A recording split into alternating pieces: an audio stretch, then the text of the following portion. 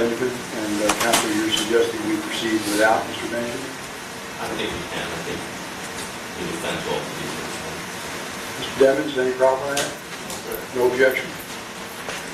No? Mr. Devins says no objection. So I guess we'll proceed. Which motion you want to take first? Judge, I believe today we only had set the motion for reconsideration, and then tomorrow was the motion for prior testimony and the motion for forfeiture by wrongdoing, and the promotion of video. Okay, so this is regarding the establishment of some type of independent source of inevitable discovery. Yes, Judge. I mean, before we begin, I do have witnesses here, but I would like to ask the court to, since this is obviously a continuation and the original motion to suppress, just rely upon the memos of and consider the warrant that were already entered into evidence with no objection from either side of the original motion to suppress. That is in regards to this motion, including in that as well the technical rights testimony as to the warrant, so that we don't have to re-go through all that again. And then, I don't know if the defense is agreeing, but I would ask that we stipulate to Detective Polo's prior testimony with regards to his gang experience, so we don't have to go through that, or I can if the defense is not willing to agree. Your Honor, as to what the state has just asked, as far as the warrant and the affidavit, they're part of the record. This is still part of the same proceedings. We would certainly agree that they go into evidence and as part of this motion. As far as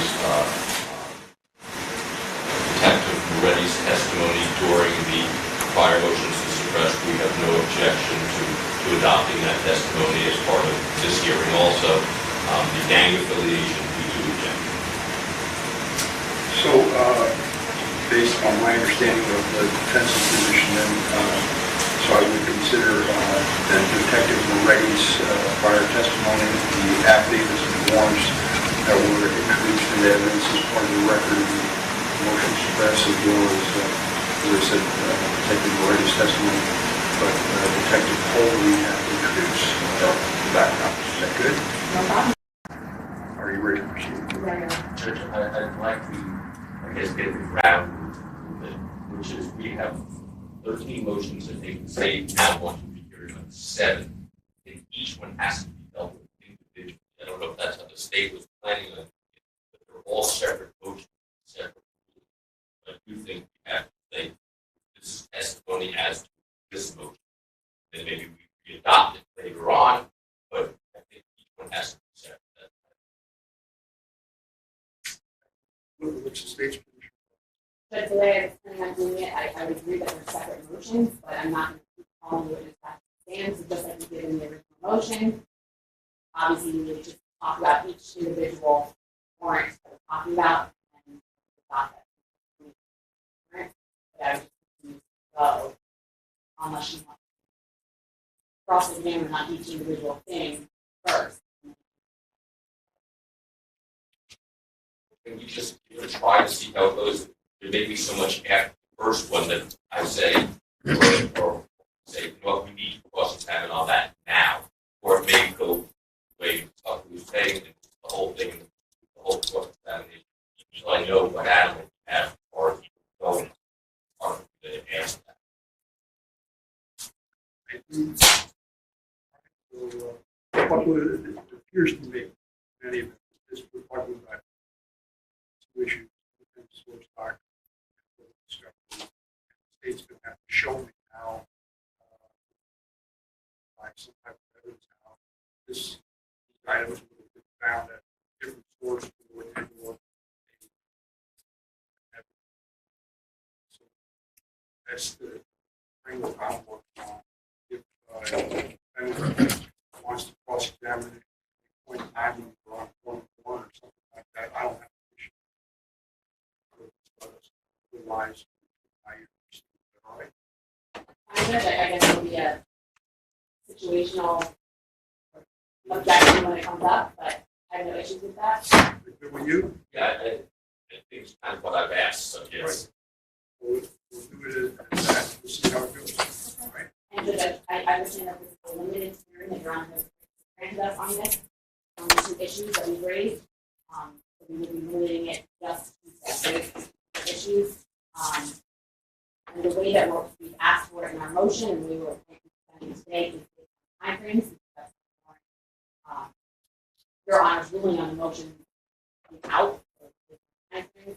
So we'll be showing how specific evidence, we pulled examples. I mean, there's tons and tons and tons of examples here for weeks, not everything, but we pulled examples for each warrant that would show both of those. Perfect. Right. We'll be in motion. Witnesses here? No? We'll tell you. Now I don't know if somebody's looking on it. We're up on advisory registration. Sure, yeah, we can cover it. The penalties are for violation.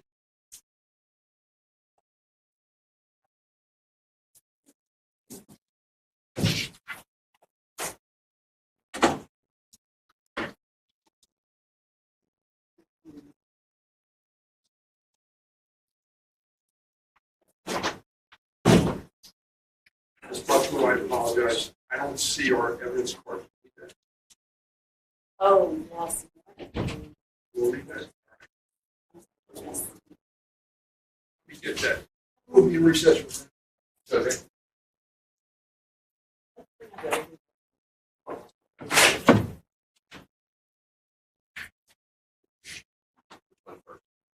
I'll do that. I call it the phone.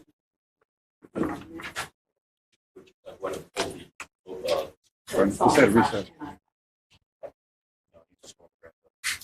What number do we have? Motion number. Oh, I don't know the number. Yeah. But I think it was Apple iPhone.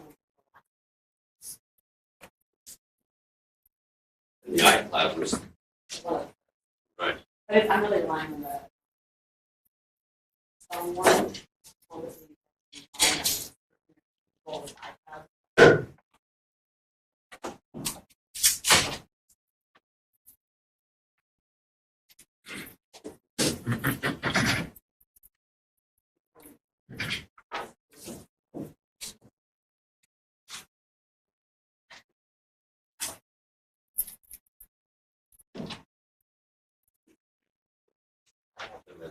And then 11. This one I Was the original with the Right. So is it 11? yes.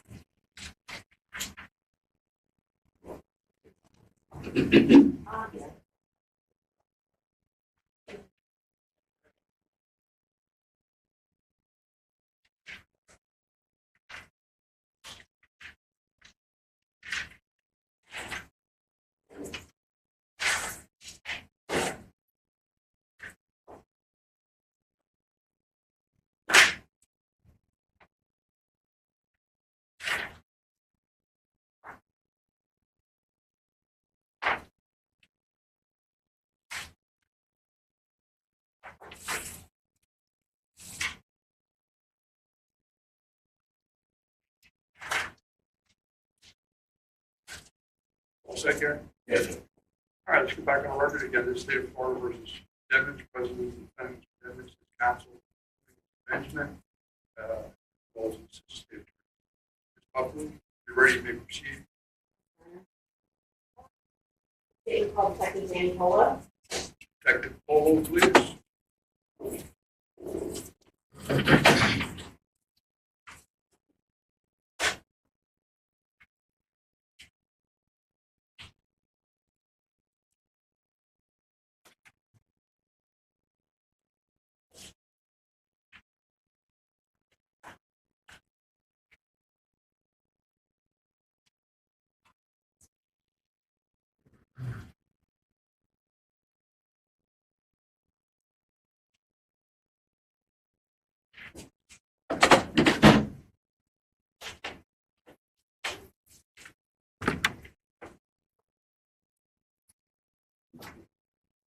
Morning, sir.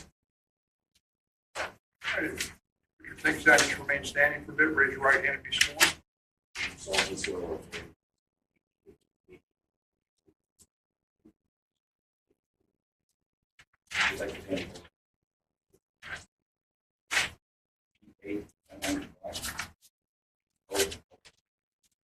Thank you. Please have a seat. Detective, you're all set? So, Counsel, if you're ready, you may proceed. Your Honor. Good morning, Detective. morning, Please tell us who you work for Broward County Sheriff's Office. and how long you worked with them Since 2015, and what capacity you worked with them. currently assigned to the Strategic Investigations Division of the Money Laundering Task Force. All right. And what other units have you worked with? Prior to that, I was assigned to the Gang Investigations Task Force, and prior to that, I was assigned to the Organized Crime Task Force. Before that, I was in Deerfield Beach Crime Suppression Team, and now I was in the Beach Task. And all this is as a detective, correct? Prior to being a detective, were you a deputy director? Yes. How long were you on the deputy? As a deputy, were you on the road? Approximately 11 months.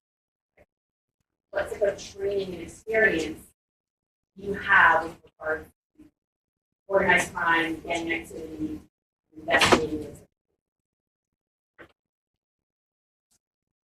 Formal training through these conferences and classes at the Broward Institute of Safety, as well as self-study, self-research, 500 hours. Formal instruction and on self-study, self-research, articles, stuff like that. All right, and did you work at any other law enforcement agencies prior to BSO? City of Baltimore PD In what capacity? was on the road. At any point, while being on the road, did you ever have to investigate in some capacity some sort of gang activity or organized crime?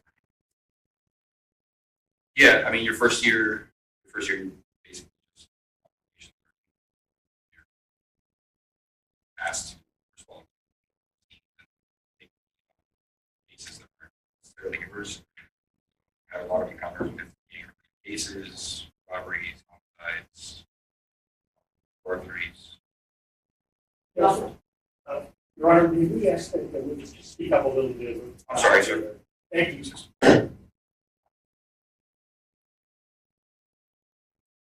so when you went to BSO, as a local officer, you also have some sort of capacity to investigate those types of crimes? Yeah, I was familiar with it. I had taken courses. Tell us a little bit about your experience with tactical deployment. Tactical Deployment Team was a unit established in approximately 2015, maybe 2016, and it was primarily formed as a proactive unit to address gang issues in the city of Deerfield Beach, the central zones of Deerfield where we're having gang violence. It was also a community, sort of like a community outreach team. Did a lot of events with churches, outreach, community leaders. That way we can combat violence, not just by proactive enforcement of laws, but by partnering with the community and the churches and the leaders of the community and talking to the children, trying to keep them from continuing this endless cycle of violence. That in the cycle of violence and gang activity. It was mainly gang activity. Talk to us a little bit about your experience with crime suppression. Crime suppression team was sort of the same, proactive enforcement of criminal violations, criminal laws. Less community outreach. That was more for the tactical deployment team to go out there and do the community outreach. But we still had events with the community. We had to go out there and engage with the community leaders and hear their concerns about violence, crimes that were happening in areas. And crime suppression team, we would address any crime, any concerns, anything period that the city wanted addressed. Burglaries, robberies, spike in violence.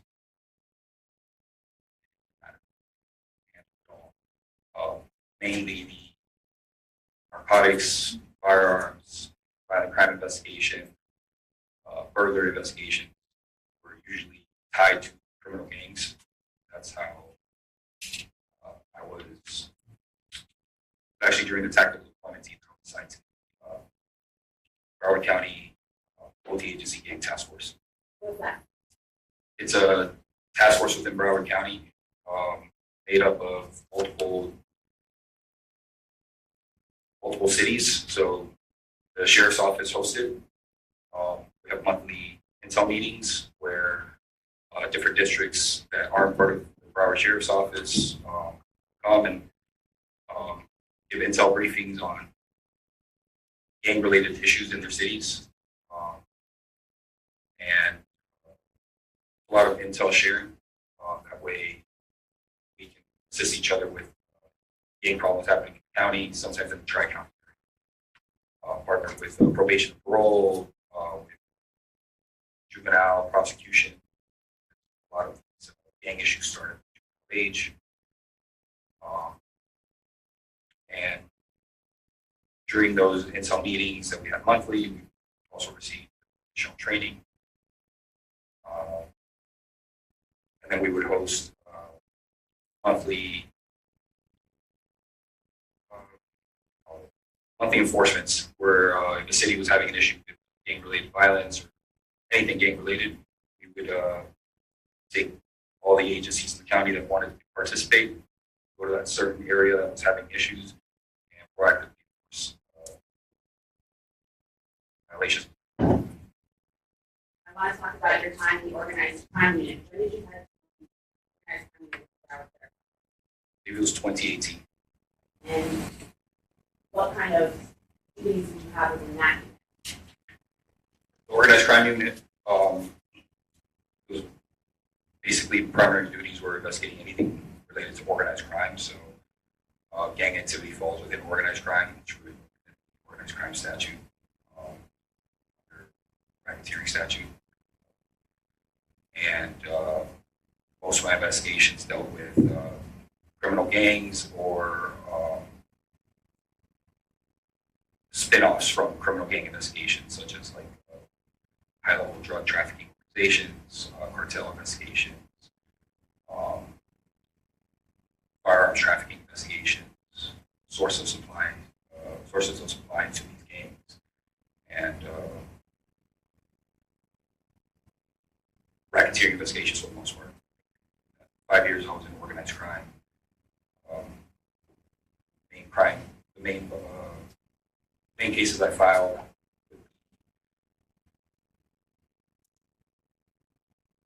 Yeah, most of the cases I filed while I was in organized crime were all RICO cases, large-scale drug trafficking and gang investigations. Now, within the organized crime unit, is there any community outreach, or is this solely investigative work? Investigative work. While you had your time in the organized crime unit, you enrolled wiretap. Yeah. How many would you say? I personally we've written, give me 1 second.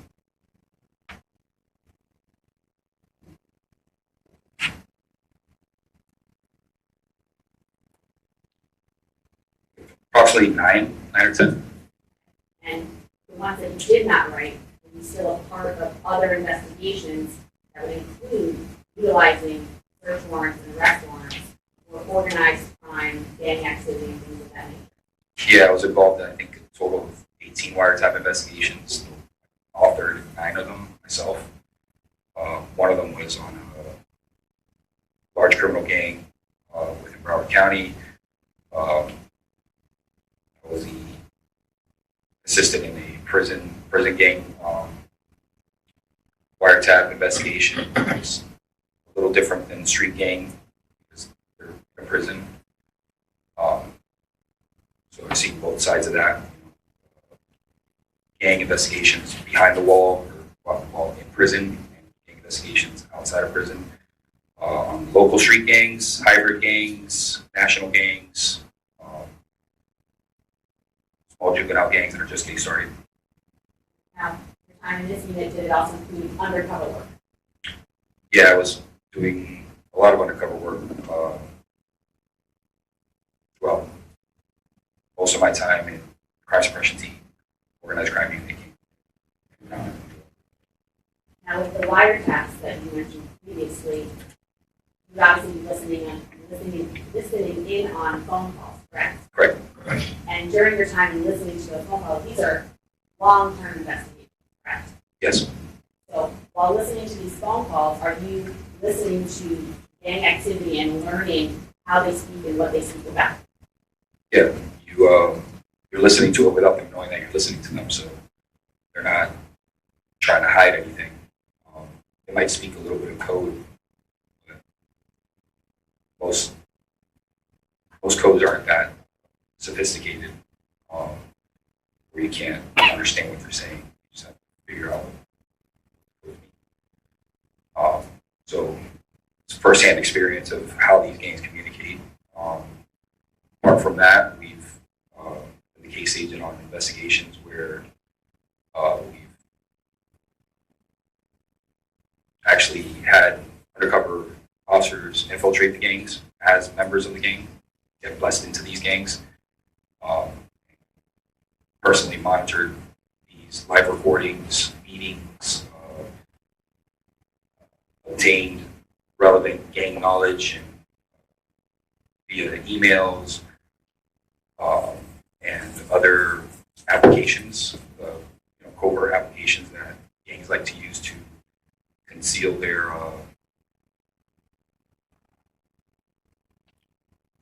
inner workings. Now, with your organized crime unit that you were in undercover work, all the things you just testified to, you also work with other agencies such as federal agencies. Yeah, I'm currently, well, since approximately 2018, I've been a task force officer with the Drug Enforcement Administration and also a task force officer with the Bureau of Alcohol, Tobacco, Firearms, and Explosives, TF. So being a task force officer with those two agencies, what does that entail? You're deputized as a federal agent, basically. You file criminal complaints in federal court, testify in federal court, file federal charges, not just state charges. Most of the long-term investigations, wiretap investigations are federally funded and lead to federal prosecutions, especially since many of these cases end up to international nexuses. While you're in these units, are you also going to conferences and learning more about the updates and how gangs are working with specific and all of that? Yeah, conferences, regular just 1 or 2 day trainings. You learn from seasoned detectives that have been doing this for 30 years. You learn from doctorate students that study sociology and psychology, gangs.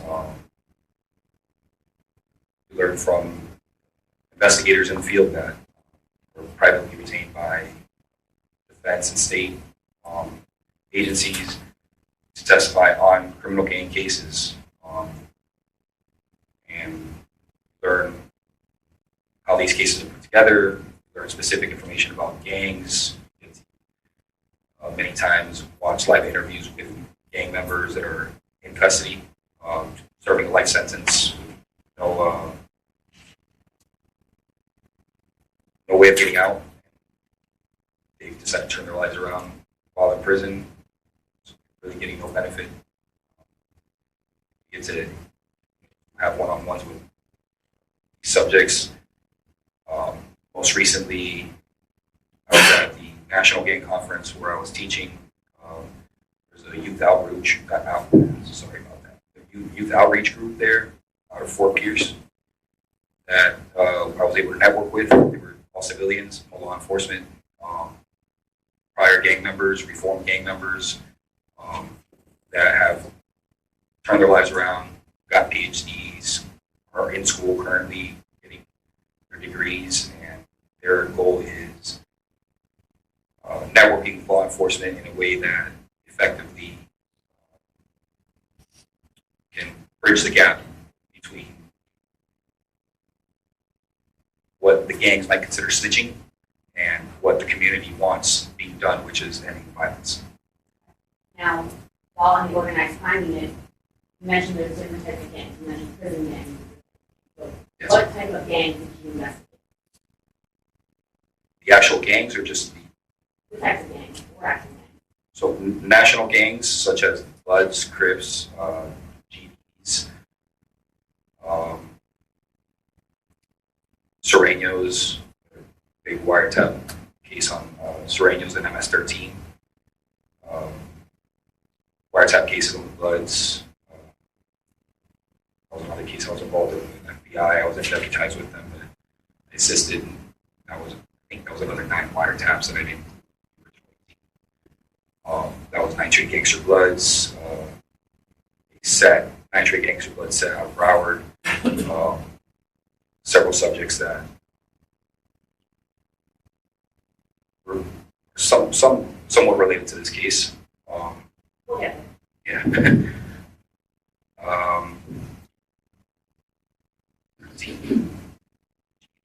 Bloods, Crips. Safe to say there's a lot. Yeah, I mean, there's a bunch of hybrid gangs. The hybrid gangs or non-traditional gangs, like neighborhood street gangs. Those you can't stop. Like they just pop up every day. So change their names a lot. We investigated many of those. I'm not going to start throwing out all those names. A lot of those are active investigations, or we're in the middle of going to trial, or have many active cases on these hybrid gangs, racketeering investigations on them. There's a mafia family, which is now becoming more of a national gang. Even though it started on South Florida approximately 10 years ago. Many folk nation gangs, vice lords, Black Peace Nomination.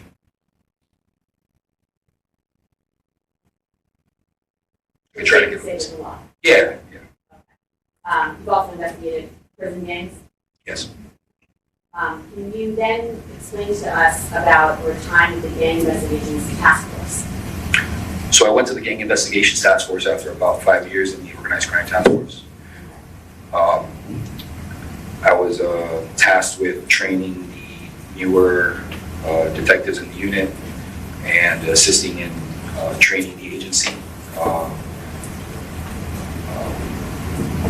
Detectives, new recruits, Department of Detention, so our jail deputies, on basic gang investigations, basic gang identifiers, basic gang culture, as well as advanced gang investigative techniques, and how we all need to partner together. At the same time, we created relationships with the Broward State Attorney's Office and put classes on for Broward State Attorney's Office on gangs so that we can all better understand each other when it comes to what gangs are and what they're not. That way we don't mess up something that's meant to help the community. Okay. So you mentioned teaching. You've been tasked with teaching locally here in Broward County, correct? Yes. With regards to gangs. Yeah. Have you also taught outside of the state of Florida on the topic of gangs? Yeah, I taught in Chicago last year. Where in Chicago? What for? It was gang training on hybrid gangs, hybrid gang investigations. I had that's one of the topics I like studying, because it's not like the traditional gangs that are they've all, it's established. It's easier to learn, right? It's easy to learn something that's been around for 30 years. They have rules, everything's written down, as opposed to a hybrid street gang running around with no hierarchy, no rules, no books of knowledge, no laws, no bylaws, no oaths. They're a little more independent. It's almost like, the Uber of gangs. They're all self-employed almost, but they all work for the same organization. So I put together classes on that, because that's a topic that's hard for people to understand.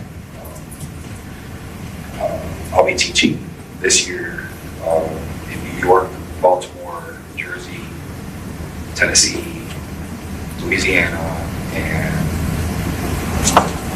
it was Ocala. Okay.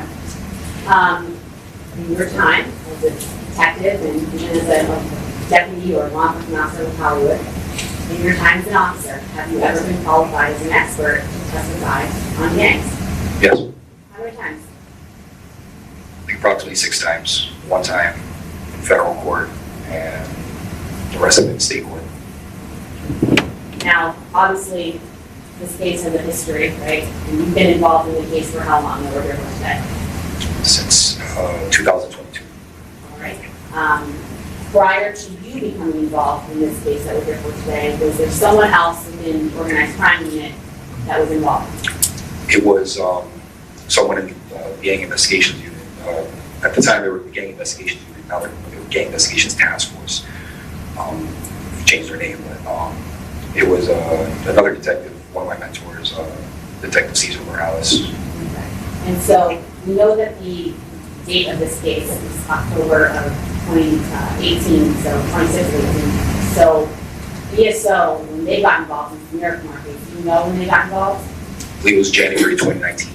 So quite early on, correct? 2 months in. As someone who's taken over as a gang investigator in this case, have you reviewed all the documents necessary for you to determine whether the defendant is involved in a gang, or gang activity, this case is related to a gang?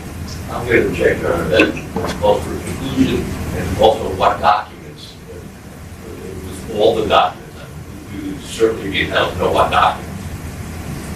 You can ask. Objection, no, it's overruled. Proceed. I'm sorry, can you repeat the question? Did you review all of the documents that you were given to review in this case with regards to you as a gang expert specifically to this case? Yes. Would that include, so I'll make it clear for the record, does that include cell phone downloads of the defendant? Yes. Cell phone downloads of the victims? Yes. Did you review police reports? Your Honor, I'm going to object to any mention of the cell phone download of the victims. The state attorney has yet to provide cell phone downloads of the victims despite motions filed by the defense alleging that they tampered with the evidence. They've had an opportunity to hear it, and yet they turned over, again, reports of the 2 decedents' cell phones rather than a full download. So I would place my objection on the record and preclude her from making any mention to those phones, because we have yet to receive them despite multiple motions to those phones. I want to make this very clear, Judge, so I can respond to this. 2 different issues that are now being misconstrued. The first issue that they allege is that there was tampering with the cell phone carrier records. That is different from the cell phone downloads. One comes from the company, one comes from the defendant's own device. What was alleged in their motion is that the cell phone carrier records were tampered with. That's what we responded to. The cell phone downloads were previously provided to counsel by my predecessor on this case. They've had it. We provided them a new copy of the defendant's download, and I put in the receipt that was signed by counsel indicating that the victim's phones are available for review at our office office, and I'm not handing them over yet, because I have not had the opportunity to fully go through them to make sure that there's no other activity, such as the child porn that we saw, the underage pictures that we saw on the defendant's side. Because I can't hand over something and then be accused of handing over something that's criminal. Thank you. Listen, I guess a couple of things. Number one, who's handling this hearing for the defense? I thought I was going to be handling this. So then you handle it, you make the objections. I don't want to see three different people making objections. Then you handle it, you make the objections. Same thing goes for the state, all right? So I don't know what the issue is at this point. I've heard an explanation. You've indicated that we're not alleging that there's some kind of discovery violation. You're saying you turned it over and you have a signed receipt for it. And it's not that you turned it over, that you said that you'd make it available to them, but you didn't turn it over, but it's there, and they have to make an appointment to come to see you so you can see it as well. It's my understanding. Correct, and additionally, they had a copy previously when Ms. Bradley. Thank you. In any event, so I forget exactly where we're at with this thing. There was an objection pending. I don't know what your objection is, Mr. Aronson. Well, Your Honor, because of the fact that this is a discovery issue that is bleeding over into this issue, I need to talk to the co-counsel so I can. You go ahead and talk to co-counsel. Recess.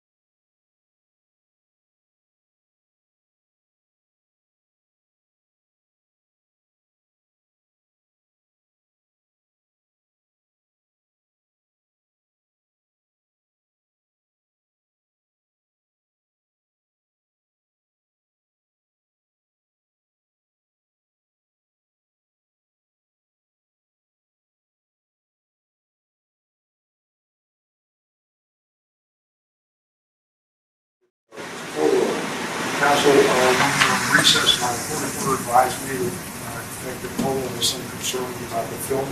I don't know what that is about, so if you check with him, but that's what I was advised by the coordinator, some issue if they would be on Zoom, if I did the film or something. But I don't know what that issue is. It's the, all right. Thank you. Yes. Your Honor, when the vote was proposed, it was because we had raised an objection to a discovery violation. The state represented that we were sent notice that we would come and view what's been called victim photos. That would be Anthony Williams and Juvy, I don't know his name. Christopher Thomas. Okay, and we have looked as far as we can, and we do not see that invitation from the state attorney's office to come and view this material. So this is as to a alleged discovery violation regarding victim's phone. Which phone is it? Both phones. Both alleged victims. Both victims. And that would be talking about Mr. Weed and Mr. Thomas. Yes. And to that extent, on the 5th, on January 5th, a email was sent by Ms. Liberty to the prosecutors in this case. Hi, when can we expect to cell right downloads for Christopher Thomas and Anthony Williams? Thanks. So as of 10 days ago, whatever, we were still trying to get this information. So we do not see this invitation from the state attorney's office, nor did we ever get a response to this email. But today, in court, Ms. Buckley comes in and says she has not even reviewed all this material yet. That's why she can't send it to us. So how can we have a hearing now involving what was downloaded from that phone when we have never been able to see the contents of that phone? We don't know whether these are taken out of context, whether there is more to the conversation themselves that would illuminate the total background of the conversation or the context of it. Right now, I mean, we have that the way we are right now. We are not seeing crucial information, crucial discovery that is being testified to at a crucial juncture in this case. We need to see this stuff before we can go on. Thank you. So Judge, I'm quite confused because they went through an entire trial, demanded speed, and never had this. They had all the discovery before the prior trial. Otherwise, that would be a problem when they went into the first trial. So I'm confused on why they're saying they've never had this. There's nothing new, there's no surprise here. We decided to do 3 downloads. And I'll look for the receipt that shows that they signed for it. I signed for your receipt. I have it. So yes, Judge, the receipt signed on December 20th of 2023. And I provided it on USB, and I write which the instructions are. And then as to the victim's phones, I write preliminary device report, which is provided. And then subsection B, which was signed by Ms. Liberty, I have a note there that says celebrate your report, a full download available for inspection and review at the state attorney's office. So they've known about this.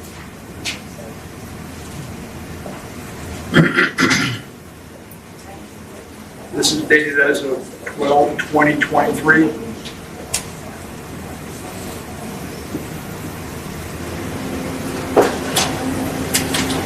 So it has on here 3 different phones. One is listed as Devon's, one is listed as Williams, one is listed as Thomas. As to both of the alleged victims, Thomas and Williams, it says here preliminary device report, self-write reader report, full download available for inspection and review at the state attorney's office. That's what it says. And the emails to Can I have a copy of that? Just leave it in the file. my emails are after that. Because my expert's not coming down here to sit in the office.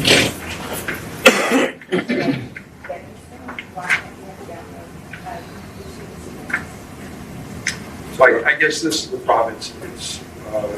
Notice was sent out some type of thing that the documents are available. I also heard counsel indicate that she hasn't looked at all of them herself. I don't know why that is, but she's also indicating it's a download that was previously provided as well during the before the first trial. Right, can I address that? Sure. My understanding is the reason that was not provided for the first trial, and only upon hiring another expert after the first trial did we learn what we didn't get. So that was never provided during the first trial. Maybe it wasn't good water, I don't know, it was part of the first trial, but it wasn't part of that trial because it was never provided. There was no mention. And I just want to be very clear, I mentioned all this in my motion that were there for today, so they were also on notice of that, because I mentioned it. And the only two things I'm using today with the film counsel are printouts from Mr. Williams' phone, which I mentioned in my specific motion, very specifically as to what I'm referring to. So again, they've been on notice even through the motion. To address Your Honor's issue of why I've not reviewed everything in the phone, these downloads are very voluminous.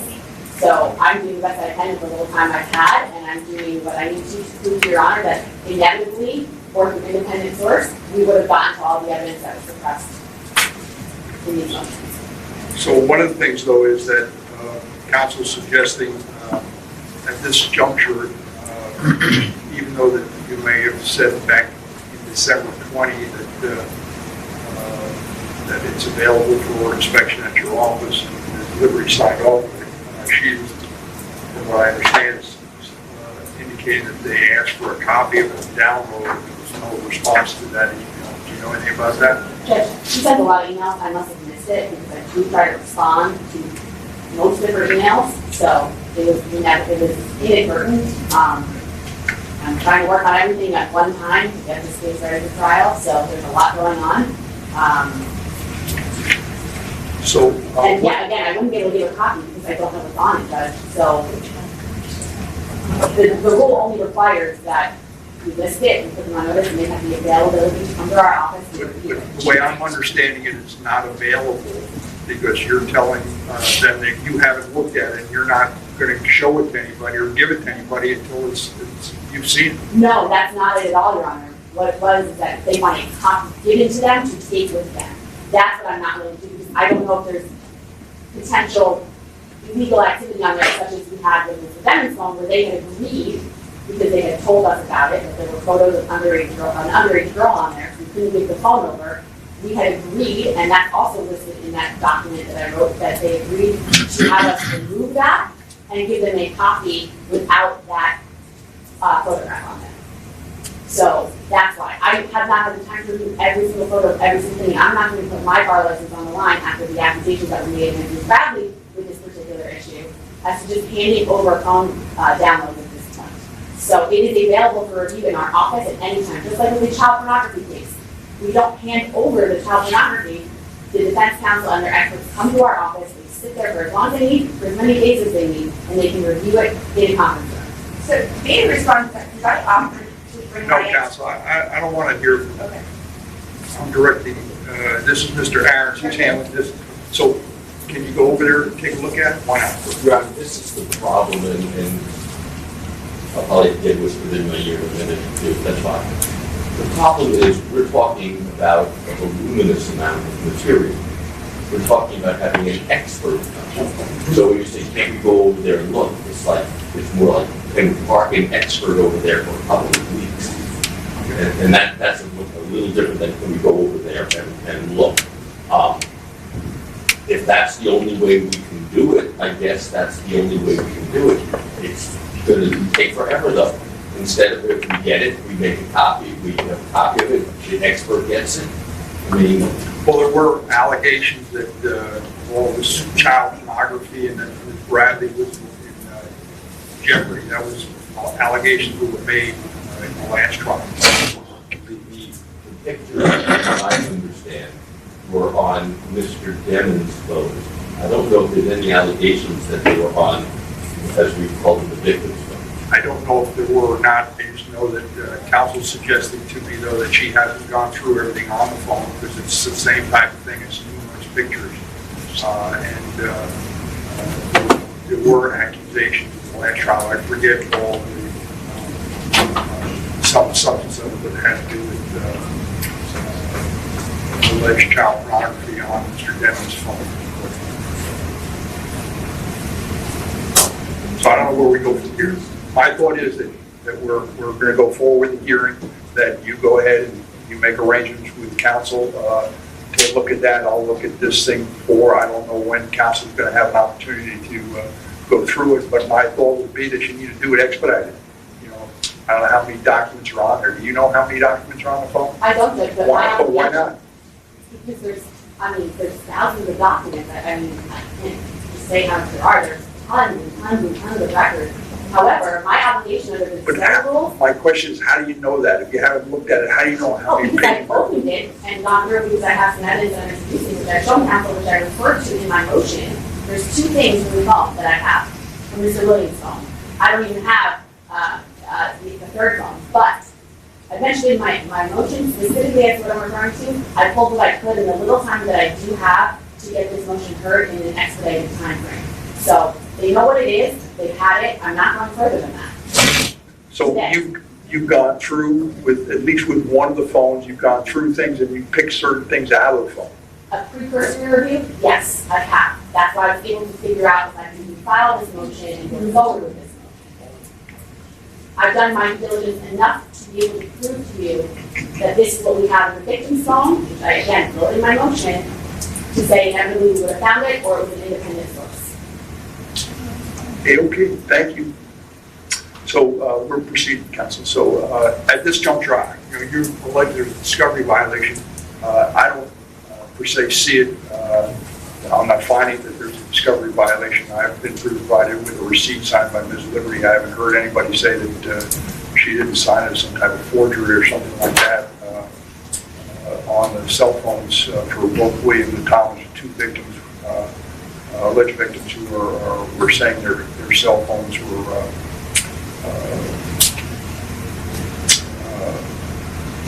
this topic, but this receipt basically says as of December 20th of 23 that they're available for inspection.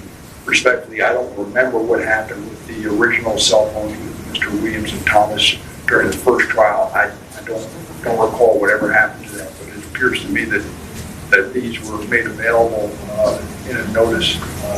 Maybe you were expecting the actual documents to be provided. You know, that could be. I don't really know, but I don't know. This time, my understanding is that all they have to do is make it available for inspection. My understanding, Your Honor, is that Ms. Liberty asked for our expert to go review it and was told that the information that the phones, whatever, were at the FBI and that we couldn't. So, in any event, I'm being told now, is that something, and who's this conversation reportedly with? Is it Ms. Buckler or Ms. Collins, Mr.? Ms. Buckler. Judge, the officer of the court, I've never said that, ever. Sorry. I've never said anything to the FBI. I didn't ask if Mr. Garrett this time when Shalhoub did the download and he told me that they were now being housed out of the FBI building and Mr. Garrett didn't enter into the FBI building. Never had this on. All right. All right. Thank you. So this is what we're going to do. I'm not finding there's some discovery violation. It's obviously to me there's a receipt here on December 20th that was indicated made available. You're under an assumption. I don't know where that this exception came from, whether Ms. Buckler or Ms. Brave Liberty are correct or not, what the conversation was, but it's available for inspection. You get your expert, you get over there and make an appointment. It will be made available to take a look at it. All right? But we're going forward here. And there's just one other issue, when you were asking, advising us about the camera issue, the technical, I reviewed the camera, but it's the Zoom camera. There's only we just turn off the video portion of it, but his face is just not on there. The basis is a witness. His face is all of it. With this one But I'm not sure why they care so much when he's in the courtroom and has the ability to be seen by counsel and everyone in this courtroom. What is he hiding from the public testimony? Counsel, the way it works is we're having one person argue the case at a time. If you want to switch attorneys up at different motions, that's fine. Right now, we're talking about something that my court reporter mentioned to me. I didn't understand what it was. I mentioned it in open court to counsel, and they're suggesting they want the Zoom portion of the off that make Mr. Detective Danny Polo more comfortable for whatever reason. I've done it. He's here. Mr. Demons has a right of consultation. He has a right to see him and be present. He's here and he's present. All right? There's no, the Zoom is on because of me. I wanted it on. All right? So we're going to proceed. Thank you. Obviously, you are objecting. Yes, sir. Thank you. Objection note is overruled, and I'm not finding there's any discovery violation.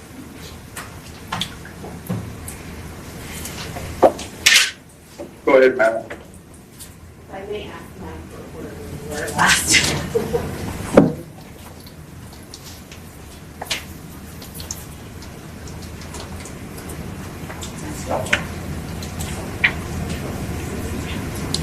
Oh, that's right.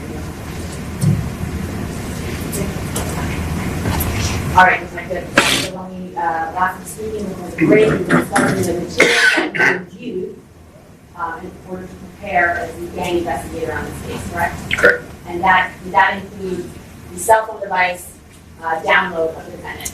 Yes. But it also includes the download of Anthony Williams, phone download. Yes. Okay. What else did you review in this case to be prepared as the gang investigator? Any and all publicly posted social media posts, YouTube videos, anything publicly available on social media or on the internet. Now, as a gang investigator, you testified numerous times on this topic, and you've been taught on this topic. Is part of your, I guess, investigation, does that involve search warrants? Yes. What types of search warrants? Search warrants on cell phones, emails, Instagram accounts, Facebook accounts, Snapchat accounts, residences, vehicles, not a search warrant, but searches of people's cells, prisons or jails, life cell site tracking warrants, historical cell site warrants, wiretaps or warrants. I don't think there's any more I haven't written yet. Tell me about open source investigation. What is that? Open source intelligence is anything that's publicly available, open source, so on the internet, publicly available platforms such as Instagram, Facebook, Snapchat, TikTok, Google itself, Pinterest, people post videos and pictures on all these different platforms, publicly posted. Sometimes pages are private and the pictures are still shared. And it's publicly available for anyone to see. You've done warrants on those types of accounts online before. Yes. So when you're asked to conduct a gang investigation into a case like this, how do you start? I usually start with what's publicly available because it's the easiest way to get the information. I don't have to write a warrant, it's already on the internet. So I'll start going through the social media and I'll start cataloging what I see. As I previously testified to during depositions on this case, I started with Mr. Demons and his associates, their social media accounts or SoundCloud accounts. I went as far back as I could. It was around 2017, the oldest posts that I could find. And I looked for evidence of gang affiliation, gang association, use of gang hand signs, clothing, gang language, use of gang lyrics. That's how I started. So detective, I mean, we live in an age where everyone likes to post everything, right? So how do you differentiate between a known actual gang member, such as the defendant, versus someone who's just throwing up a hand sign? A known gang member such as the defendant, Your objection is conclusory. speculation. Make it sustained. How do you differentiate between a known gang member and someone who's just throwing up a hand sign? If I'm tasked with finding out if someone is a gang member, and I start finding evidence of gang association or gang affiliation, first thing I have to do is figure out which gang it is, because sometimes it's not as clear as he's a blood.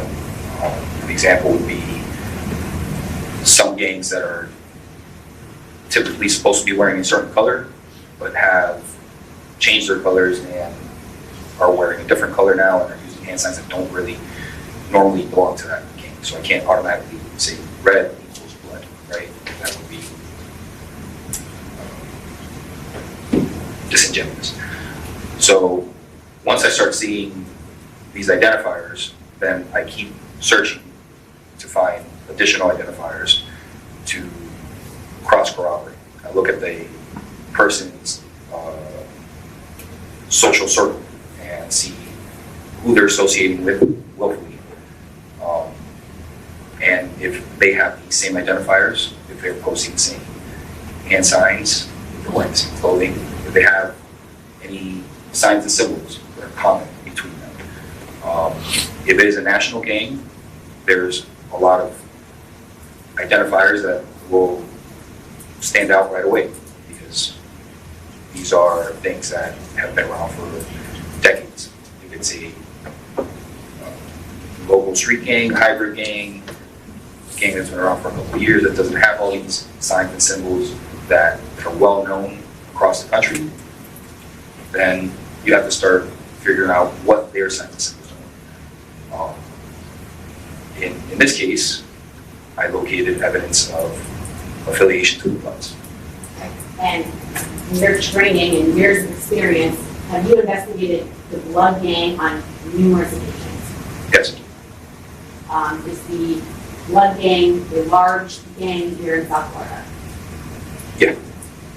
Now, I know we hear the term Blood, but are there what I would, I guess, classify as subsets of the Blood gang? Yes. Can you describe that for us? So there's East Coast Bloods and West Coast Bloods. The Bloods were created originally in the West Coast, West Coast Florida, West Coast of the United States, so California.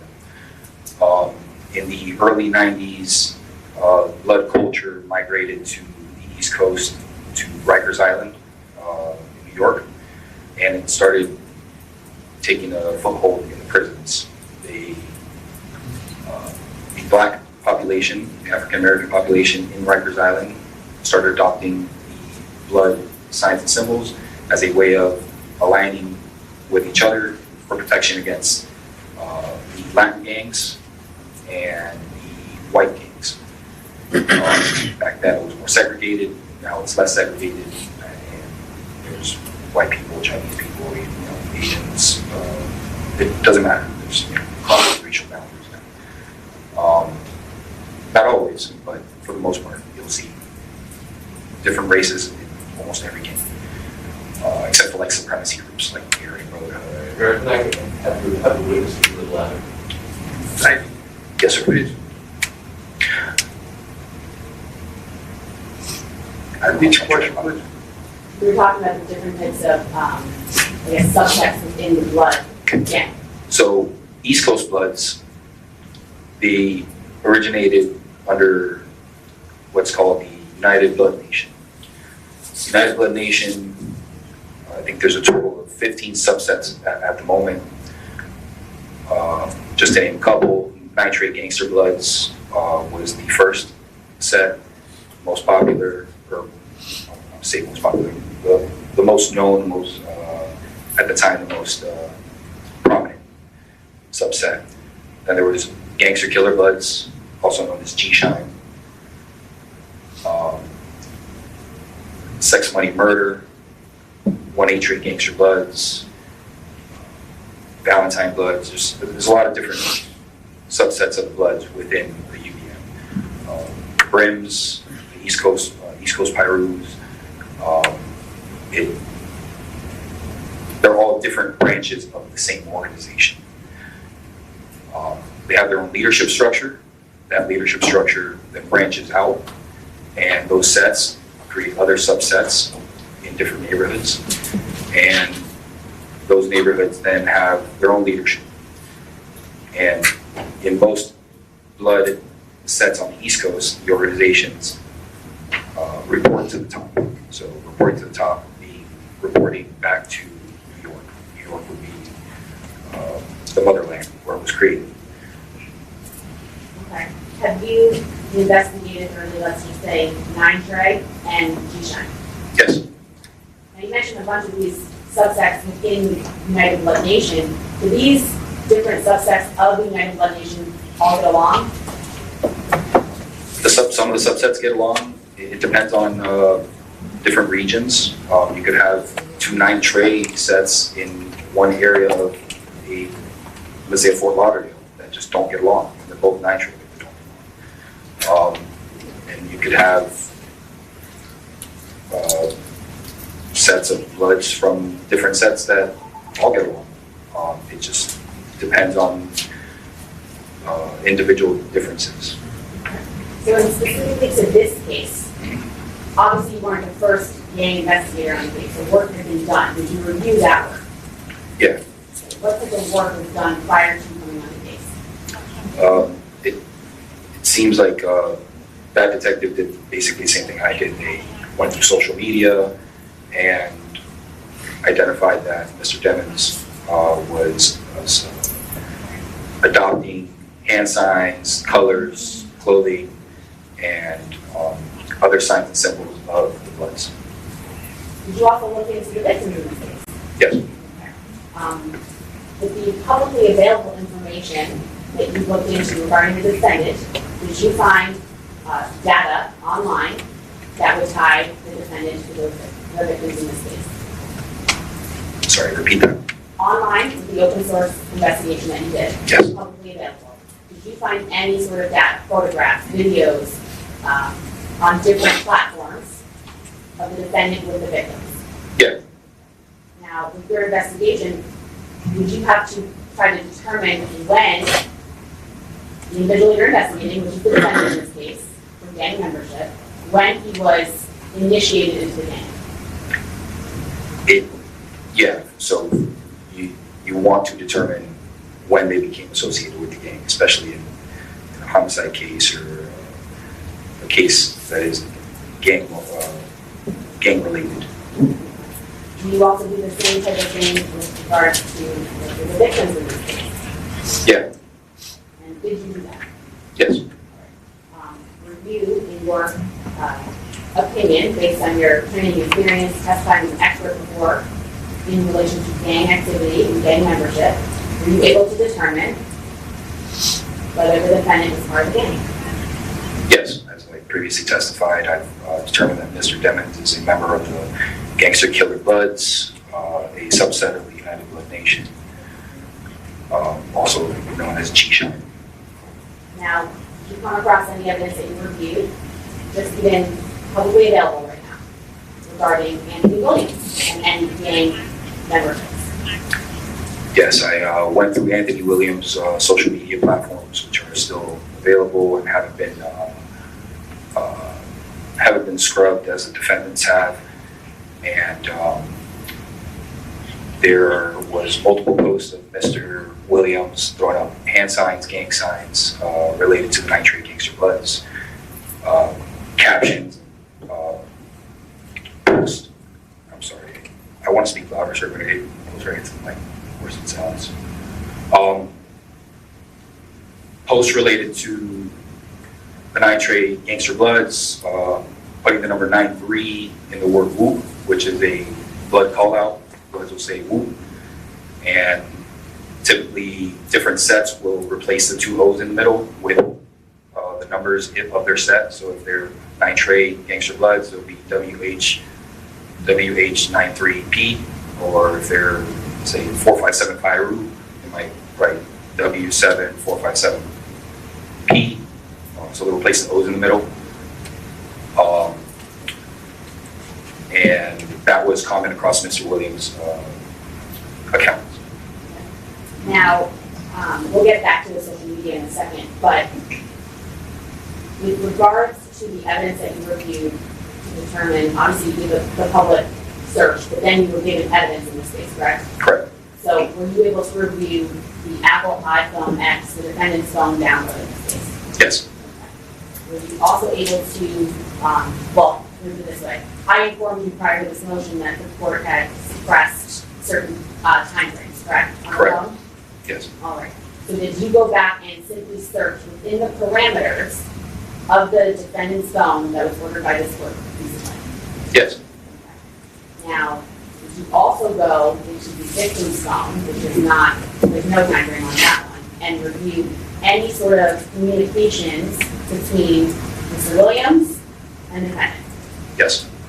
Were you able to find any messages outside of the prescribed timeframe for the defendant's phone, which for the record is October 26th, the date of the homicide, 2018, through February 12th, 2019? Were you able to find any messages between Mr. Williams and the defendant on Mr. Williams' phone prior to October 26th? Yes. Showing defense counsel can give some marks to state with A for identification. And approach witness, running. Detective, I'm now showing you the complete mark to state with A for Rather, so I identification. don't have to make the objection continuing. I have a continued objection to anything that comes from Mr. Williams' phone and Mr. Thomas's phone based upon the discovery violation that you did not find or we asserted. As I said previously, there was nothing uneasy from Mr. Thomas's phone, only two things from Mr. Williams' phone, so if you don't have continuing objections, I can take on. Thank you. So you have a continuing objection, counsel. Thank you. Detective, did you take a look at statements of the day? Yes. Do you recognize it? Yes. And what is it? Message between the 9801 number, which belonged to Mr. Williams, and the 9807 number, which was determined to belong to Mr. Devens. And this came from the download of Mr. Williams' phone, correct? Yes. Your Honor, this time the state would enter the evidence between case and mark states A as states 1. Any objection? Same objection. So overruled, will be admitted for purposes.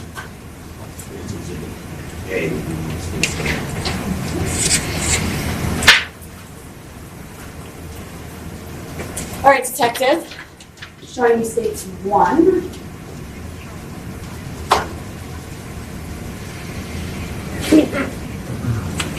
So first and foremost, I want to talk about the dates that you found within Mr. Williams' phone that showed conversations between the defendant and Mr. Williams. Okay. What's the date? August 24th, 2018. Okay, so that would be before October 26th of 2018, correct? Correct. Okay. Now, in reviewing the defendant's phone download, are you aware of how far back the download actually goes? I believe that phone was activated August 17th of 2018. Okay, so does the phone download information only take us back to August? There's minor bits of data that might have transferred over from his previous phone, but it's like almost nothing. Okay. So it's not, would you describe it as, phones are every day, on us every day, we do everything on our phone.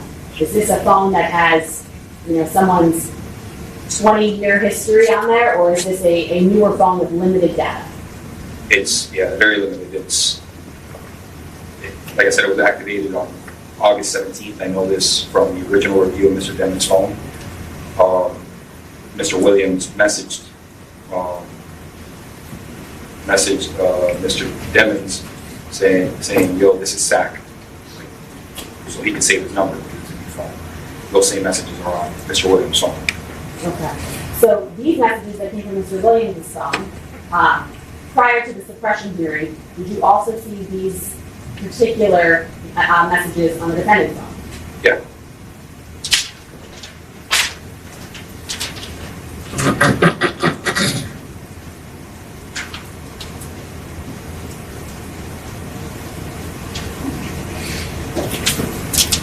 Did you also find other messages between Mr. Williams and the defendant regarding sharing audio files.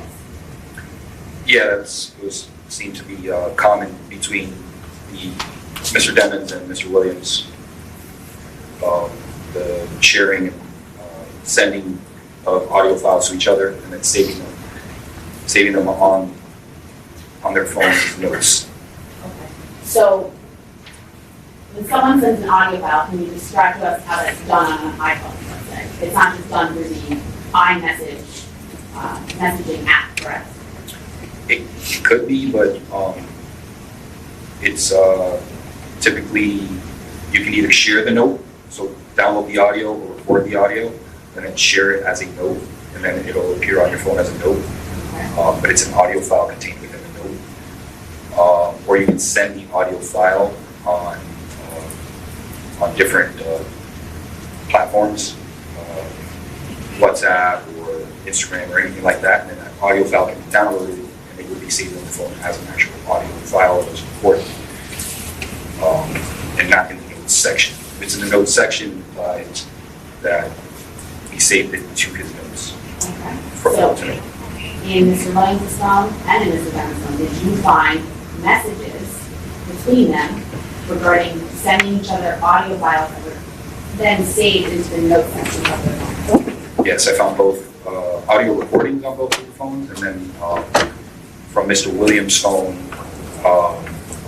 audio files that were shared via the notes feature. Showing the defense counsel to increase the margin of 6 exhibit B for identification, it's a composite of 6 documents.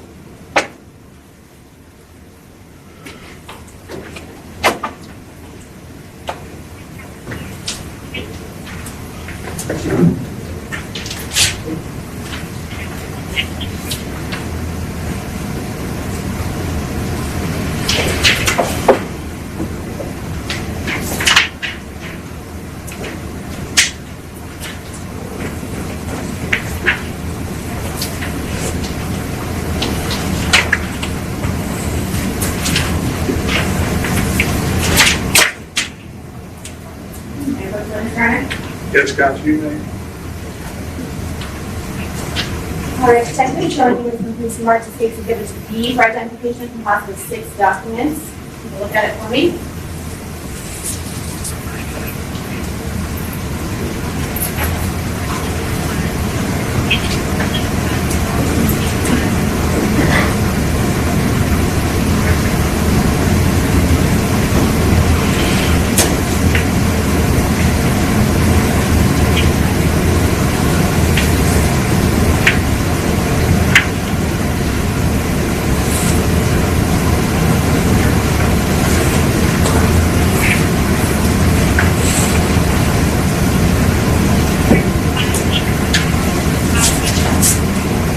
You recognize them? Yes, And what are they? there are audio files shared between the 9801 number, Mr. Williams' number, and 9807 number, Mr. Dennis' number. And was this done through messages, text messages? Yes, And these were found on both the victim's phone, Mr. Williams, and the defendant's? yes. Your Honor, at this time, the state entered into evidence concludes the mark to states exhibit B, a composite of 6 documents as states 2. Any objection? How do you hear, sir? Same objection, Your Honor. Understood, it's overruled. It'll be admitted. States to the United States.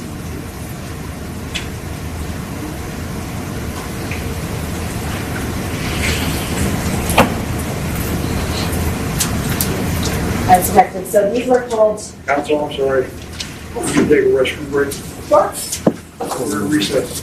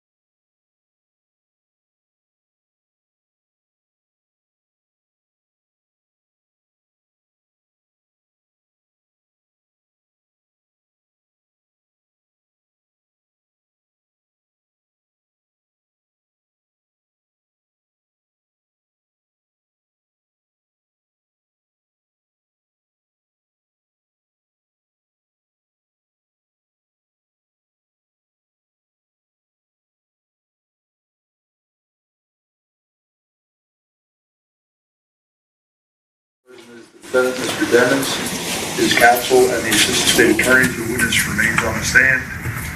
Counsel, if you're ready, you may continue.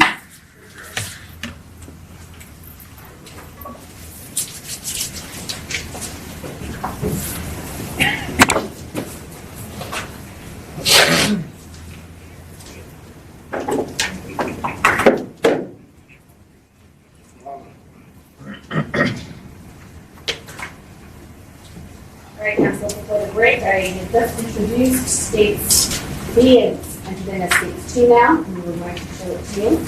So these again are showing you the, messages that you found in Mr. Williams' phone, and you also found the defendant's phone regarding the sharing of audio files, correct? Correct. And again, explain to me where they were then located other than in the text message itself. They would be, they're located both in recordings, the recordings section of the phone, and in the notes section saved as an audio file. And those would be separate, I should say, applications within the phone, correct? Yes. I'll show you the first one.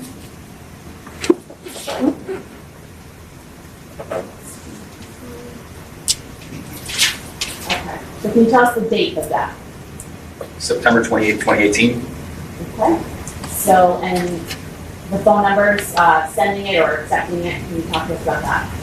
It's an incoming message from the 9807 number, saved as twin, and that's Mr. Devens' phone. Okay. How about this, the second of the 6? Also September 18, 2018.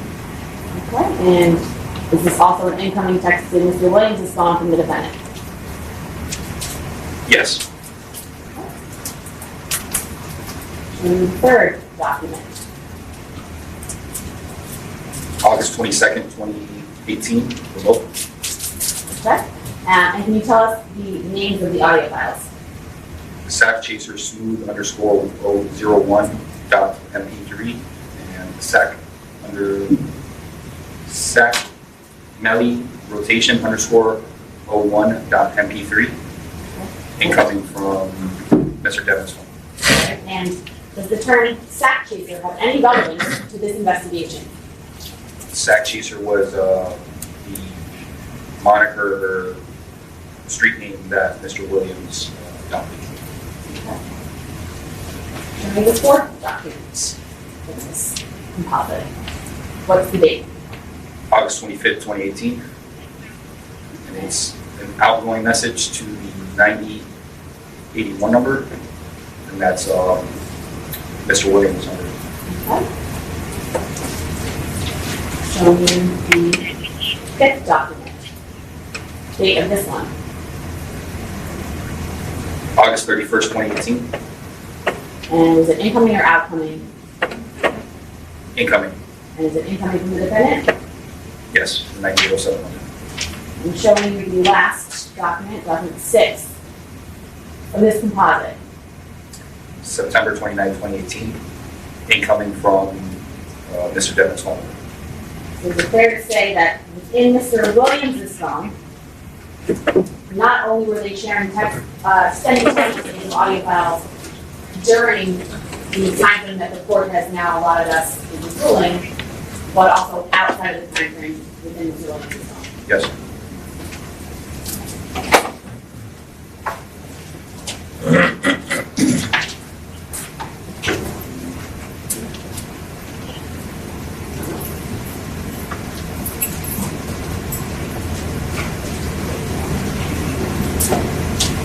Now, have you had an opportunity to, I guess, thoroughly review, as best you can, the defendant's document? I've done my best. It's, like you said, it's a lot, and every time I go through it, I find more because there's a million different ways to search through the documents. Yeah, I've kept going through it, especially since obviously we're going to another trial. All right. And so when you reviewed the defendant's phone, did you find any messages with someone with the contact name of Track? Yes. Okay. do those messages fall within the prescribed time period that the court has ruled on these motions? Yeah, that's on the, so you're talking about the review I've conducted since the evidence was suppressed. Yes. Yeah. Okay. And can you tell us a little bit about what you found with regards to those messages? So after October 26, 2018, there's messages between Track, who is known to me as Jameson Francois. Is that the defendant's manager? Yeah. Okay. And were there messages between them regarding, his business as an artist? Yeah. And the messages that you found within the prescribed time period that we're working with right now, do they refer to things that date back prior to the prescribed time period? I'm going to object that that is such a nebulous question. They refer to things, what things, when. Excuse me, you understand the question? Yes. Or Yeah, there's references to prior conversations, prior collaborations with different artists. There's conversations about events that they were involved in that were planned prior to October 26, 2018. Okay, now I want to specifically talk about an example. Do you recall seeing anything about the music video YNW? Yes. Okay. And were those messages that you found within the court prescribed time period referring back to things that occurred regarding this music video prior to October 26, 2018? Yeah, there were messages after October 26 about that music video, YNW, which was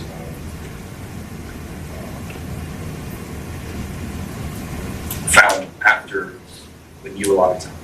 Okay. And so with your investigation, what you need to do, obviously, did you see anything regarding text messages with the defendant, specifically from his phone, about what he wanted the music video to now be?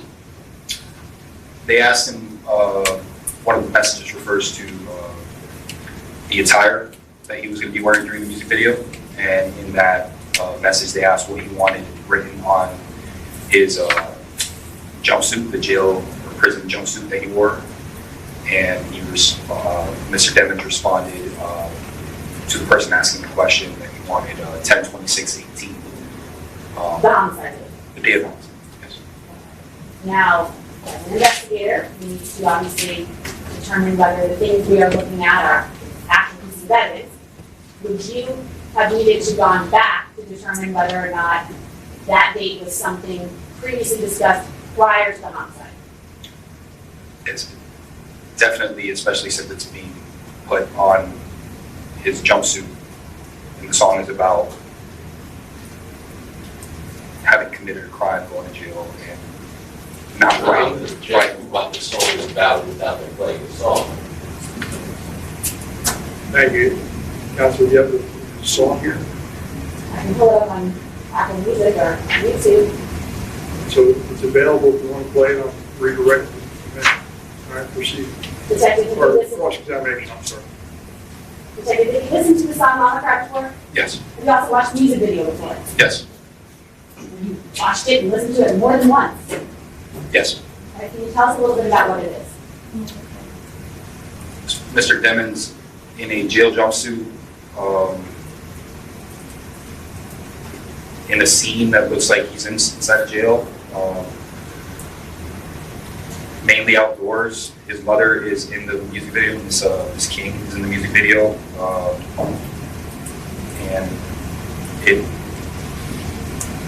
it's about him and his mother and the situation that he's in during the music video, which is he's going to be locked up and waiting for a while. And one of the lyrics says, "I can't right my wrongs, I'm guilty." And he had the homicide date on the orange jumpsuit? Yes, Okay.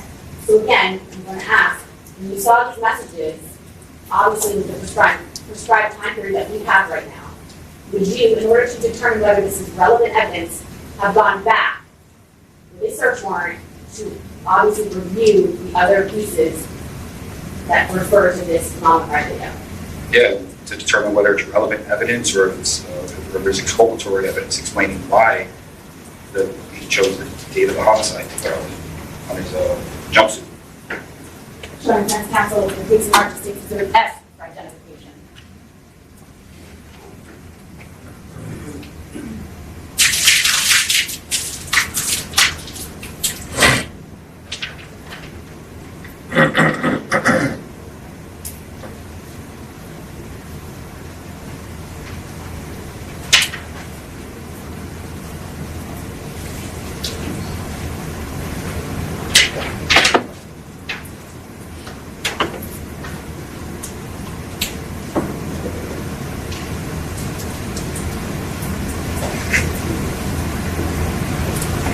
Any questions at this time? You may.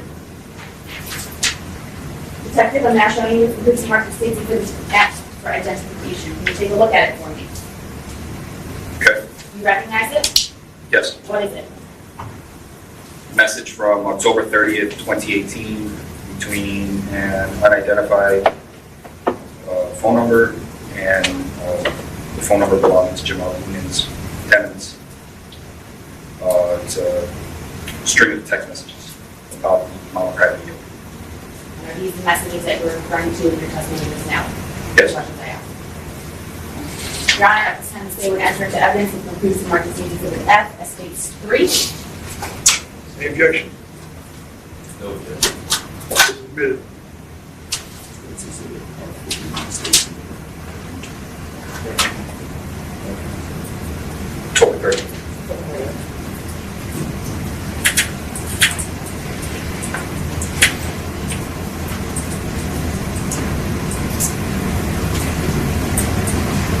And I want to go back to the social media for a second. You indicated first thing you do in any case, and you did it in this case, as did your predecessor, who was the original gang investigator on this case, do a public records search, an open source investigation to see what the defendant's putting out online, correct? Correct.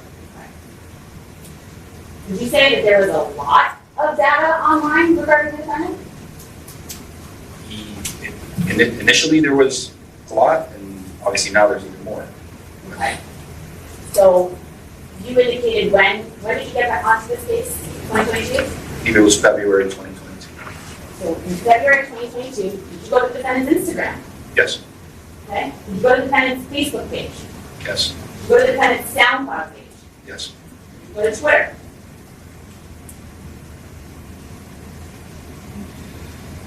I don't recall. Okay. Stick with Facebook and Instagram for right now. Can you tell us a little bit about how someone would go about posting on these particular platforms? For the most part, Instagram, Facebook, you take a picture on your phone, and from your phone, you post that picture. From your phone? From your phone or from the application, Which would be on the phone? which would be on the phone. Okay. Yeah. All right. And so I guess let's start with Facebook. Were you able to find photographs of the defendant on Facebook with the victim or with other known gang members that you identified? Yes. You also do that for Instagram, Yes. and that was back in 2022. Yeah. Did you go back recently to try to find some of those same photographs and or videos that you saw back in 2022 in the last couple months? Yeah, I went back through Mr. Demon's Instagram page recently just to see if anything had changed. And I realized that certain many gang-related images had been removed. When you say gang-related images, can you describe for us what those were? His album cover, where he's throwing up the Gangster Killer Blood hand sign with the Gangster Killer Blood's motto, that was removed. There was a short video that he had posted on his Instagram where it was two subjects, just a random video that could have been found anywhere, but two subjects doing the United Blood Nation gang hand sign, and the caption, as I recall, stated what Melly's attorneys are doing currently.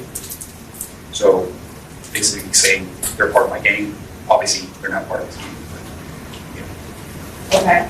And so let's talk about the fact that you indicated, you used the word scrubbed, I guess, is the word I heard earlier. What do you mean by that? Getting rid of anything that would be negative or hurtful to their case. Or evidence of gang activity. Was everything taken off? No, we missed certain things, like there's an image of Mr. Demmons holding a stack of money to his face. Nothing criminal about that. But when you open it, he's using gang language, replacing C's with B's, or leave that one with C with B. Or he put a kid, I can't remember now, I haven't even seen it. But it was gang language where he's using common blood vernacular. You also will find publicly available online videos, let's say Facebook Live videos or Instagram Live videos that the defendant posted of himself. Yeah, those are everywhere. Publicly available.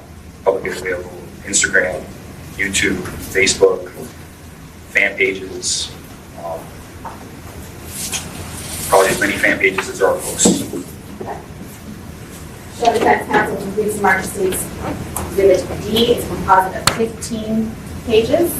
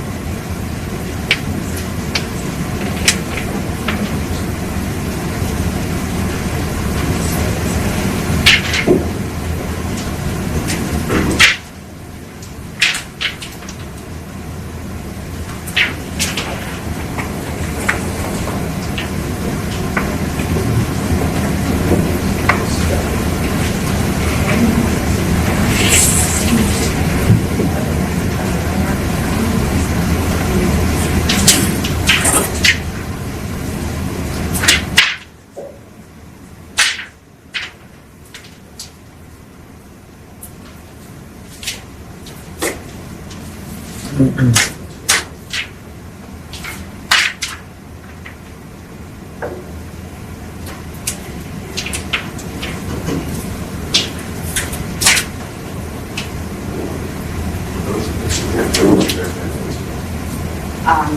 questions involved Facebook, Instagram, all social media platforms, online presence.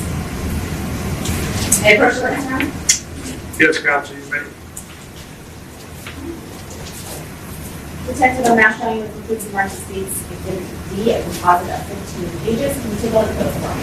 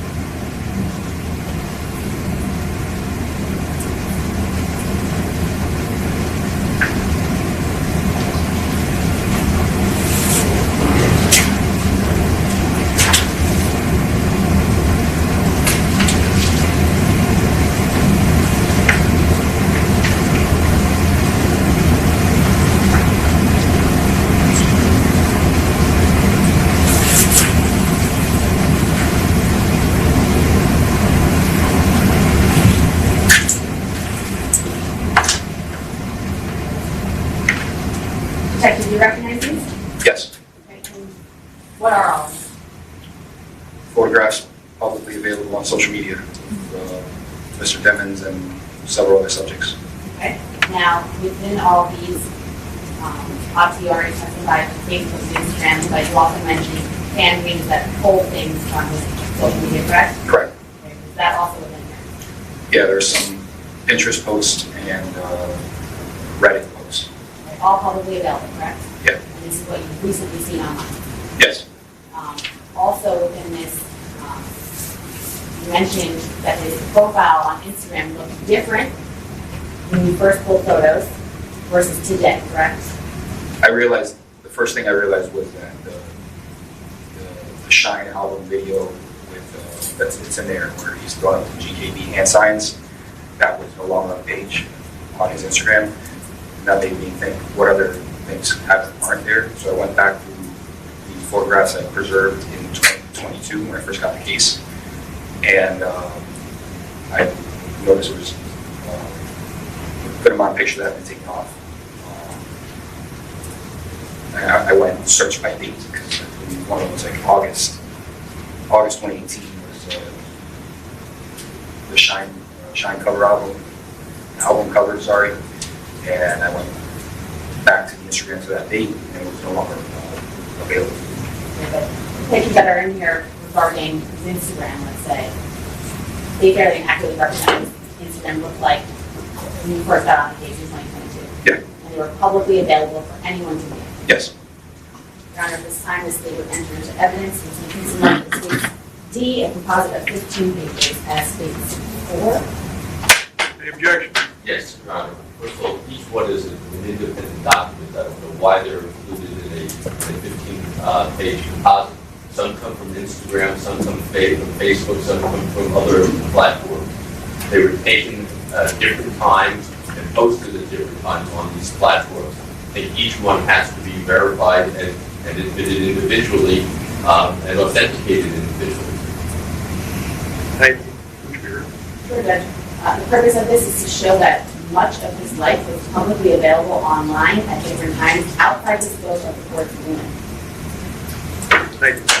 What I don't understand is what does it have to do with the documents, whether they're in grouped in one exhibit or separate? I think they need to be authenticated. I thought he did authenticate them. He said these were all publicly available, things he saw on the document. We don't have the dates that they were posted when he took them off the internet. Thank you, that's your objection. Yes. Thank you, that objection's overruled. It'll be admitted. States D of the 15 photographs do not states in 4.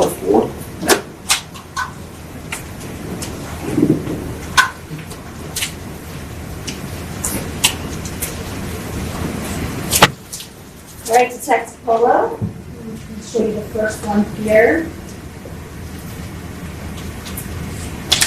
You can tell us the date of this particular post, April 19, 2018. prior to the homicide date, correct? Correct. Okay.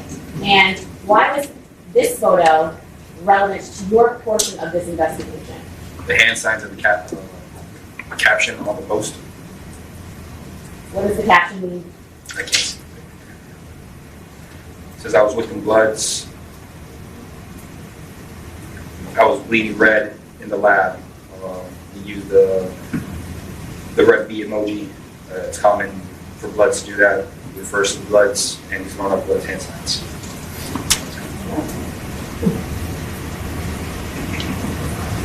Yep, okay.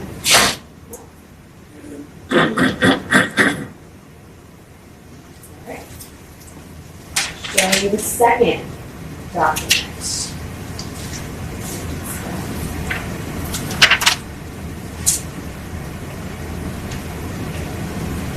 You can tell us the date of this particular post. May 14, 2018. Prior to the homicide date, correct? Correct. What does SLAT mean? It stands for slam all the time. It's something that came out of the YSL gang language. Blood started adopting it. YSL, the gang, is made up of bloods, mainly sex, money, murder, UBN sets. In this picture, he's with Young Thug, who's currently on trial for RICO on YSL gang, and they're throwing out blood's hand signs. At least Mr. Demons is. And so the hand signs and the caption were two things that were important to you in your investigation? Yes. Only the third. Please tell me the date of this particular photo that the defendant posted. May 16, 2018. Okay. Prior to the homicide date, correct? Correct. Why was this photograph important to you in your investigation? The hand signs he's throwing at the big B blood hand sign, and the caption he uses a little snake emoji or slime, and the star, 5-point star, blood hand. It's a symbol of the bloods. Known symbols? Yes.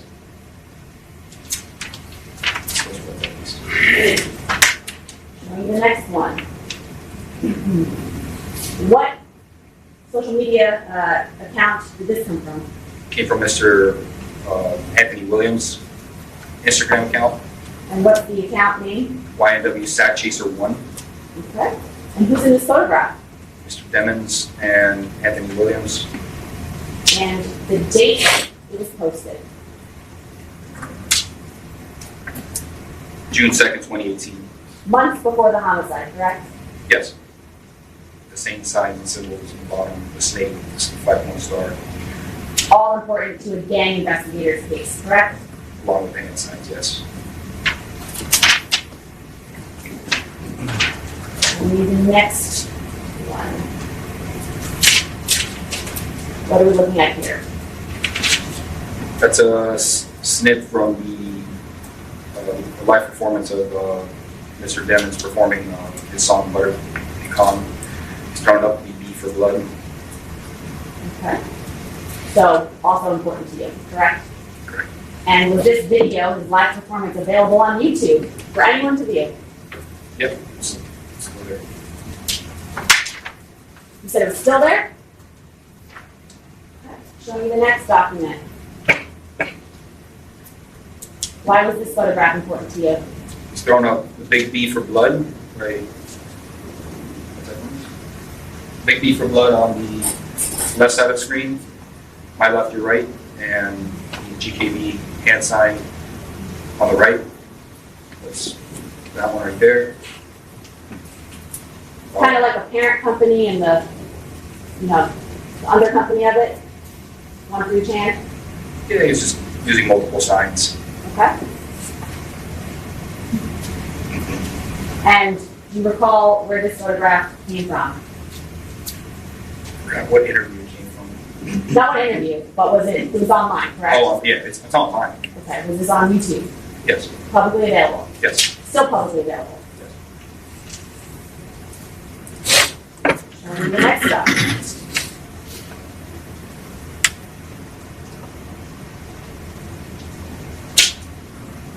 Can you tell us what we're looking at here? Picture of Mr. Demons throwing out the 8 blood hand sign, and it was posted July 21st. Okay. Now, obviously, this is not a photograph from Instagram, or it's not a screenshot from Instagram. So what are we looking at here? Zoom up. So this one was posted on Pinterest. Okay. And does it tag the original post in Instagram? I believe it did. I have to go back. I'll direct your attention to right above where it says YNW Melly child flood.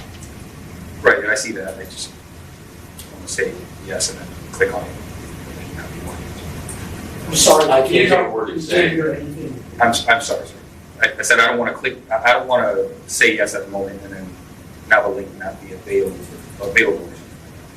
And that would be because certain things are now removed from the internet, correct? Correct. Since you last saw it.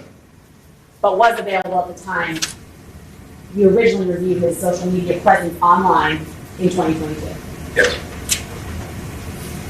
The same data that your predecessor, Detective Morales, looked at in January of 2019, correct? Correct.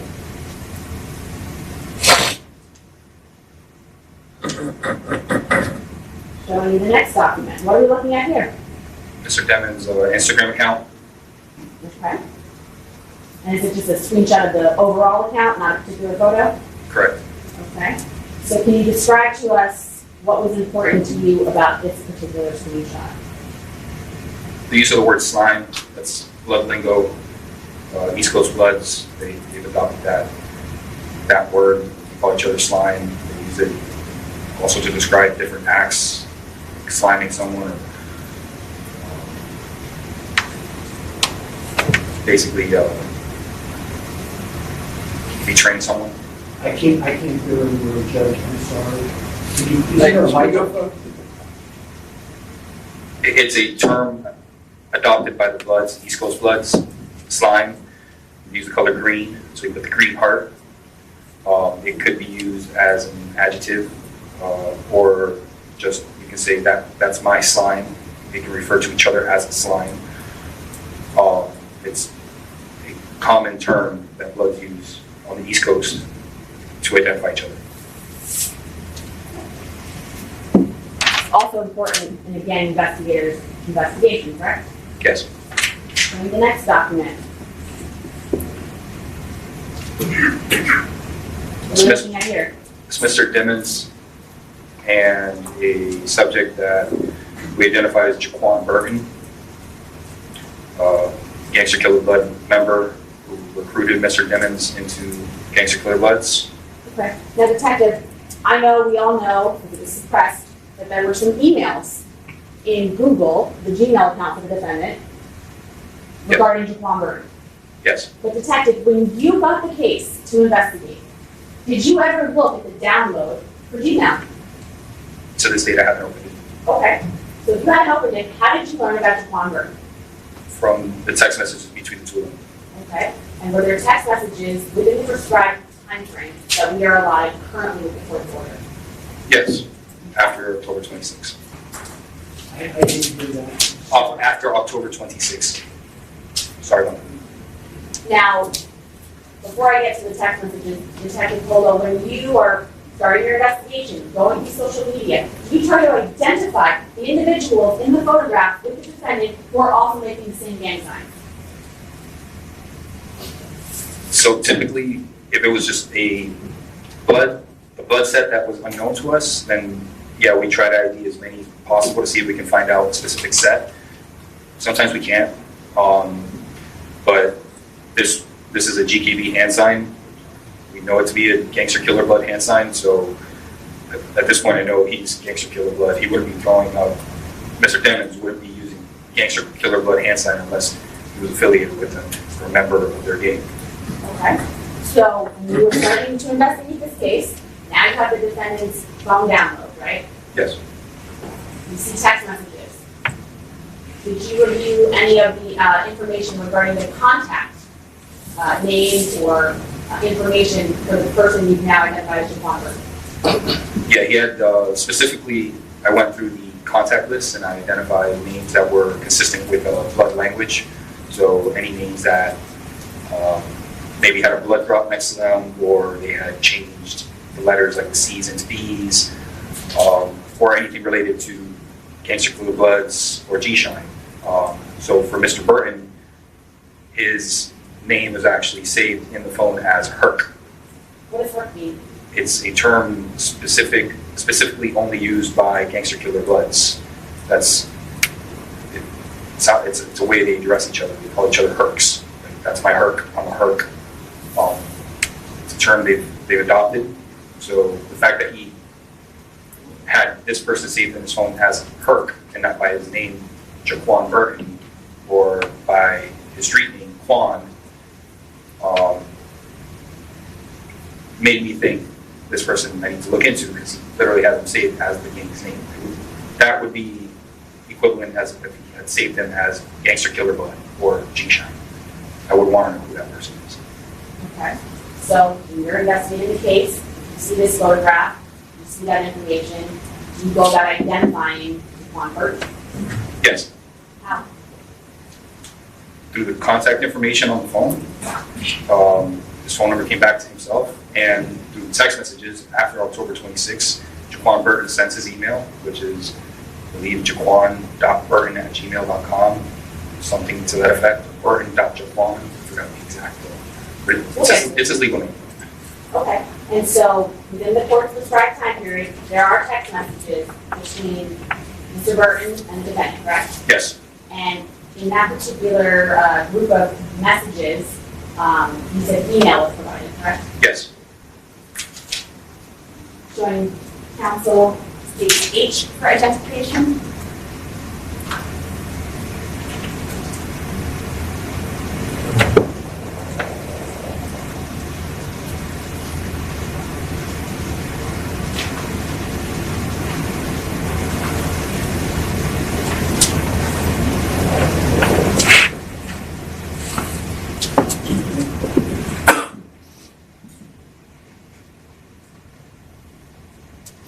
If I were looking at that, I'm just letting you know this comment from whether or something right now that you can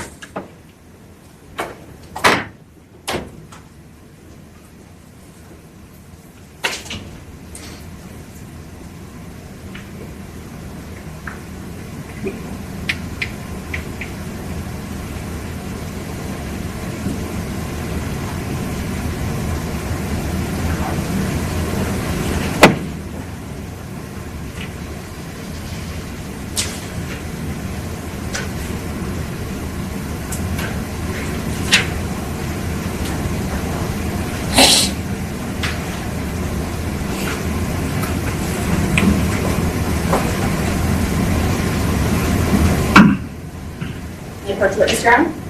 Yes, Counsel, you may. Detective, showing you with the mark states H for identification. Take a look at it for me. Okay. You recognize it? Yes. And what is it? These are messages between doesn't show his safe name in it because of the format or the way I was viewing the messages, so I can get it all together like that. But this is the phone number saved as Herc, which is Jaquan Burton's phone number. This message is between Mr. Demons and Jaquan Burton on October 29, 2018. And are these the messages that you were referring to where Mr. Burton provides his email address? Yes, All within the prescribed time period we are currently working with. correct. At this time, it's being entered into evidence. The PC mark that states H, that states 5. Any objection? Yes, Your Honor. I may be misplaced with my understanding of what has occurred, but if I'm hearing correctly, that this is different blurbs that have all been put down into one document as opposed to a screenshot of exactly what was there. I mean, that's what I'm trying to figure out. Whether is that how it appears, or it's taken from one from page 2, another one's from page 3. This is all sequential. Can I answer, sir? No problem. You can answer.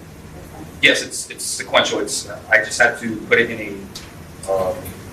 You guys have done the cell-right extractions. If you put it in the timeline format, you can see it sequential instead of like it jumping around sometimes. Okay, so that's all just sequential, one conversation. Yeah, there's nothing been taken out. Okay. It states H, it states number 5.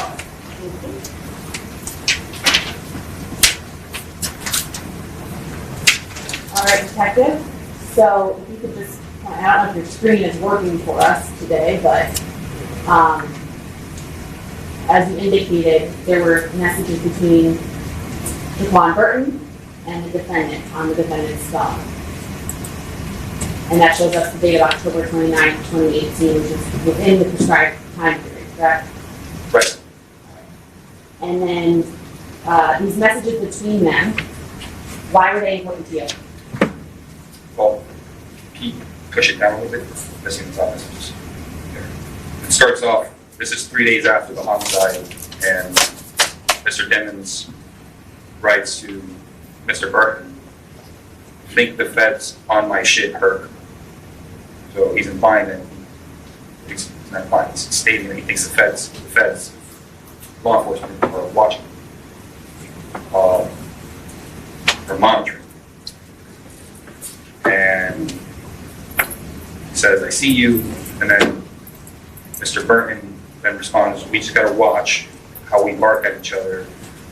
That's all, just talk normal." So obviously you can see there, they cross out the C's, the X's and some C's, use the term bark. That's a blood term. One of the UBN symbols is the dog paw, and or 3 pit bulls. They'll say bark at me, it's a talk. So it says, let's just pay attention to how we talk. Let's talk normal. The feds are watching. Let's just talk normal. Then Mr. Burton says he wants to ask about some music, and can he call him now? Mr. Demon sends him the casket MP3 that was saved on his, I believe it was saved in his notes section of his phone. And this is an example of how they would send the audio file that was saved in the notes. And Mr. Burton provides his email so that Mr. Demons can communicate with them via email. Okay. So seeing these text messages as an investigator, your portion of the case, knowing that there's already a search warrant that's been executed to download the phone Yes, prior to any court ruling, right. you obviously were able to view kind of what went back prior to October 26th, correct? Yes, Okay. You were also able to view some emails that you saw within the phone, correct? Had there not been a warrant done by Detective Moretti, would you, as the gang investigator, then have done warrants? It's pure speculation. Objection noted. It's overruled at this point. I understand what the objection is, but it's overruled. Proceed. Would you have done warrants as a gang investigator to determine whether this is relevant evidence to a gang investigation regarding a homicide? to obtain the relevant evidence, yes, especially with the MP3, that MP3 titled "Casket 3 Days After the Homicides Occurred." That's kind of important, and Mr. Demons stating that he's being monitored by the feds. Okay. Now, Detective, I know we'll get to this a little bit more when we get to the social media warrants and the Google warrants, but based on your review of the defendant's phone, did he typically redirect conversations to different forms of communication? There was times where he would send his email. The conversation would start, and then he would just send the YNW Melly booking email out for communications to continue there. Okay. In your training and experience, Detective, is email a common communication form that individuals that are a part of a gang use to communicate? Yeah. Object, Your Honor. It's a communication tool that everybody uses. That question can only be answered because everybody communicates that way. Objection, but you can answer. Yeah, so specifically to gangs and the use of emails, these nationally recognized gangs that have bylaws, large books of knowledge, that information is typically sent through email. It's not normal to be sending that through text messages. They're long documents for the most part, and they're being copied and pasted from large text documents, right? So they're usually written in like notepad form or in a Word document form, and then bits and pieces of knowledge will be sent to the gang recruit or the members of the gang as they're progressing through their steps in this gang and as they're climbing through the hierarchy and progressing as members of the gang. So you mentioned the terms knowledge, books of knowledge, things of that nature. In your review of the defendant's phone, were you able to determine within the prescribed time period that there were discussions regarding books of knowledge? Yeah, there's messages between, I believe it was also Jaquan Burton and Mr. Demons, where Mr. Burton sent him a short, maybe 2-3 line snippet of Eastside Blood motto that he needs to memorize.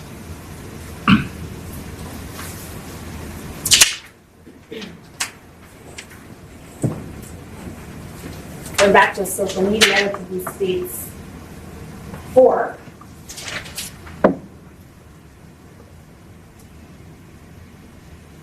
What are we looking at here? That's from Mr. Demons' Facebook account, What's the date of that?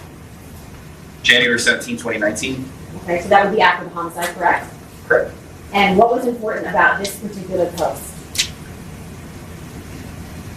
The album cover is throwing up Gangster Killer Blood with both hands. He's got the Gangster Killer Blood motto on the back of his shirt, or his outfit. You shine, I shine, we all shine. And it's not verbatim the motto, but it's the motto. And this is definitely him paying homage to G-Shine, And Gangster Killer Bloods. Is this an album cover he put out? That's his album cover. Okay. And what does the caption say? Ask Me Anything Friday, 5 p.m. And he posts the Reddit account where you can find him, where you can talk to him. Okay. So for individuals who don't know how social media works, when someone says, ask me anything Friday, 5 p.m., does that mean they're going live on a particular social media platform? Yeah, that means they're going to be available for questions, and not just questions, just to talk to their families. Okay. So an individual such as the defendant goes live on his phone where anyone in the public can see him, message for him to talk to and answer questions, correct? Correct. Is it safe to say that prior to the homicide, and even after the homicide, before he was arrested, the defendant consistently used social media as a way to communicate with others? Even while in custody, members of his organization, Gangster Killer Bloods, one of the other members that brought him in. I'm going to object, Your Honor, that's not responsive to whether he used. Abstain, rephrase. Stick to what I'm asking right now, Okay. which is, before he was arrested, did the defendant himself consistently use social media platforms, which are found on his phone, to communicate with others? Yes. is it a common form of communication for him with individuals, whether they were fans or friends or family? Yes. Showing you the next document within states 4.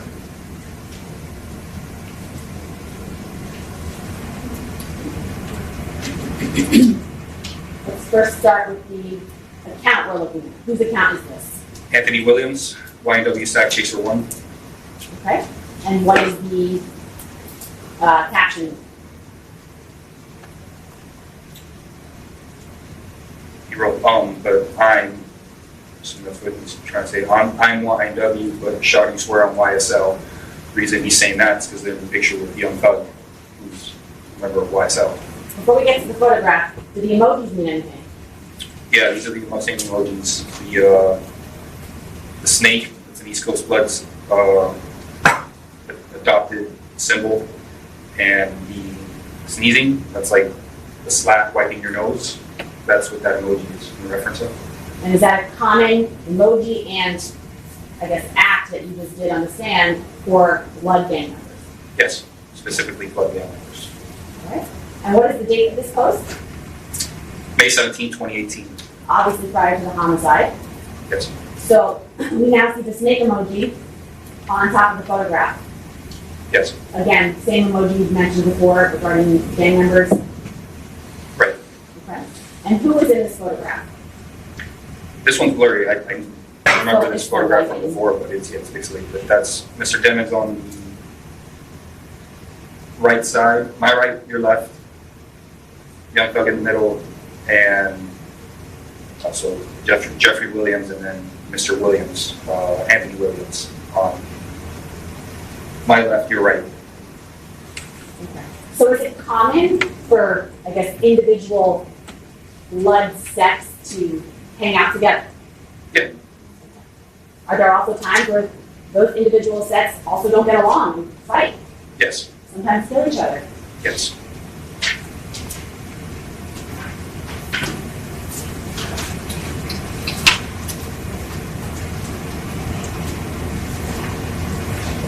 Showing you another portion of stage 4. What are we looking at here? This snapshot from Murder on My Mind YouTube music video. Okay. And if you could, is this the account of the defendant, his YouTube account where he posts all of his media? Yes. Okay. And does he also then publicly state to everyone the other platforms that you can find him on? He does. What are they? Instagram, so YNW.Melly, Twitter, YNW Melly, SoundCloud, YNW Melly, and Facebook, YNW Melly 772. Now, Detective, are you aware that in this case, Detective Moretti, in fact, did a warrant to Instagram, Twitter, and Facebook? Yes. And so, at the time that you began reviewing the evidence in this case, there was no suppression order, correct? Correct. Okay. So, let's say this came on originally, and there was no warrant done. As a gang investigator, with your expertise and the amount of time that you spend investigating gangs to determine whether or not they truly are a gang member, would you have done warrants to these particular sites? I would have done warrants to these sites specifically for evidence of gangs. Speculation, this is if. Absolutely, it is speculation, but I allow the question for purposes here. Overruled.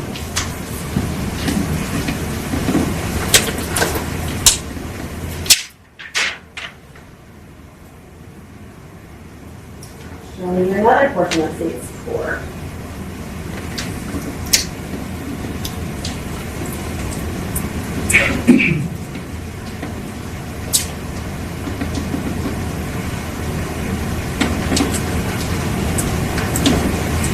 Whose page is this?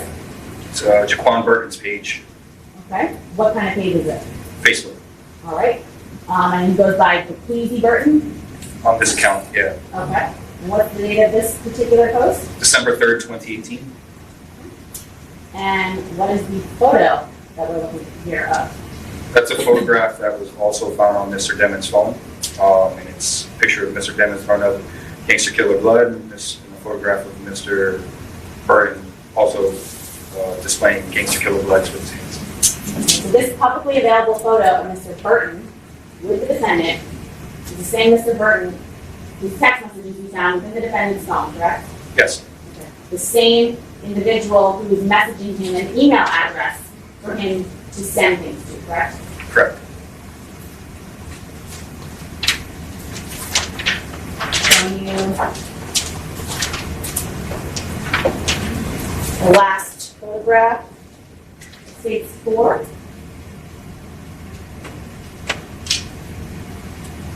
What are we looking at here?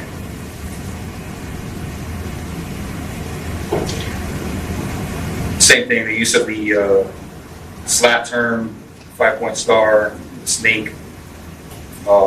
He's saying he's YSL, he's hanging with Doug, and he puts up his YNW for life hashtag on it with the 5-point star as well. Mr. Devins has the big B hand signs displayed. Okay, and see the individuals again, I'm assuming that's also Young Thug. That's also a known gang member. Yes, Also important to your investigation, correct? yes, Also publicly available for anyone to see and capture, correct?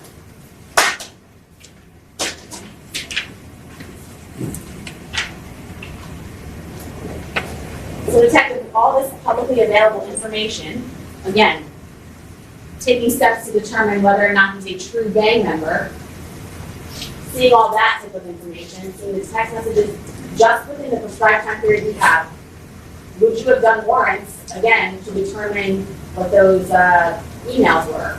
Objection on speculation. Thank you. It is speculation. I agree with the purpose here. doing warrants on these accounts is something that we routinely do on every gang investigation. It's not, it's most of the gang related information is collected from. So we don't typically have the subject's phone in our possession because these investigations are proactive. Okay. Now, again, sticking to the prescribed timeline that the court has ruled on. 2026. October 26th, the defendant's phone. Did you go in and see text messages between him and his manager, Trap, that were relevant to your investigation?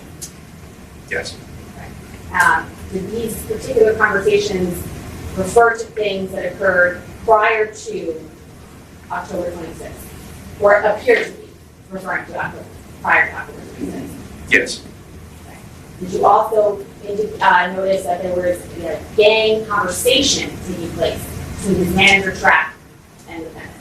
Yes, I it would was. object unless we have those conversations. This is just pure speculation on his part. Getting there. Well, let's, Well, I kind of have to set up a question first. Objection, no, So, detective, we'll proceed. again, there were messages that you found, correct? Correct. Were they relevant to your gang investigation? Yes. Showing defense counsel to include some market states C for identification and composite of 7 documents.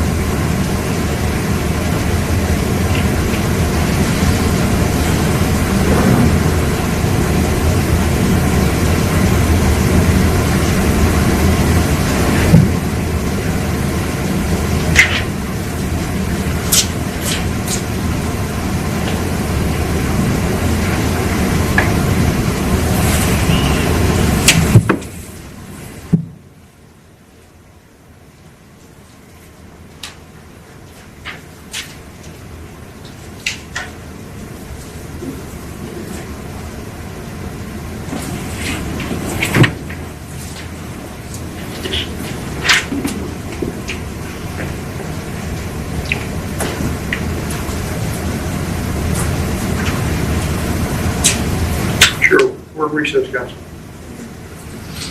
Oh.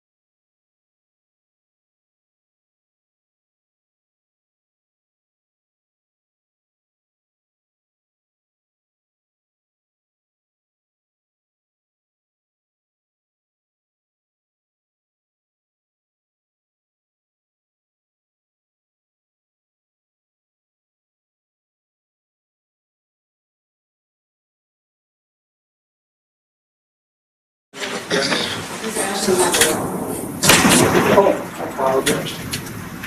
Well, wait, I thought it was there.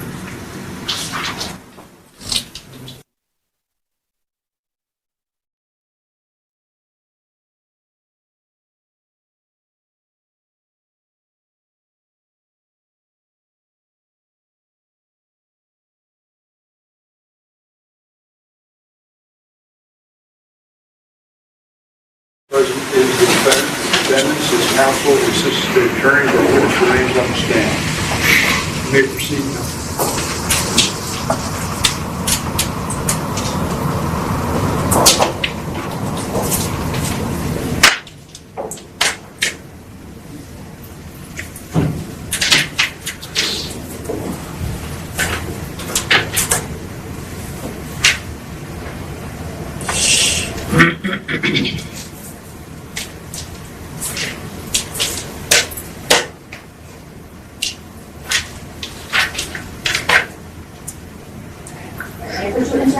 You may. Detective, I'm showing you the precinct marked states C, a composite of 7 documents. If you take a look at it.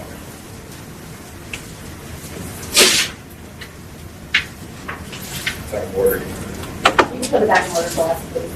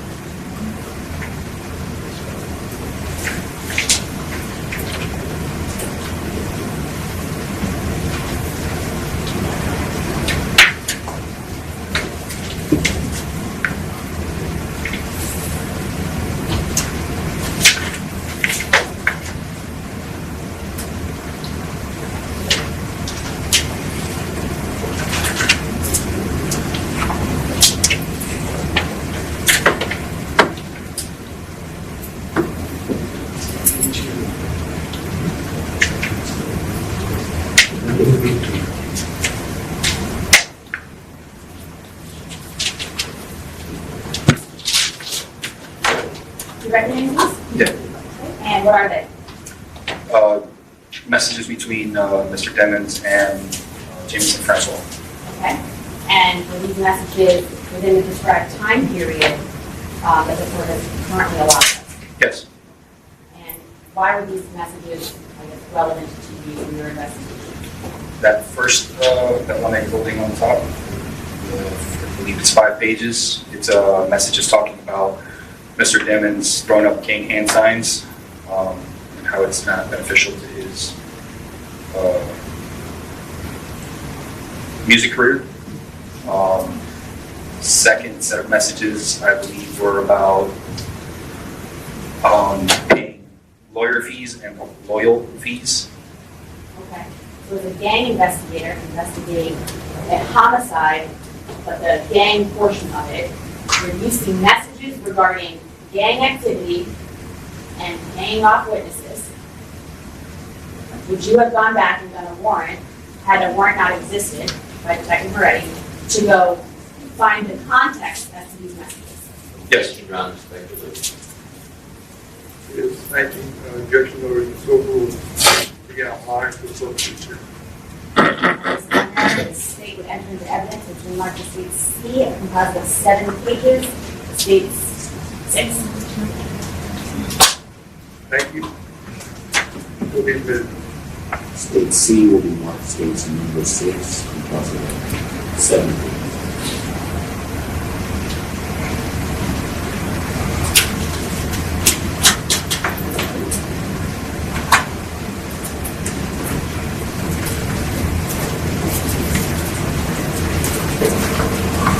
All right, Detective, showing state 6.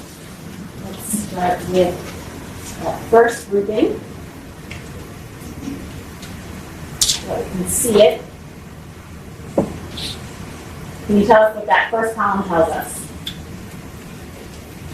The party it came from, it says from party track.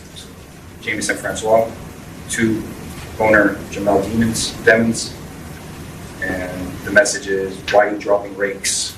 Question Okay. mark. So obviously, when you're looking into the phone itself, it doesn't appear like this until you run the report, correct? Right, Between two individual parties. correct. So are these messages all between Track and the defendant? Yes, And so you have the content there, and then what's the date of these messages? December 15th, 2018. After the homicide, correct? Correct. All right. So tell us what the conversation that we're looking at here is discussing that would then eventually lead you as a gang investigator with the training experience you've had to go back, if there was not a warrant done, to do a warrant to get the context of this information. Track asked Mr. Demons, are you beefing with gods? It's a typo. He tries to fix it again, gods again, and then finally gets it correct, GDs.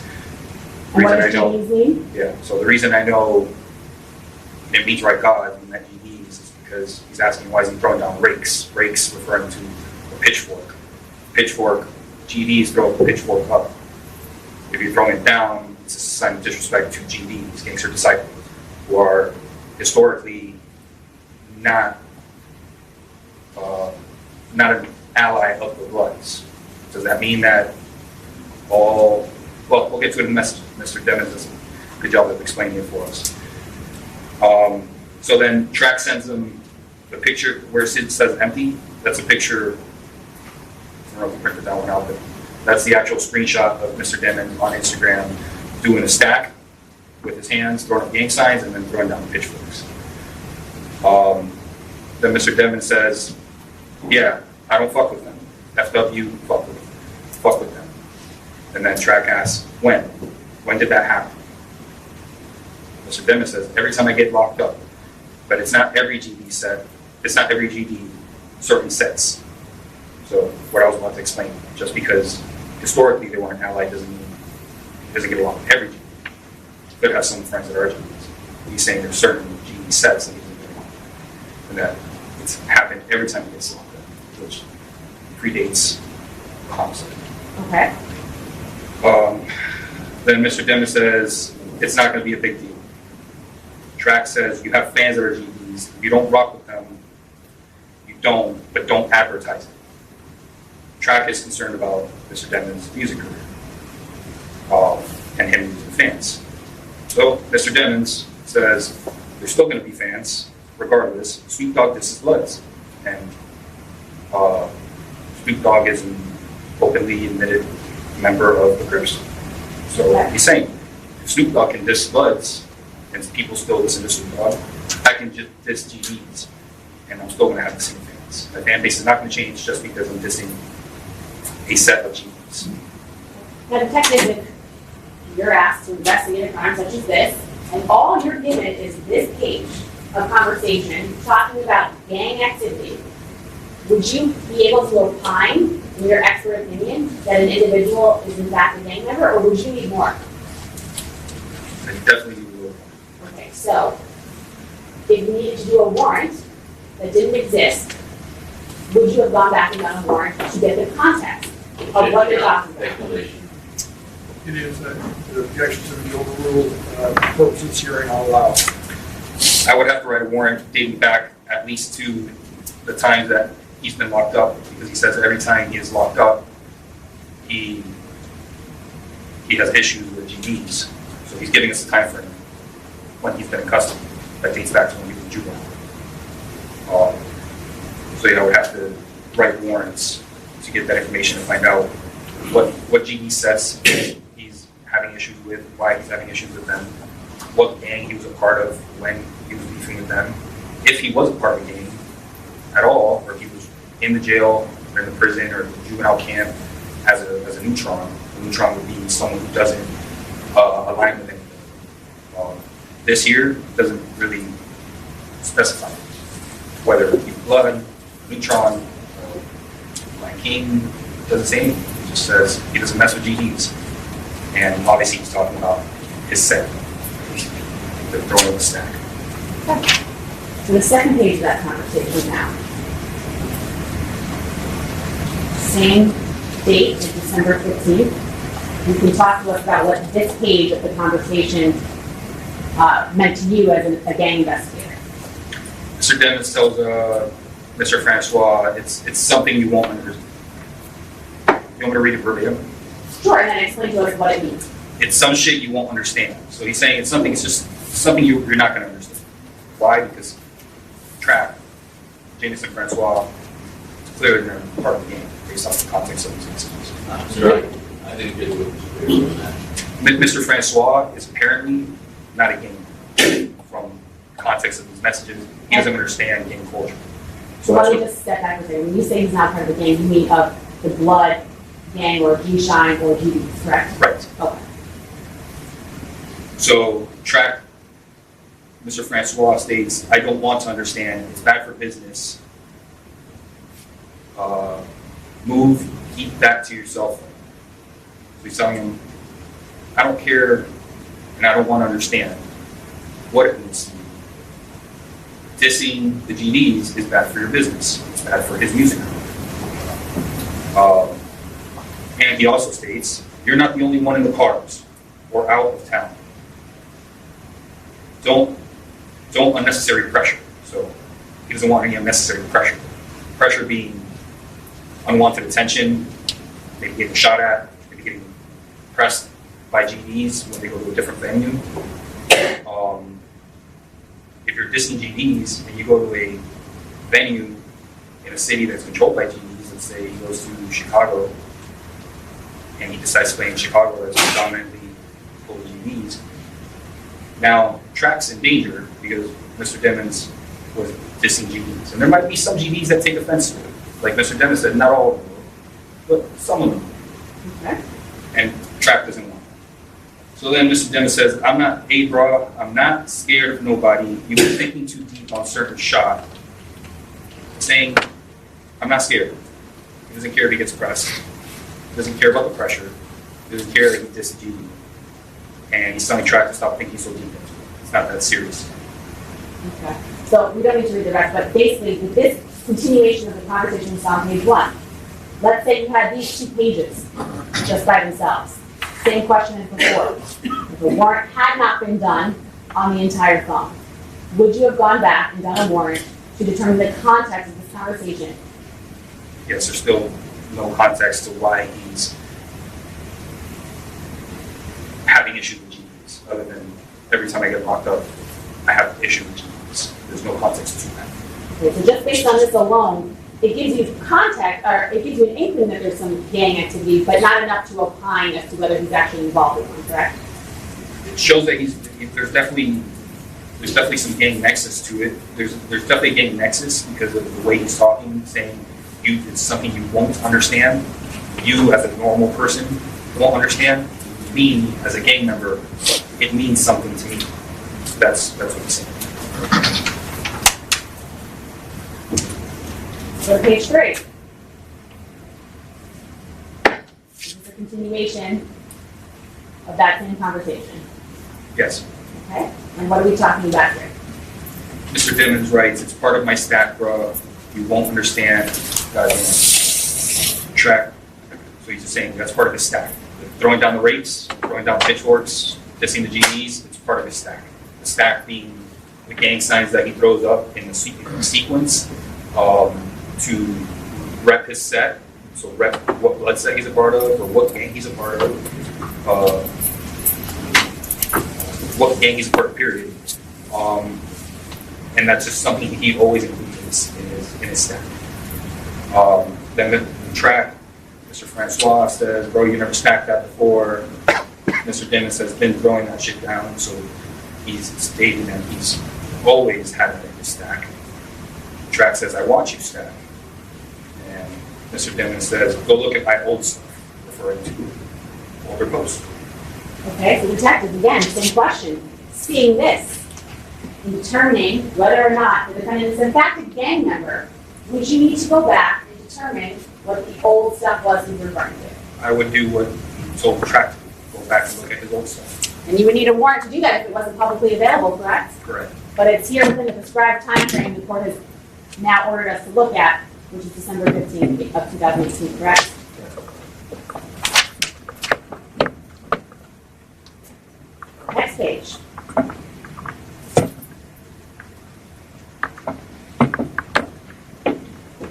Track states to Mr. Demmons, I'll just start driving in different cars. I'm pussy. Peace. So Track's saying, all right, I just won't drive in the same car as you anymore because he doesn't want that pressure. He doesn't want to get shot at. He doesn't want to have any issues with the G's. And he's saying, he's scared. All right, so I'm going to draw your attention now to the bottom portion of this. Let's start with the one at 10:58. Thug throw up crib killer in front of Duke. It's different. It's to a specific folk, and then the message is cut off. He's referring to Young Thug, who's in blood, throwing up crib killer in front of Duke, who, by the context, is a crip. And saying it's not an issue. That these other rappers that are associated, members or affiliated with gangs, are throwing up these gang hand signs, dissing other gangs, it's okay for him to do it as well.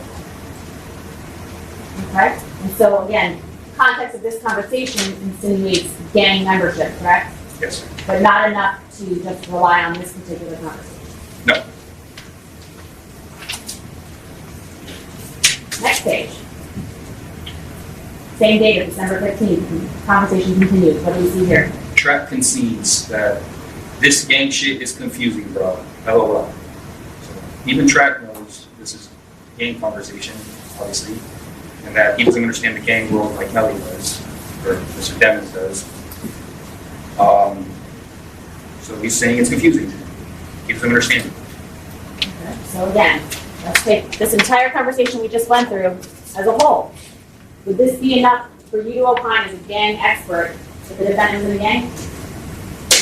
That he was part of the gang, yeah, but Would you need more to corroborate that fact? yes, Okay. Would you need context to explain really what they're talking about here? yes, You have done a warrant if a warrant had not been done by Detective Murray. I would have. Judgment of speculation. Objection noted, it's overruled on allowed purposes here. Now I want to show you still part of case 6, another grouping of text messages between Track and the defendant from 11/29/2018 within the prescribed order of the court right now. Can you tell us what we're looking at here? This was on November 29, 2018. Track and Mr. Demmons talking. Track says, I just had that talk with Mariah about everything, hopefully. Mr. Demmons responds, fuck her. Track responds, she listened. Mr. Demmons responds, no, she didn't. No, she don't. And then Track says, chill out, bro. She just needs to learn how to deal. I did my part. I really talked to her and broke it down to her, all the angles, we're all angels, but all the angles. So after this, anything happened, you have all the rights. Okay. Now, Detective, this by itself, I mean, not enough context there, correct? Just reading it on its own. No. Now, Detective, as coming into this case, you're provided all the police reports, correct? Correct. You're provided witness statements, correct? Correct. Did you review all those? Yes. Are you aware that Mariah Hamilton is a listed witness in this case? Yes. Are you aware of Mariah Hamilton's knowledge that she provided Detective Moretti in a statement in this case? Yes. So, having that context and seeing these text messages, which are currently within the prescribed court's time period, would you have gone back had a warrant not been done to see what messages might have existed between the defendant and Mariah Hamilton within his phone? Objection, Your Honor, it's speculation, and there's another objection along with that, and that is the question was asked whether a warrant had been done. He only is in charge of whether an affidavit can be produced. It's up to the court to decide whether a warrant can be issued. Thank you. Objection noted, and I understand it's speculation, but as I indicated previously, I'm allowed for the purposes here. It's overruled. Yeah, we need to write additional warrants to get context about what this is about. Obviously, this is after the homicide, and and she is a listed witness, and she had given statements to law enforcement, and then became uncooperative. While this case is still being investigated, correct? Correct.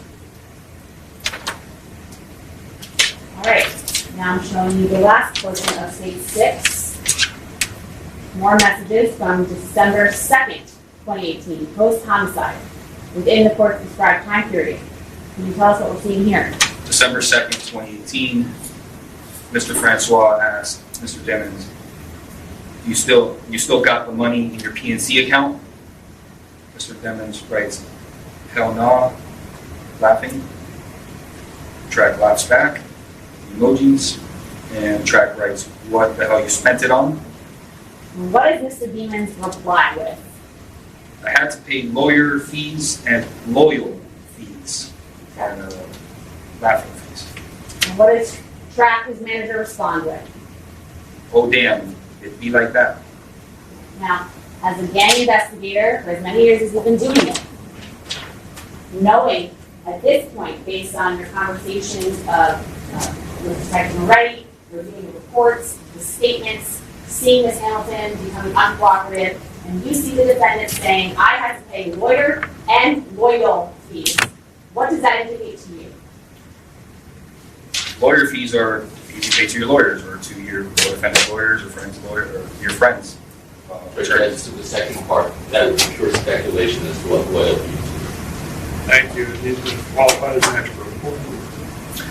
And loyal fees in the context of gangs would be money you pay to people that remain loyal to you during criminal proceedings by withholding testimony, disappearing, not cooperating with law enforcement, lying, arguing themselves on the stand, leaving the country with fake identification, many things that happen in these cases.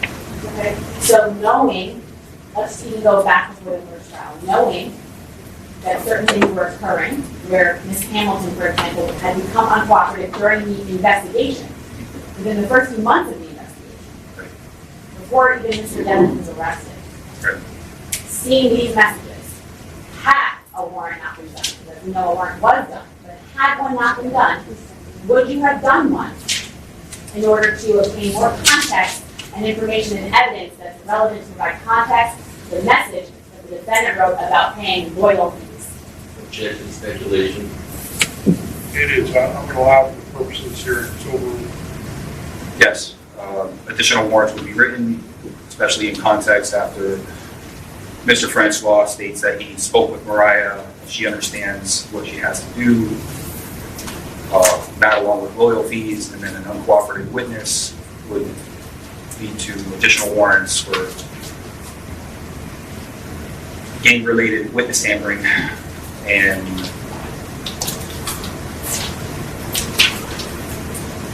obstruction of justice. So, in essence, you would have written a warrant to figure it out, Yes, had one not existed. yes. Now, detective, in your training experience, when you write warrants, do you always write warrants with a simple time frame, or do you also sometimes simply include subject matters that are relevant to a particular investigation? For gang-related investigations, it's usually subject matter based. How come? I'm sorry, I didn't hear that last one. I'm sorry. For gang investigations, it's usually subject matter based because we need to identify when the person became a gang member, how long they've been a part of the organization. In most racketeering cases, you're going to be charged with predicates. In a RICO, you need the crimes had to have been committed while being a member of the enterprise. So you would need the context of when the person became a gang member, how involved they are in the gang, whether they're a gang member at all. If not, then they can't be included in these investigations, these gang investigations. It would be excluded. So the context of gang membership, gang knowledge, obtaining the documents from the gang members, especially after you've identified national gang, and national gangs always have gang knowledge that's written down and handed down from person to person, so the new members can learn it. And it's not just a one-time thing. You don't just get it when you come in. You get your 100-something page document. Here, memorize this. You get bits and pieces, and as you move through the ranks, as you prove yourself, you keep getting more pieces of gang knowledge. You don't just get it all at once. So the warrants would be more specific to the context of gang identifiers, gang contacts with the gang members, associations with the gang members, gang-related attire, clothing, gang-related signs, symbols, gang-related writings, the use of gang lingo. We've described crossing out the B's and crossing out the C's and the B's, or in Mr. Track's messages, the rakes. That's gang-related lingo. We're talking about pitchfork for gangster disciples. So that would be a more broad warrant that would need to be written. If you limited it to a couple of months, you might not, you won't get the full context of the gang aspect of the case, because you don't just become a gang member and it ends there. That's it. You're not hired. You're a member of this organization. There's proceedings. There's meetings. It's a constant checking in, following up with your gang leaders. Not as simple as just applying to the sheriff's office, getting deputized, and he has a police badge. He must work for the sheriff's office. Simple. This is something we have to understand the full context of their membership in this organization.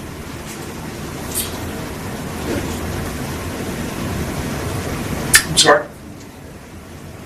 All right, it's 12:30. How much more do you have, Nelson? I'm good, we're still on the first warrant, so, you can take all three if you want and then finish the afternoon. All right, so we'll take our lunch and recess now. It's 12:30, so we'll see everybody back. How much time do you need? Hour 15? Hour? How much time do you need, guys? Quarter to 2. Thank you.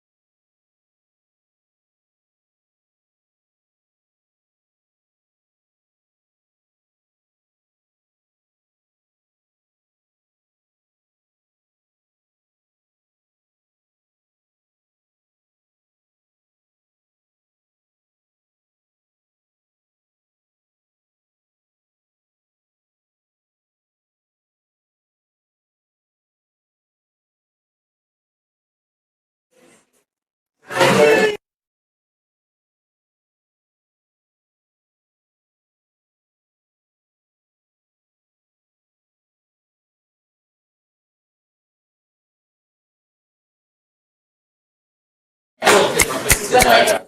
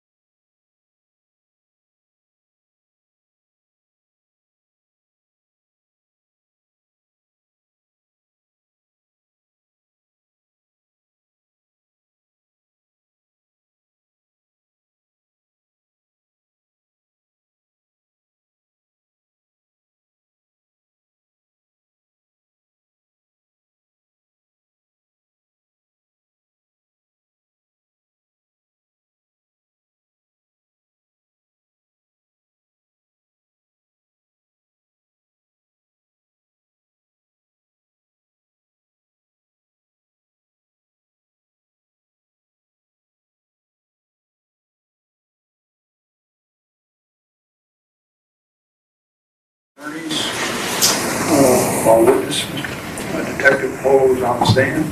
So, counsel, if you want to continue, you may. Yes, and before we continue, I just want to put on the record, because I know there's been some objections to speculation with the questions I'm asking. I know Your Honor has ruled it's coming in, but you found that it's speculation. I just want to put on the record for purposes of whatever occurred in this case that I found two cases, actually, but one of the cases is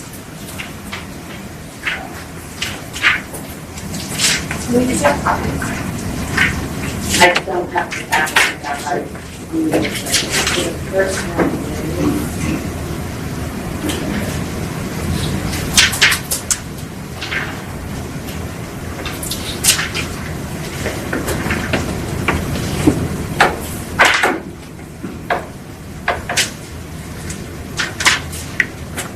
is Patrick,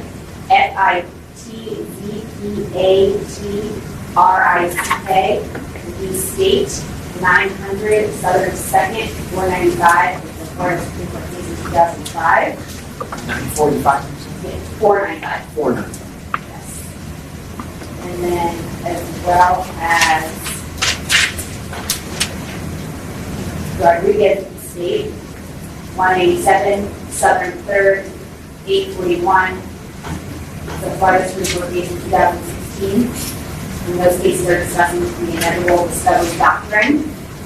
And Rodriguez is differentiating from Fitzpatrick, where they're discussing the questions that he'd be asked. And one of the rulings within the statements within the holding of the case states that it would not be speculation to conclude that Officer King would have obtained a warrant for Campbell's blood if Campbell had refused to consent to a blood draw.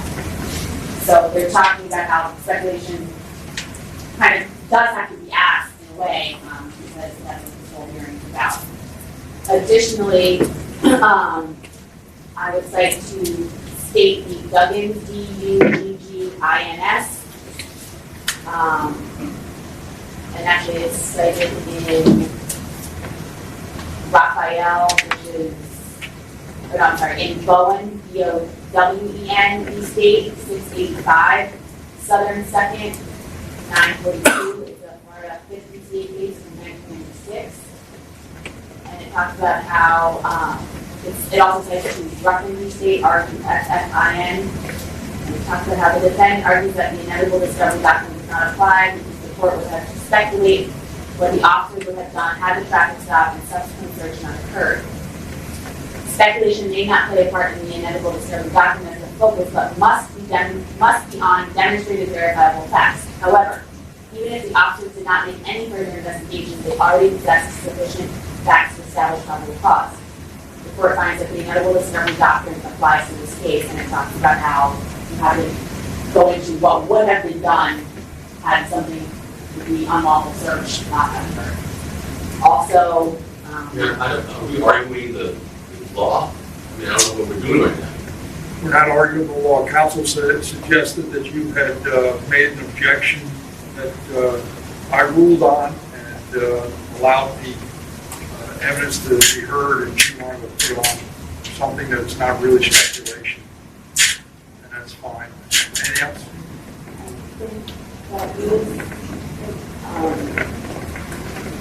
Basically all the cases, Your Honor, but it's just saying that it's not necessary to speculate. It's not speculation. The court has to make an inquiry based on the facts coming out of the stand, out of the witness stand, as to what could have been done based on the evidence that was known to them without the unlawful portion of the evidence. Thank you. I believe what I did was I indicated it was speculation, but I overruled the objection for the purpose of the hearing. So I need that. We're ready to proceed. Counsel, go ahead.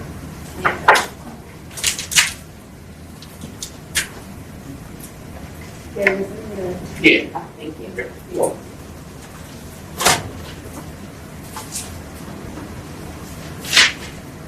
All right, Detective. So before lunch, we were still on the defendant's phone, the iPhone, and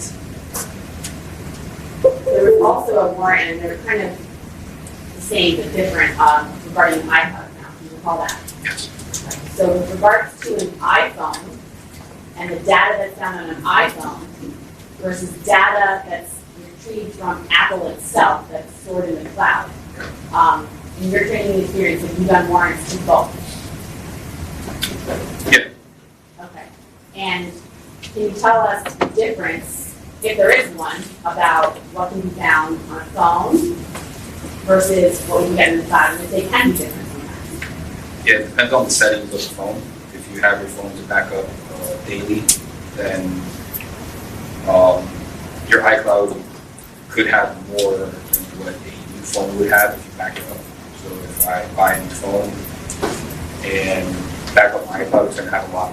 It's going to have everything goes back into the iCloud, where I could have technically have already deleted some of that stuff from the phone. It would still back up to the cloud. And it goes vice versa. There could be less than iCloud if you don't back your phone up enough, where you might have stuff on your phone that's not in the cloud. And when you do back it up, then you'll retrieve some of the items that are in the cloud that you don't have on the phone, or you still have on your phone. It kind of overlaps. You just get duplicates. And so now talking about back to the phone, just generally the focus on the phone, when you were looking and reviewing the facts of this case, the evidence that was provided to you to review, does that include looking into the history, the relationship between the victims and the defendant? Yeah, to establish the relationships, possible motives. Got charged with murder, one, premeditation, so you have to determine, you have to go back in time to determine what the relationship was, to get some sense of what could have led to homicide. Now, Detective, you're not the lead homicide investigator in this case, correct? Correct. However, you're aware that you were brought on because there's a gang aspect of this case, correct? Correct. And you're aware that there's a gang enhancement statute charged within the indictment, correct? Correct. So when there's a gang enhancement that you have to investigate, does that mean that you have to look for evidence as an investigator that pertains to the homicide falling within the gang activities? Yes, so you would have to, or I would have to find evidence that shows the nexus between the crime that was committed and the homicide, and that it wasn't just a one-off crime. Like, say, driving with a suspended license. That wouldn't be necessarily furtherance of the gang unless, as part of a crime that you were committing for the gang, you were driving with a suspended license to commit a robbery with your gang or on behalf of the gang, or to further your interest within the gang. Then maybe you could argue, the state could argue that that would be a nexus to the gang enhancement, but or a nexus to the gang. But you have to look at every aspect of it to be able to determine whether it truly is gang related. It's safe to say you can't ever opine on an individual being a part of a gang when you're investigating with regards to, let's say, a homicide without knowing all of the facts and circumstances surrounding the actual homicide, correct? The more you know about the homicide, the more you know about the subject's involvement within the gang, his status within the gang, his or her involvement within the gang, status, where they are within the gang when it comes to their rank, or if they're being initiated, or if they've already been initiated and now they're trying to achieve certain ranks. All of that needs to be taken into account. Now, I know we talked a lot about messages within the phone, things of that nature. We're going through the phone, we've described time period the court has given us recently. We were able to find numerous messages where the defendant was handing out his email address as a way to communicate. Yeah.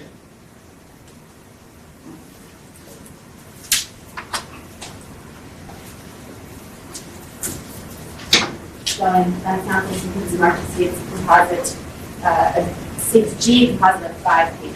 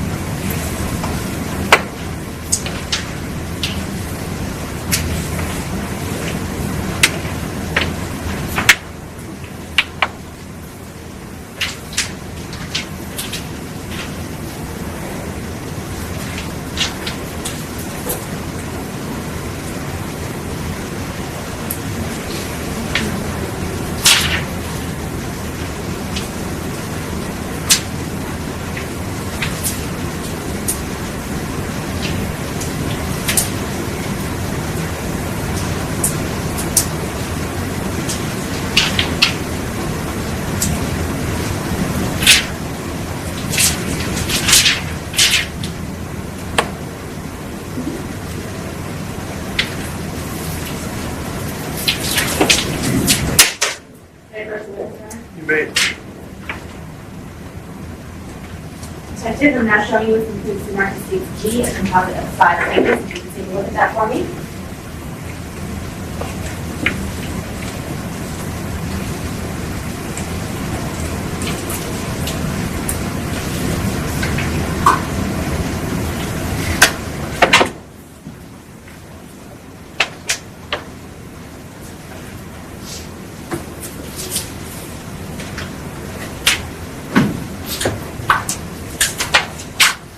You recognize it? Yes. And what are they? Messages between Mr. Devens and several subjects provided, Mr. Devens provided. Okay. And were all of these searched for within the prescribed time period of the court of rules? Yes, all of them are after October 26th. Your Honor, at this time, you state would enter into evidence of confusing Mark States G, a composite of 5 pages, as states 7. Any objection? None. States G will be marked states number 7. It's a composite of 5 pages.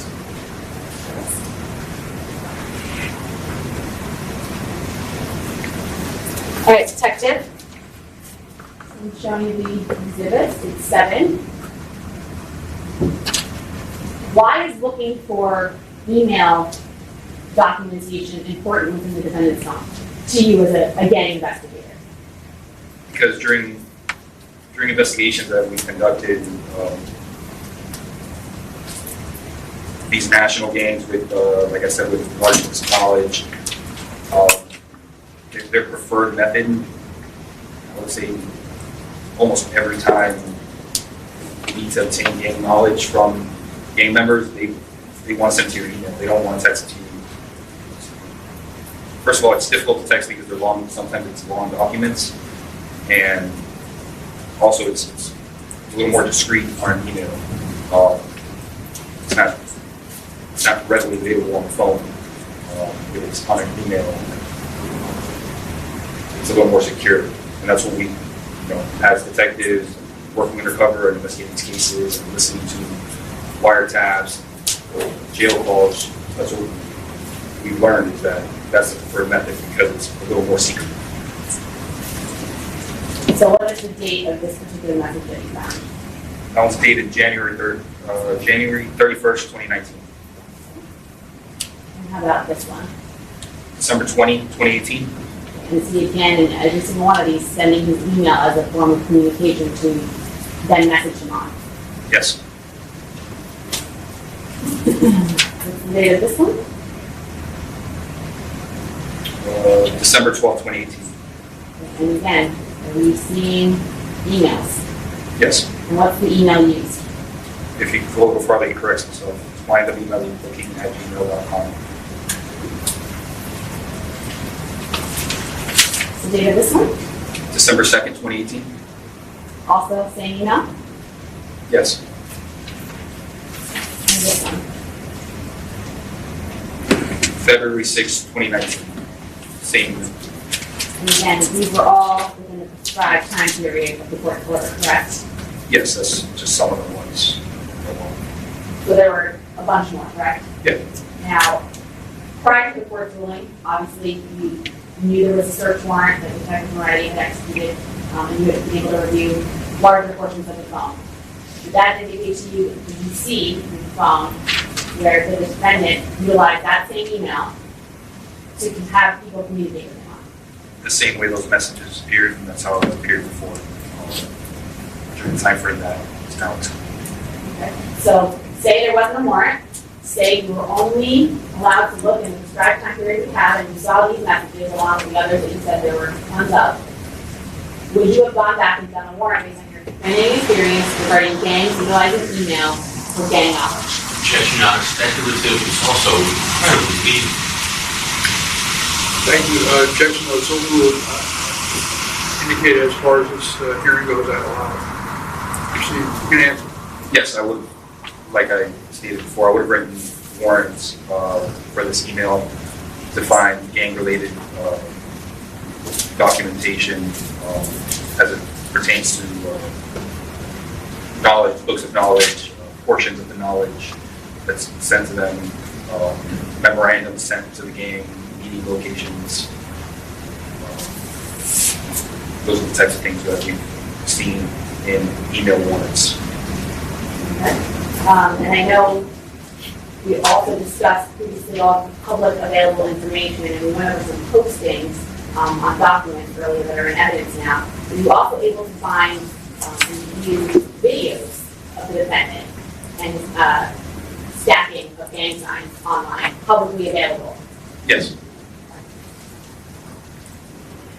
Defense counsel states D, which for the record I put my pleas done earlier.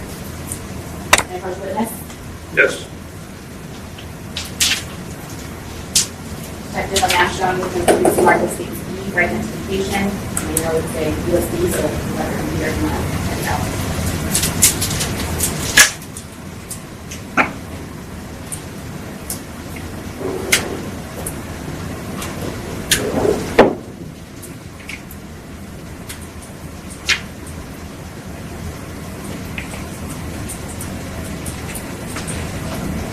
Three videos. Yes.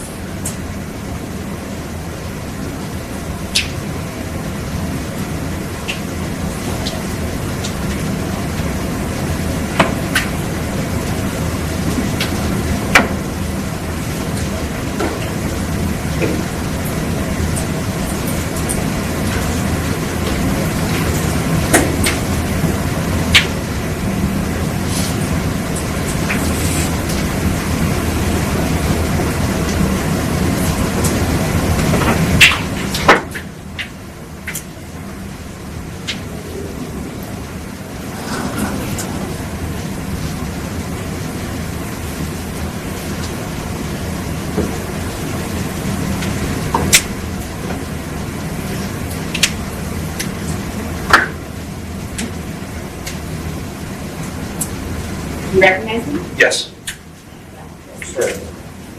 And what are they? Videos of Mr. Demons using hand signs, blood gang hand signs, Okay, and when you say videos, where are the videos from? publicly posted on social media. Your Honor, this time the state would enter into evidence if you previously marked the state's E as state's 8. Okay. It's submitted.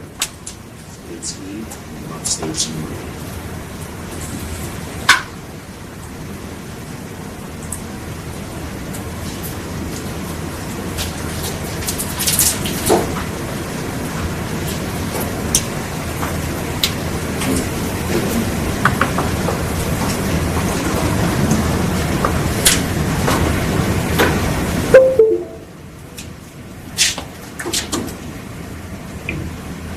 Alright, showing state's 8 detective, it's Sarah first.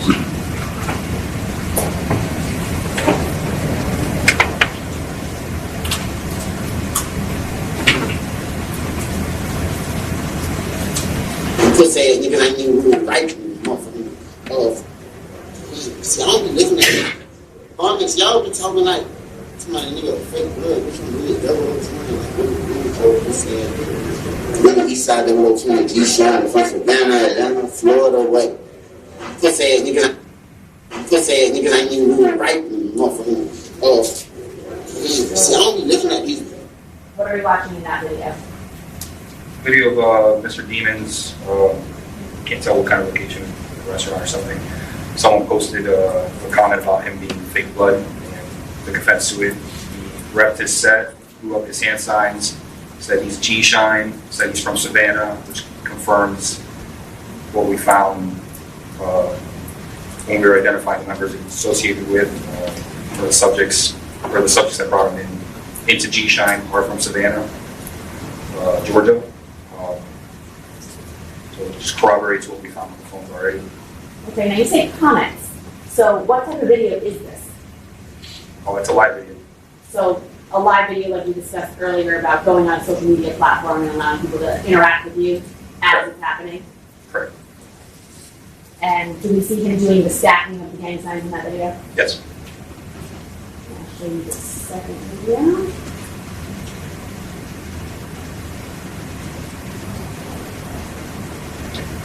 I'll just be throw the water, even at my shows. These bitches freaky, I got them at their pose. I wanted to ride that dick on the slow mo.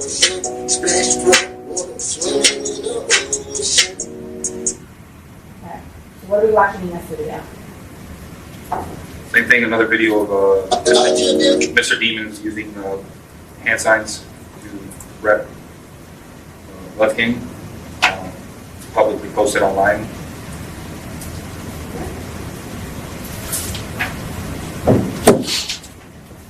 And the final video.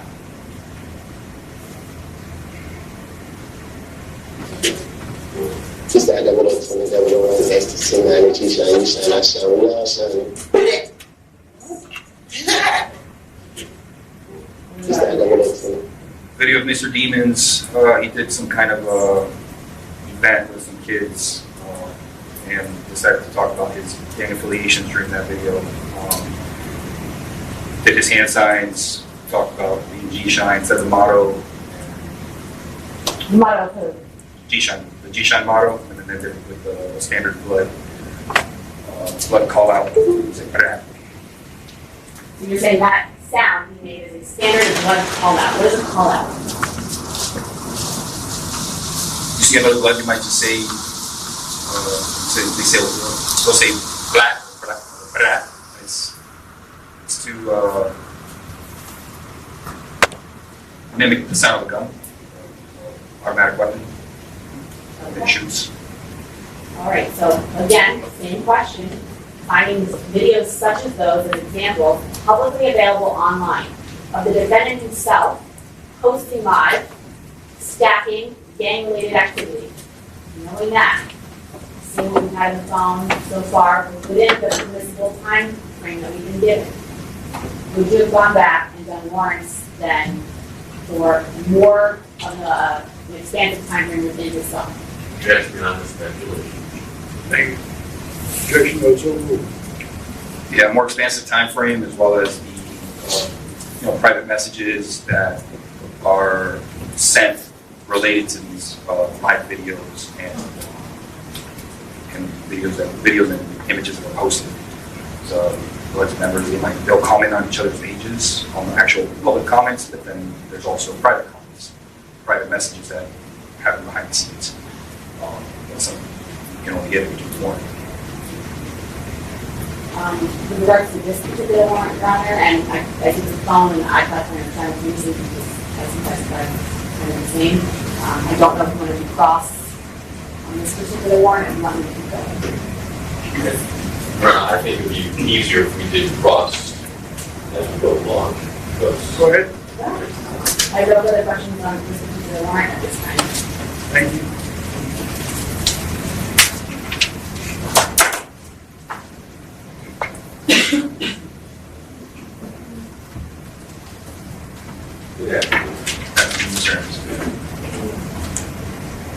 What was the warrant in this getting of the phone signed?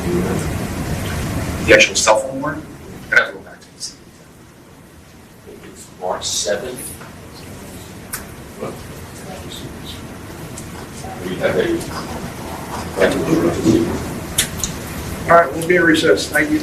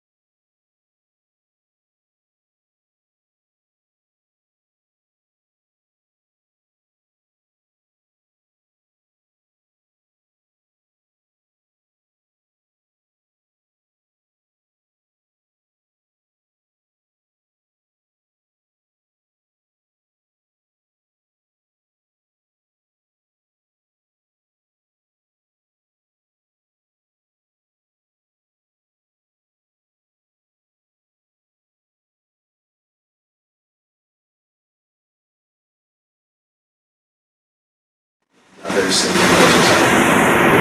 From what I read on your report, it was that you said that you got nothing from him because he was sitting and actually didn't do anything. That one, other than stating that Mr. Demons was observed with blood, gang signs, and colors, displaying hand signs, colors, and signs of symbols. That was the total extent of what he related to you for any report. Yeah, that was the only thing I got from this one.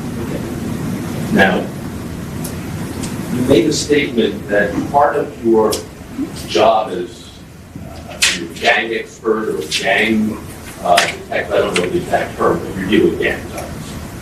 I've been investigating gangs and gang-related criminal activity for the last 8 years or so.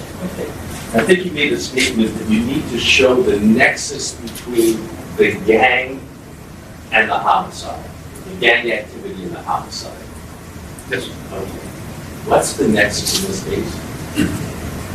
Objection, Your Honor, also legal conclusion. He's got to be legal probable cause. Thank you. Overruled. So, as part of being a member of GKB, Gangster Killer Bloods, G-Shine, whatever you want to call them, or how Mr. Demons has referred to it on social media in the past, the cleanup set, the cleanup crew, they were created to enforce the blood law on other blood sets, on themselves, if you're not following the proper blood protocol or if you're not behaving as a blood. So homicide would fall under part of what G-Shine is involved in.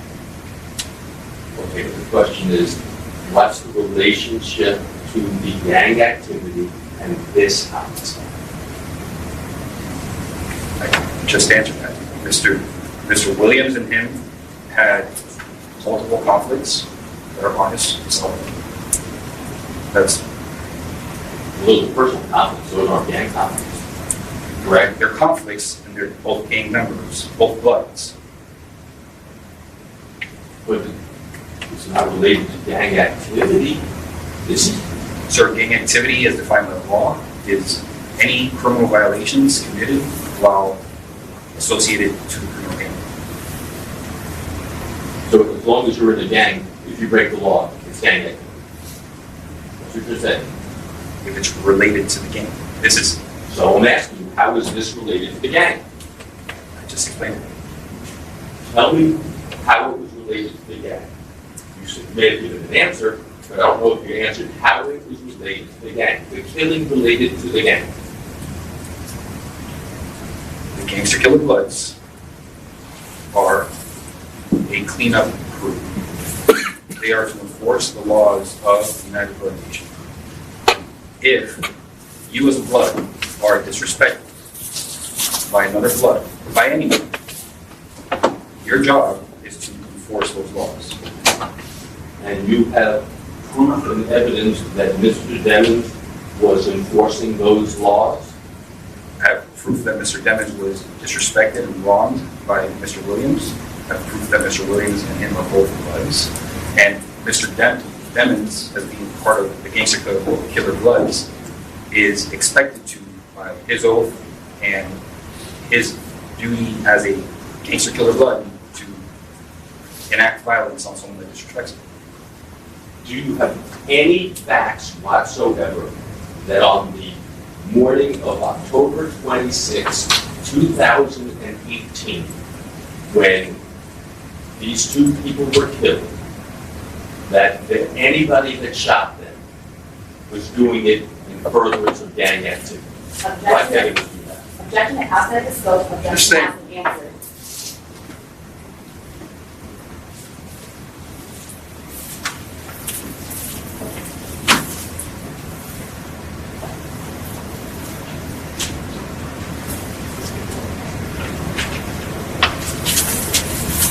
Now, you said that gangs use hand signs, correct? Correct. Okay, the blood use hand signs. Most gangs use hand signs. Yes, but the Bloods include. Blood use. Okay, and you said there are many, many different sects of of blood, is that a good way to put it? SCCTS? SETS. That's on the road back. Subsets. Okay. And do you know all of their hand signals? Every single hand sign. I usually slow down the video, watch it, identify the most common one that I know. If I don't know one, I'll call either other detectives that might be more familiar on a specific hand sign. The same way you guys go to the legal library for help, I go to my legal library, which is my collection of gang-related material. I'm sorry. How many different hand signs of the bloods do you know? Top of my head. Well, can you show us the ones you do? Okay, so that's 3 fingers in the air and a circle with the... That's a little B for blood. Big B for blood. Gangster killer blood. Some nitrate goes up blood. East Coast blood still up blood. Not the same, but different. Go up like that. Killing me, I have carpal tunnel. Still out blood. Miss Liberty showed me this one. Miss Liberty? Huh? Miss Liberty showed you that? Yeah, she found me the video. So I can actually learn how to do it. I was having a hard time with this one. 5-point star. Into the crown with my hands, that I can recognize it. There's 5-point crown. And then there's hand signs that are not blood related that would be thrown up by bloods, like the pitchfork down, like I said, is a diss to any gang falling under Folk Nation, right? Folk Nation got pitchfork as one of their signs. So if someone who's thrown up a couple of blood hand signs and throws out a pitchfork, that would be in reference to their blood gang. Right? They're disrespecting the bloods. They can also do something as simple as, let's say they're beefing with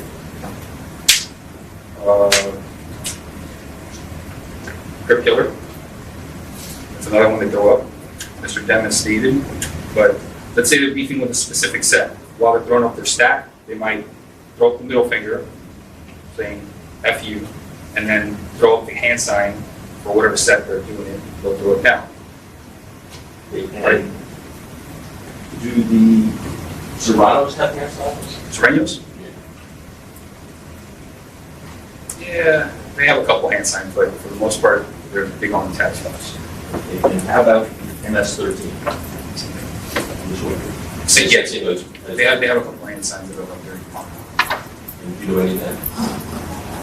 The double horns, it's like the number one thing that they do.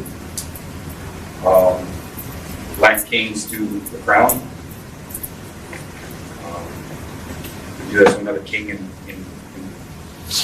public, and they acknowledge you. I've actually done that at this courthouse.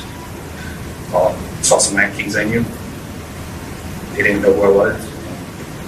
They threw it back and they acknowledged, oh, okay, we're both kings. That's, or at least they try and think, right?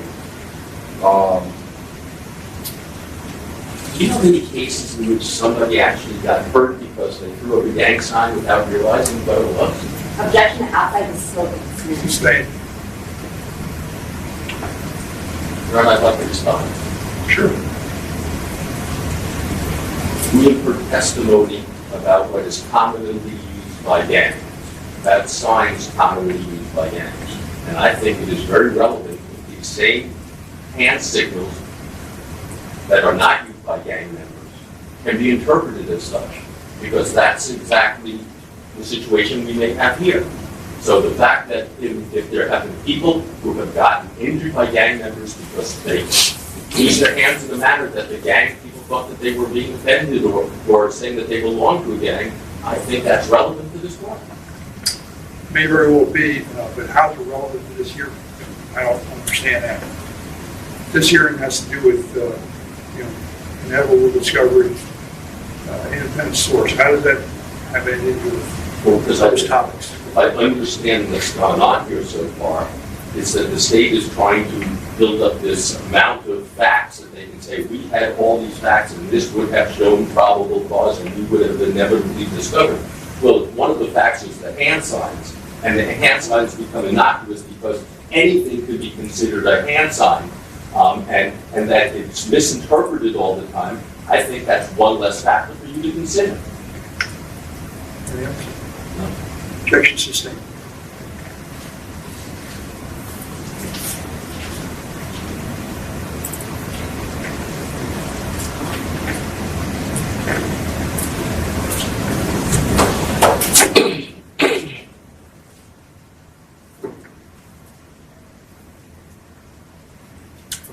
Now, your knowledge of gang activity started, I believe you said, in 2015.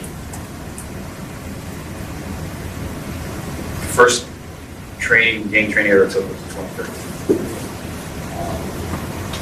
Since then, I've taken, like I said, hundreds of hours of gang training, as well as self-study, getting documents, reading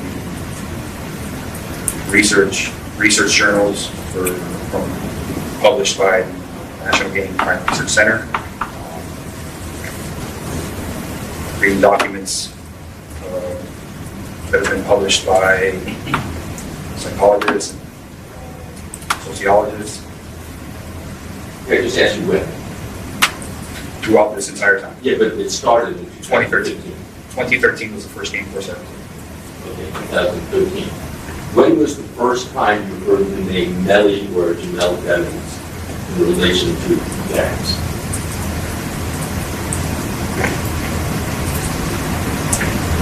I don't recall. I think I testified in saying I don't recall. Was it before the homicide was changed? Yeah, when he moved down to Broward. That was after the homicide, or around the time? It was around the time. Okay.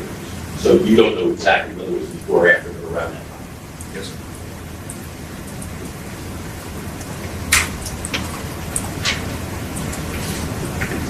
And who did you hear about Melly being in the gang from? It's on social media. Okay. Social media. So you say, when I said hearing about it, you're talking about when you see the signs and stuff like that, that's what you're taking it from. You didn't hear it from anybody. You're looking at the stuff that you found on social media and you've made that determination that it's involved in it.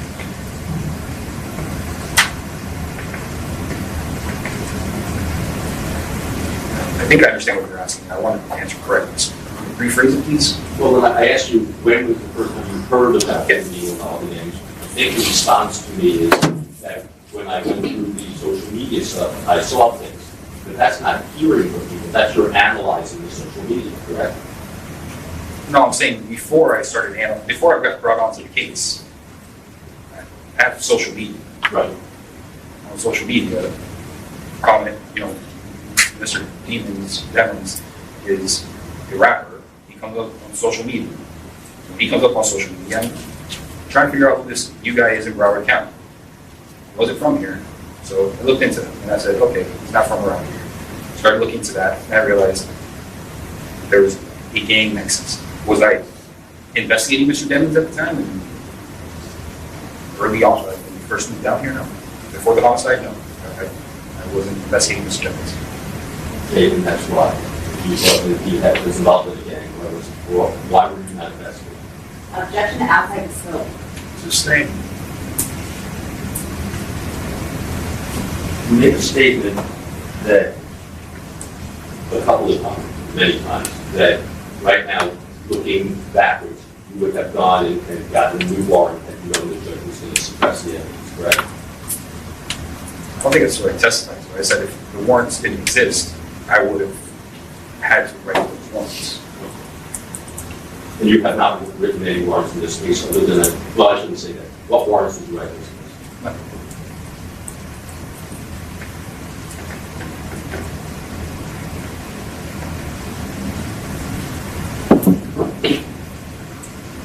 Now, you had something about a song originally, a Mama's song or something like that? It's called Mama Cry. Mama Cry. Do you know when that was made, that song? When it was published, or released on YouTube? when it was offered? No, I have to see, because the day it was published would be the day it was offered. And then the day the video is released on YouTube, it's definitely not the day it was offered. So that would be another important reason why we need to go farther back in the file. When was it released? On YouTube, right around the time Mr. Demons turned himself in, either the day of, right around there, I can't remember exactly. The music video. In your experience, are there people who want to come across as gang members that actually aren't? Objection outside the scope. How's it relevant to the hearing today? Because again, they're trying to establish that he is a gang member based upon these things. And they're saying the things are his hand gestures and whatnot. And I'm trying to find out whether there are people who are not gang members that actually use these hand gestures for publicity, for whatever purpose it may be, but it doesn't mean they're part of a gang. I hope we can answer. Okay. So can you ask the question again? Are there people, I guess, who pose as gang members or try to give off the appearance that they are, but they truly are not? Yeah, it's happened before. And it's publicly documented, and they usually get publicly humiliated for repping a gang that they're not part of. And usually violence accompanies that.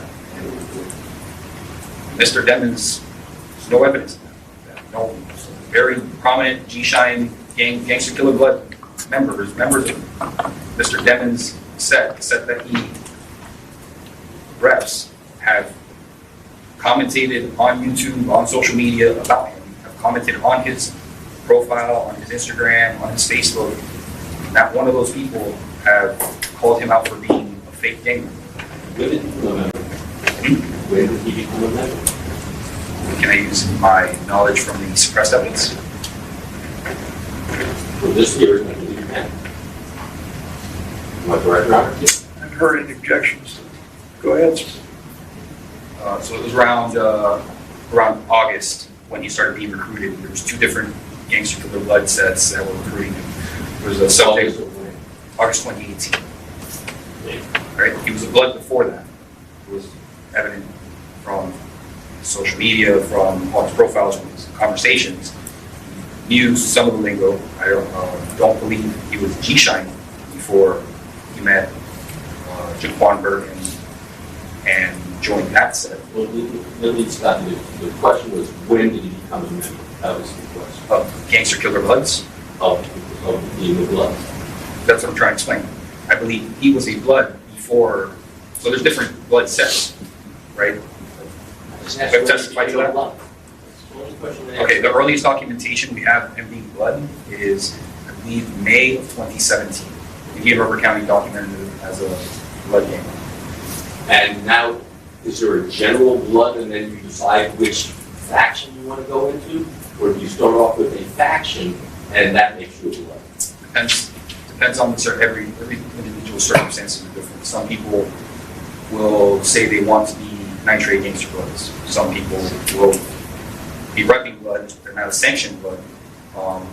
And they'll get approached by whatever the local Blood set is that is sanctioned, and they'll say you're either becoming official, real right, you're either going to roll into us and become a real member or a sanctioned member, or you're going to get stomped out, you're going to get beat out, you're going to get killed, anything can happen. And how did Melly end up where you believe he ended up? I was trying to explain that earlier. He was being recruited in 2018, August 2018, by two different subjects. One that he had saved on his phone by the name of Juvy. I believe his legal name was Isaiah Eberhardt. I don't know his name. And the other subject was Jaquan Burke. Okay. But before he got that recruited by them, he was, according to your intelligence, I don't understand, he was still a Blood already. Correct. Okay. How did he become that Blood? I don't have that information. You don't know. And when did he become that Blood? Earliest documentation I have from Mr. Demons representing that he is a member of the Blood Gang is 2017.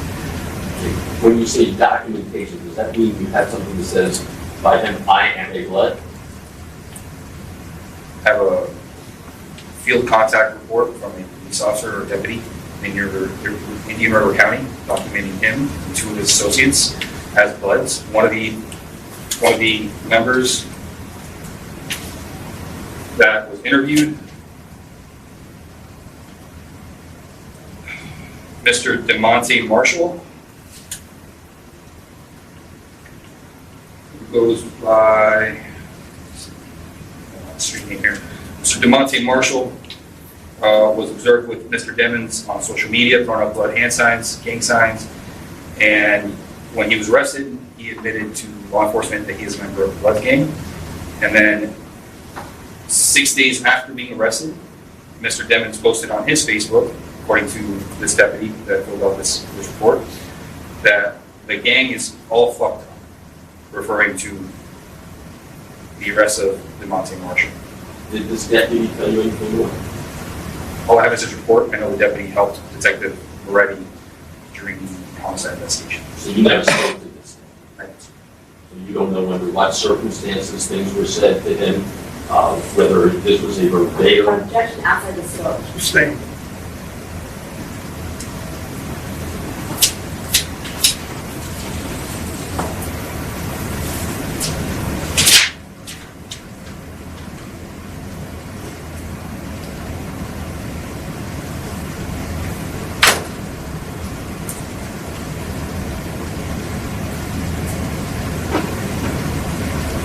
I think you said there was an album cover that had things dealing with Shine on it, slogan. Yes. And what was on that album cover? It was wearing a jacket or something that was written on it? Yes. What's on it? Can I see it in some evidence? I don't want to misquote this. I don't want you to, but for me to find it.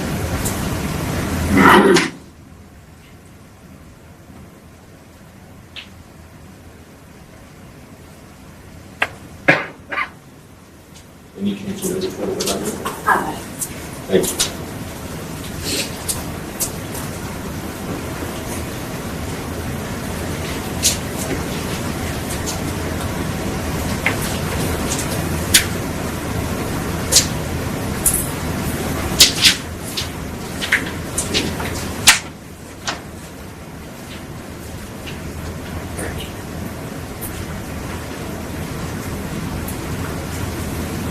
Thanks. This is what we're talking about, correct? Yes.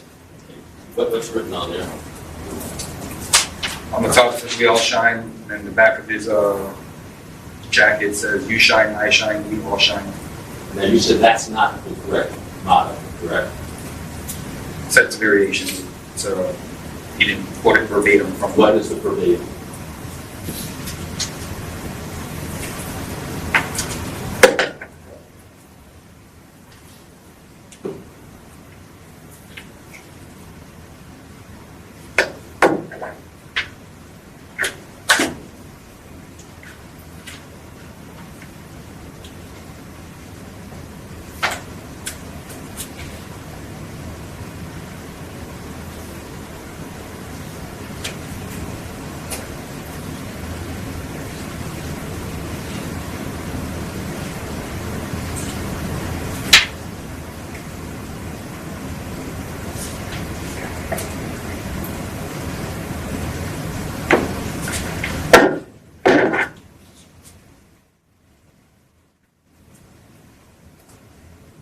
You're gonna have to give me a minute. Apologize. I'll tell you what. You don't need that. I can move on. So it's close enough. What I was going to ask you is, you say it's close enough. It's, I believe, I shine, you shine, we shine, he shine. But I want to get it verbatim. That way, you don't try to teach me later on that. My question is, aren't they obligated, if you're in there, to use the correct phraseology? You're in that gang, you must recite it correctly. That's a violation. That's not permitted, correct? Not necessarily. What? Not necessarily. well, you say not necessarily, so your facial expressions, a lot of what I just said, that's true, correct? No, it would be determined on circumstances. So let's say you're a new recruit, you're on probation, you're being tested, and you meet Big Homie, right, the guy above you, and he decides to quiz you, so he shoots out some blood lingo at you, and you're supposed to know the response. And you don't say the right response, then that would be an issue. So this is their motto. How about if you're pretending to be a gang member and you don't even have the phraseology right? But he does have it right. Objection to outside the scope. Stay.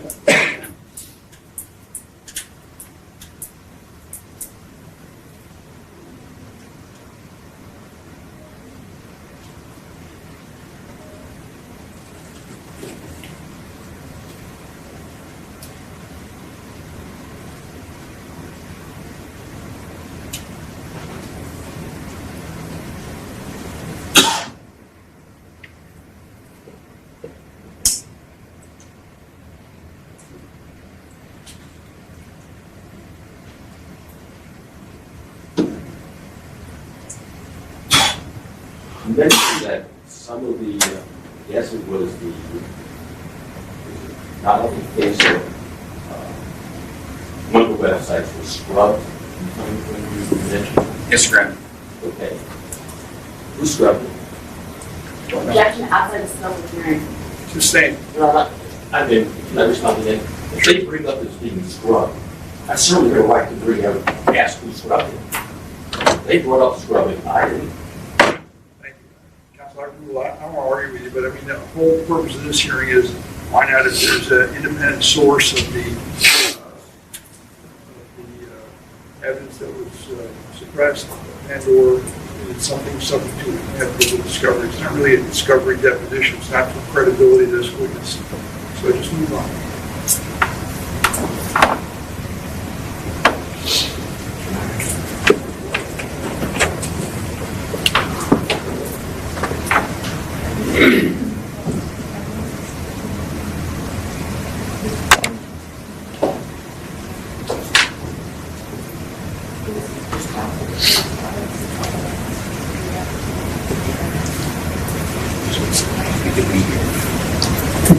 Waiting. The text message thread black.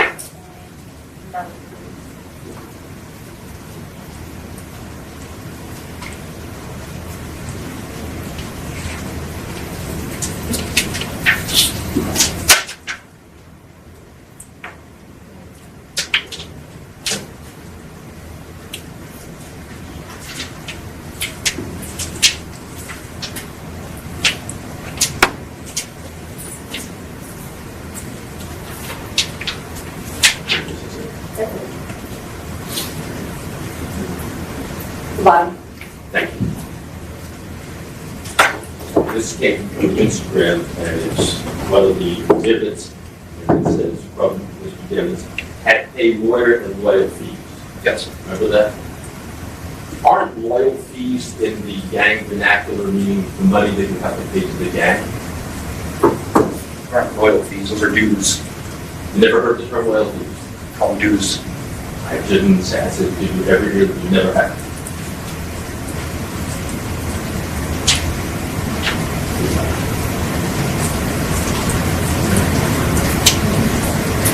Do you need one second there? Yes.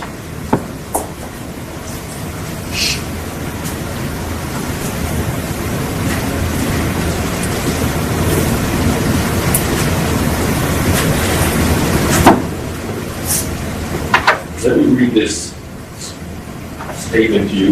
Tell me if you agree or disagree. Can I see it first?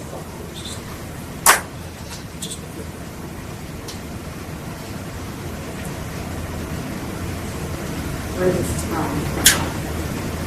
For people, or whatever it's like. I'm just asking if you agree or disagree. Nothing more. Do you agree with this statement? In the context of gangs, the term royalty fees typically refers to regular payments or dues that gang members are required to contribute to their gang's leadership or hierarchy. Fees are often considered a way for gang members to demonstrate their loyalty and commitment to the gang. The specific amount and frequency of these fees can vary depending on the gang and its structure. Failure to pay these fees may result in consequences such as a loss of status, discipline, or even expulsion from the gang. You do not agree with that statement? I agree that if you don't pay dues, that, No, that are loyal. sir, I've never used that term. I've never had an investigation where that term had, that's what I can justify. You're not disputing that it could refer to that, though, are you? Loyal fees and loyalty fees, those are two different words.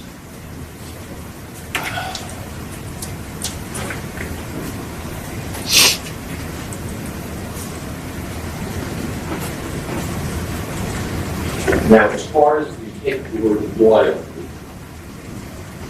does that in any way, shape, or form say that somebody is being paid off for their testimony or their lack of testimony? Objection outside the scope.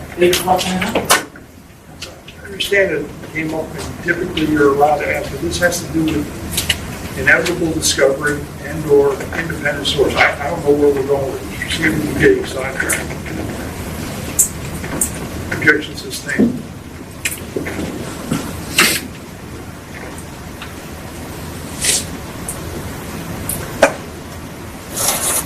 Now, you looked at things that were on social media prior to the date of the shooting, correct? As far as your investigation of this case? Yes. And you looked on social media after the day of the shooting, correct? Yes. Um, I'm sorry. Can I ask a question just to make them sure? go for it. You're asking, did I look at it before he committed the shooting and then after he committed the shooting? No, what I'm saying is you looked at The time frame? information before and after the shooting. Yes. That both sets of information. Yes. Okay. Now, tell me all of the information prior to the shooting that you believe would have established probable cause for you to go and get these warrants that you said that you would have gone to get. You want me to start? Yes, please. Objection calls for a legal conclusion as to probable cause. There you go, rule.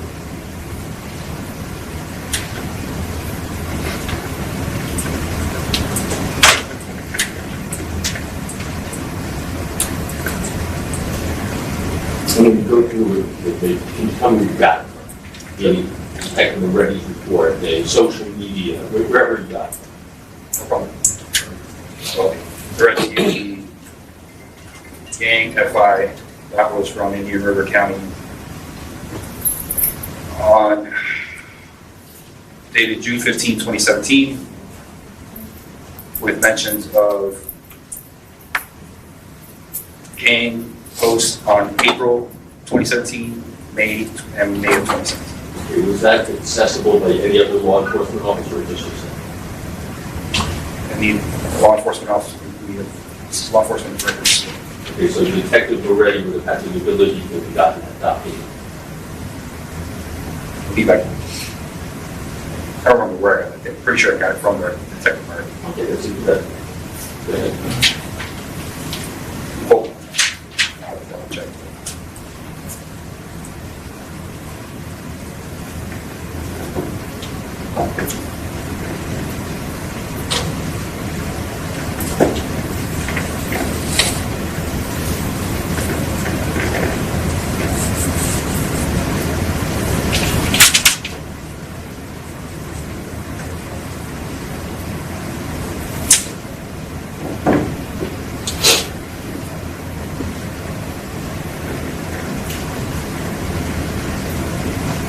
You want what's publicly available? Every source that you have.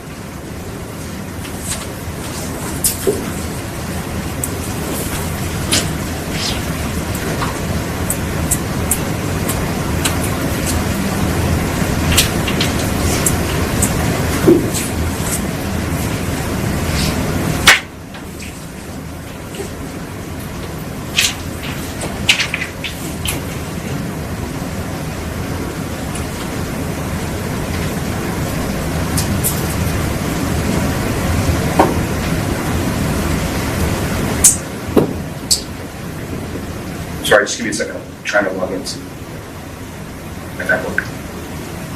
So I can pull the files.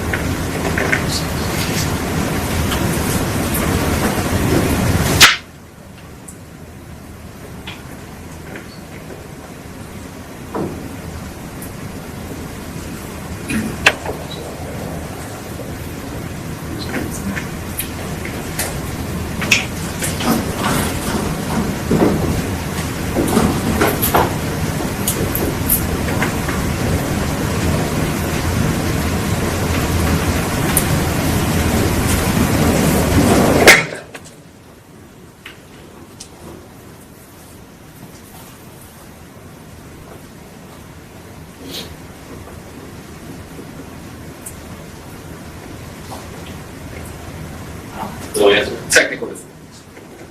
Restart. Let's go back to that when we need to. I don't think everybody wants to just watch us stare at each other. Yeah. So you believe you got that from the detective already, you're not positive. No, not. I would have to go back into my email to see how I got it. Look,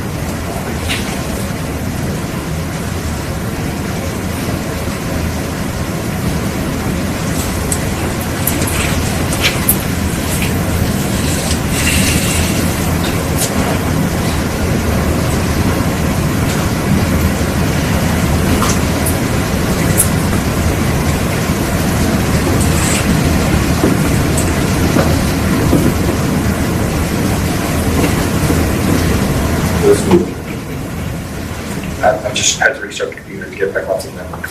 It works later to interject and go back. Can we keep trying? We're talking or you want to start over? Okay, so that was a piece of evidence. What else did before the homicide? What other evidence was there? You would have used if you go to try to establish probable cause. Have to go into the file.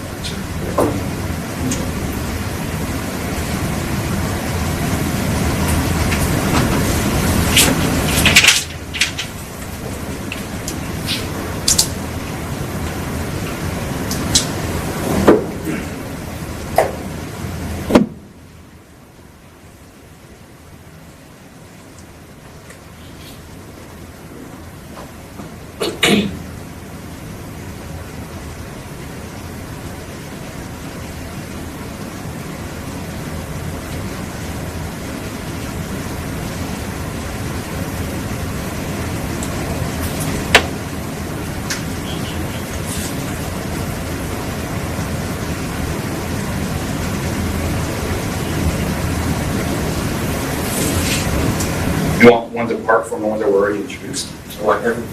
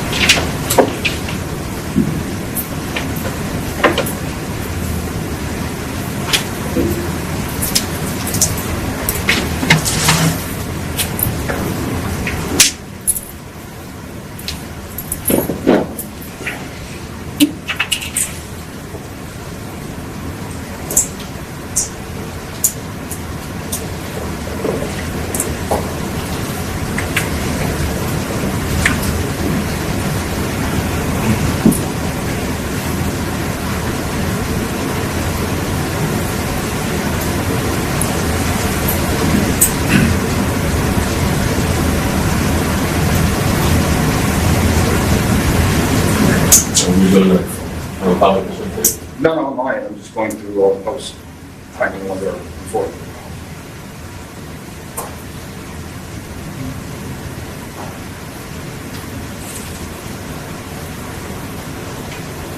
I would have printed it all out.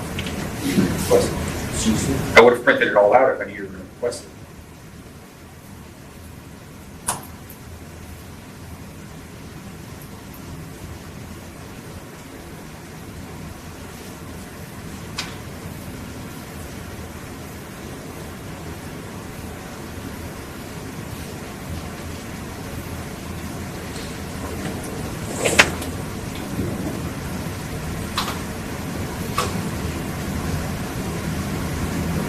Let me ask you this. Yes, sir. What evidence would you have put in a warrant or an affidavit for a warrant that you received, and I say you and law enforcement received or have the ability to see after March 7th, 2019?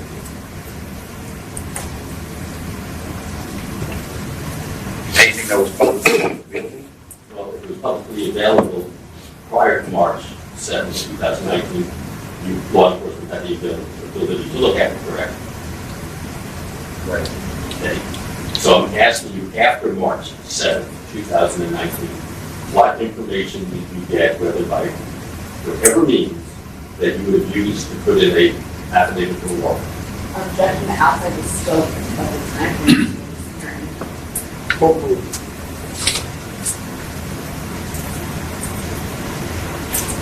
So now you're asking for evidence after the homicide? After March 7, 2019. That was the date that the warrant was signed and we're dealing with right now. I want to know what evidence you got after that date. And anything I found would have been after that date because I didn't get assigned to this until 2022. I understand. I'm talking about where you saw evidence that existed, Yes. that did not exist until after March 7, 2019.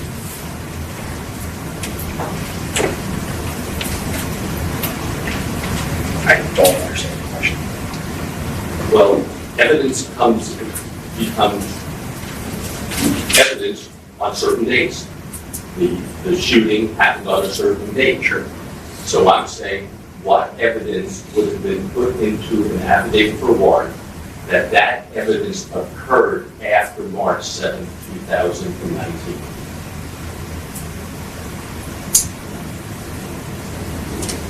So gang evidence that occurred after that date? Yes.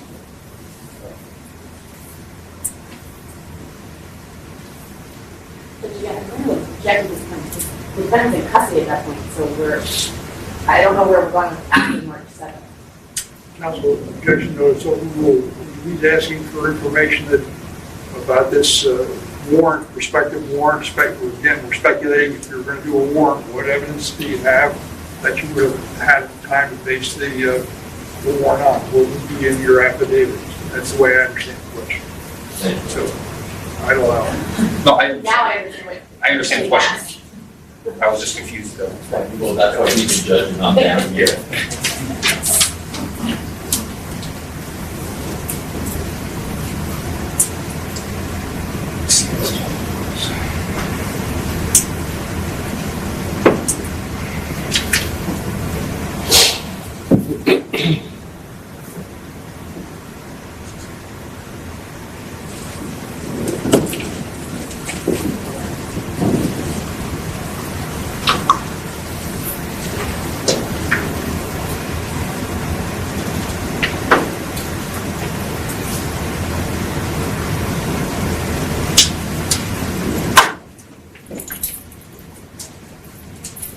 Here's a video posted on YNW Gino Shines account. So Melly's big homie, Eric Dixon, I believe his name was by Gino, saved on his phone as Gino.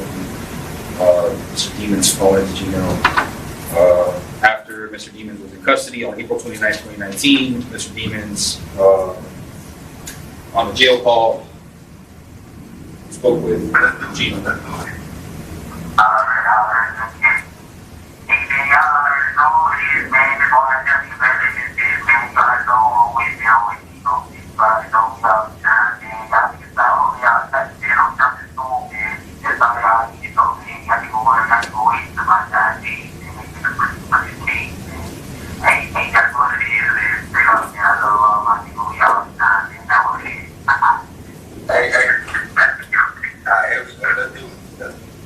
Okay, so that's a jail call with his guy that brought him into the game, basically. Guy that proved for him to be brought into the game. And he's in custody, and he's still repping G-Shine while in custody. As I testified during direct, evidence related to how he became G-Shine is... Okay, well, that's not the question. So that piece of evidence, perhaps.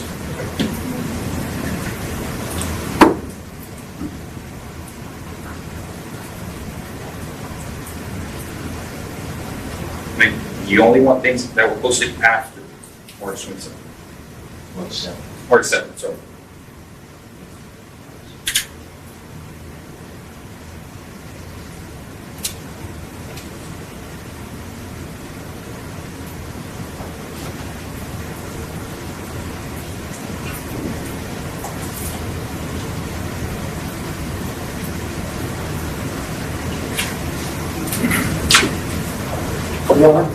Mr. Polo's looking for all that stuff. As I said, I've got periodic stuff. I've been walking through the floor. Just wanted to look before I leave out the commercial boulevard. Understood. Good luck. Well, you have no objection. No objection, sir. Thank you. I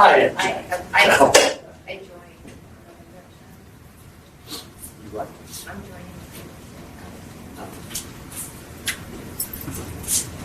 Screen recording I did of Mr. Demon's Instagram friends and followers, anyone with the name GKB in their name.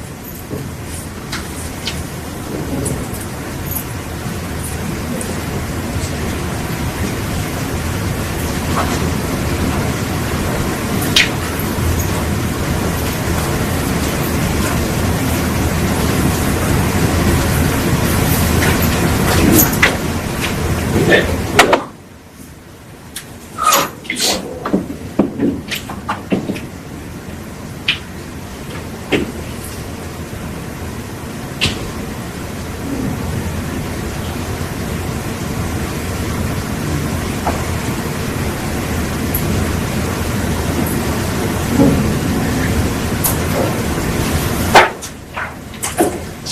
Screen recording of his friends, anyone with the name Shine on it.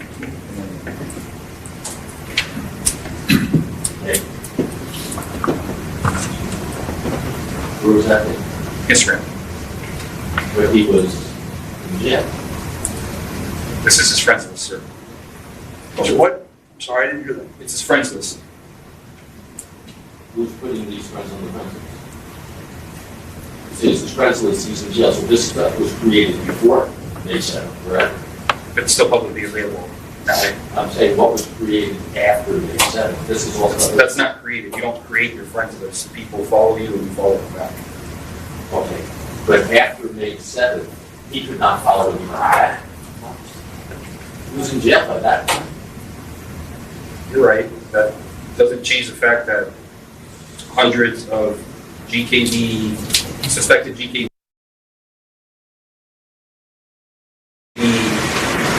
members are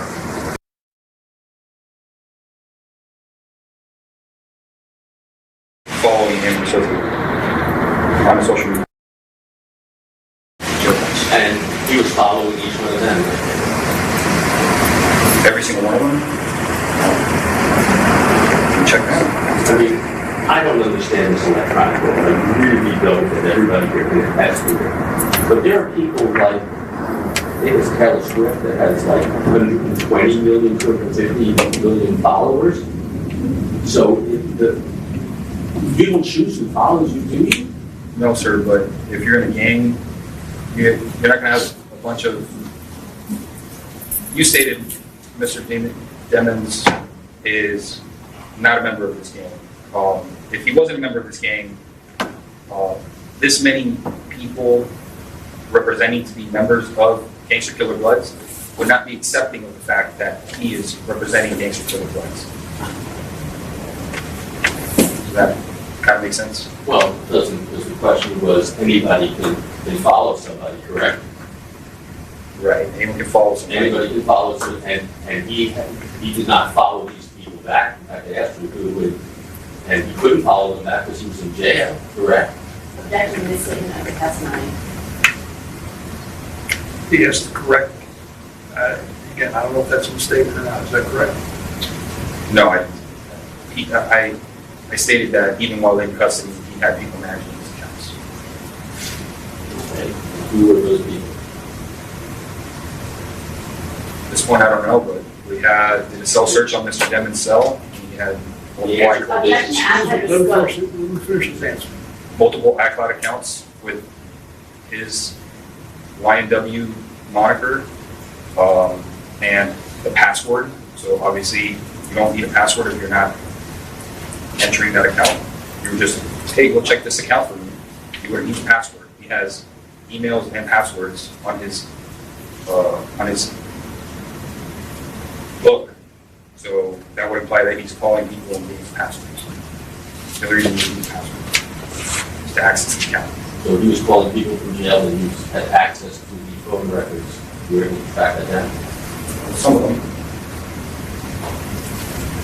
Again, objection to asset disclosure of this particular hearing, Your Honor. That objection over. He's asking what information he had that he would have put in a warrant. And that's what germane to this hearing. Overruled.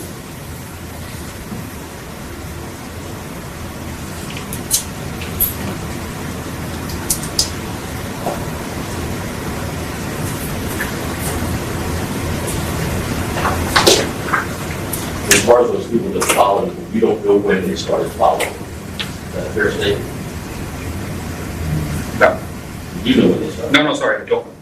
You don't know. So all these people may have been following him prior to the March 7, 2019 law.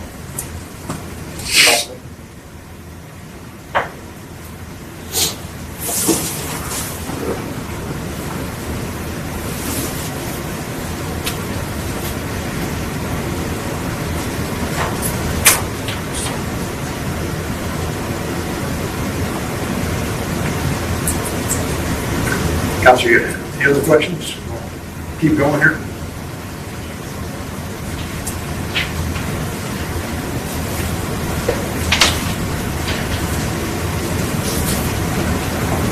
Remember, I may have some other questions, but these are the real important ones. I think we should say. I thought he answered the last question, and I know he's still looking at his computer, but I thought the last question was asked and he answered, and he said possibly. Right. Can I make a suggestion? Sure, You take a 5-minute break, let the detective go through his computer. So that's fine. We'll be in recess for 5 minutes. Mr. Devens, you need a restroom break? Okay, we're in recess.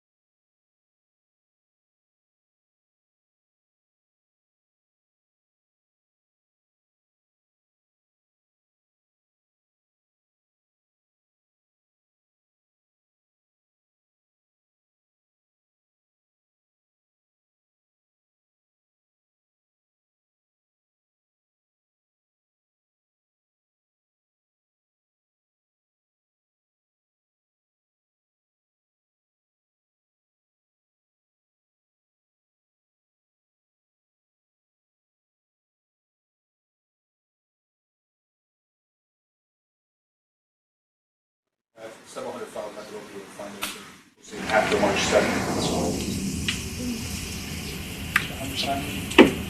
So tomorrow. It's going to take me a while. Let me ask you this question, we've asked the record. Now, what I'm working on the record. So what do you want to do? I don't know how much time it's going to take.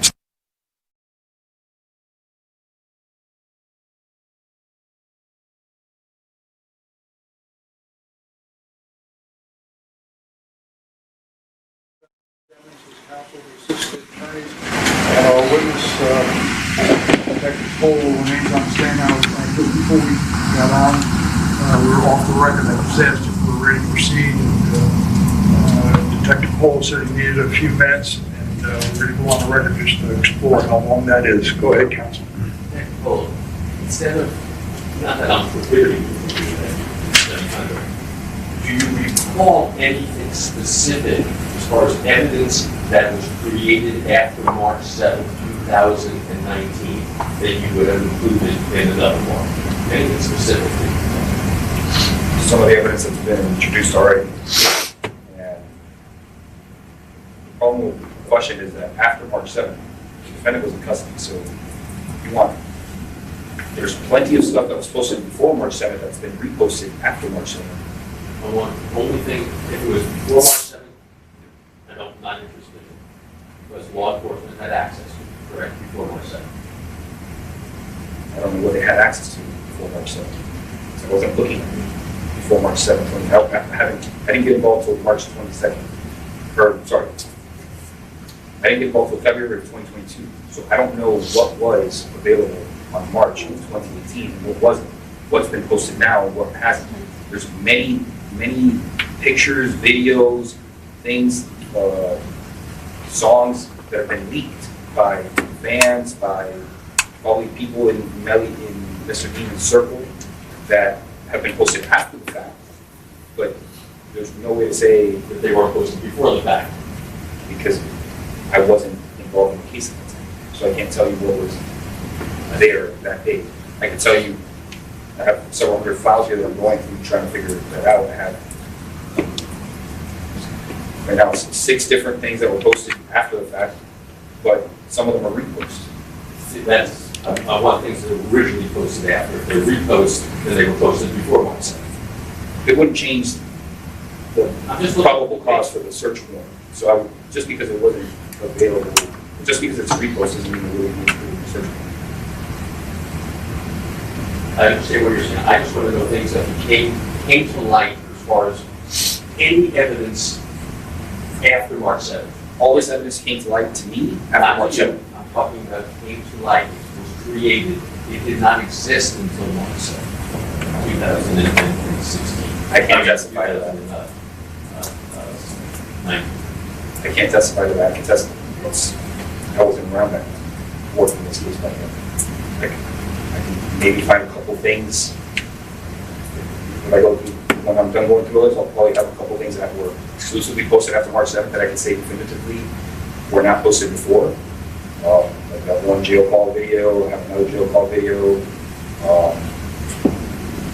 that I already have separated, but you're asking me to guess about what was posted or not posted back then. What's that?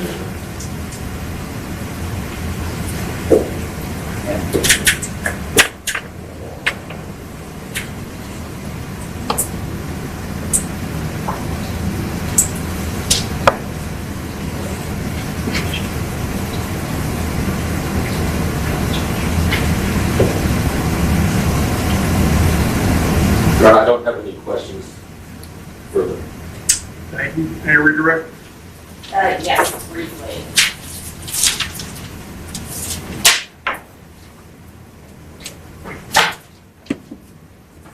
Detective, you had testified on cross-examination and also on direct examination about Detective Morales, who was previously assigned to this case, correct? Correct. And you indicated that he had made, I guess, an opinion that Mr. Demons was in fact a blood member, correct? Yes.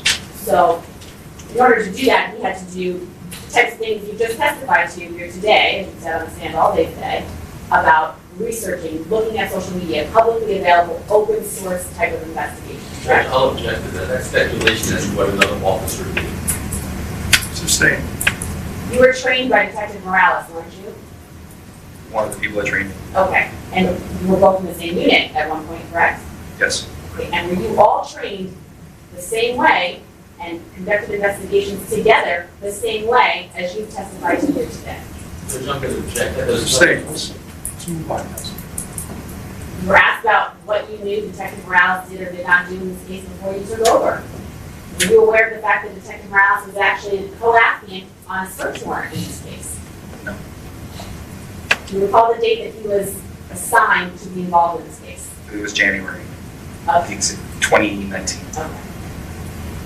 The only reason I know that's because the case number, the Broward County Sheriff's case number assigned to this is a 2019 January case number. Now, you were also shown, or read, I can't remember, a Wikipedia page, correct? You aware of what Wikipedia is? Yes. What is it? Anyone can create an account, go in, and type whatever they want in there. When you say anyone, do you mean literally anyone? Anyone that was sitting in this courtroom today could have done it. So literally, they could have walked out or to a computer or to their phone and Objection, typed Your Honor. anything? They're casting aspersions that we did that. Objection, no, it's overruled. Go ahead, you can answer the question. Anyone, anywhere could have written that At So- any given time? at any given time. Do you use Wikipedia as one of your sources when you're investigating whether or not someone's a gang member? No.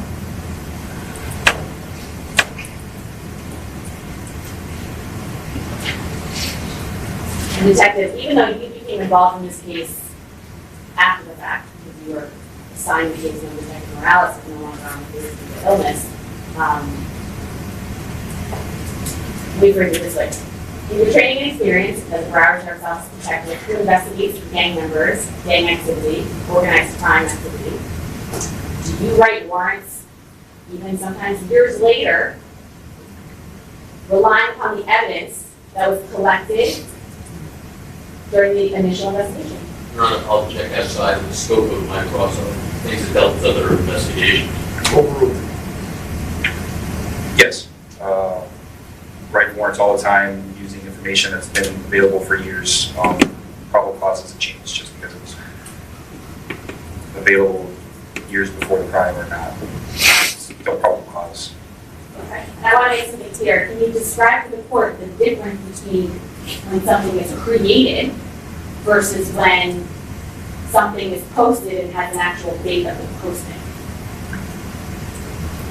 So the creation would be when the video or photo or audio recording was actually created. So whenever one of these audio files on the phone, whenever that audio file, the press record is recorded, that would have the creation date. The posting date would be the date that is posted onto whatever social media platform it was posted to. It could have been, so as an example, the Mama Cry music video posted on YouTube around the time Mr. Demis turned himself in, around February 13, 2019. Created, I don't know. I don't have the original audio files from the recording studio, wherever he recorded it. He recorded in the studio or in the closet or wherever. So those would, that's an example. I have no further questions as to this particular one.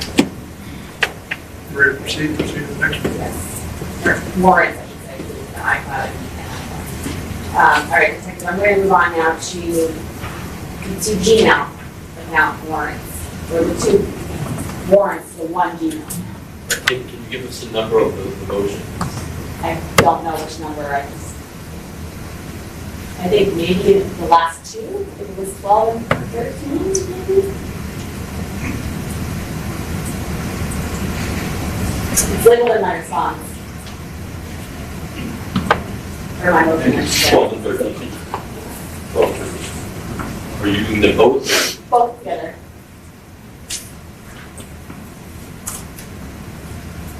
Great. on now to the Gmail warrants.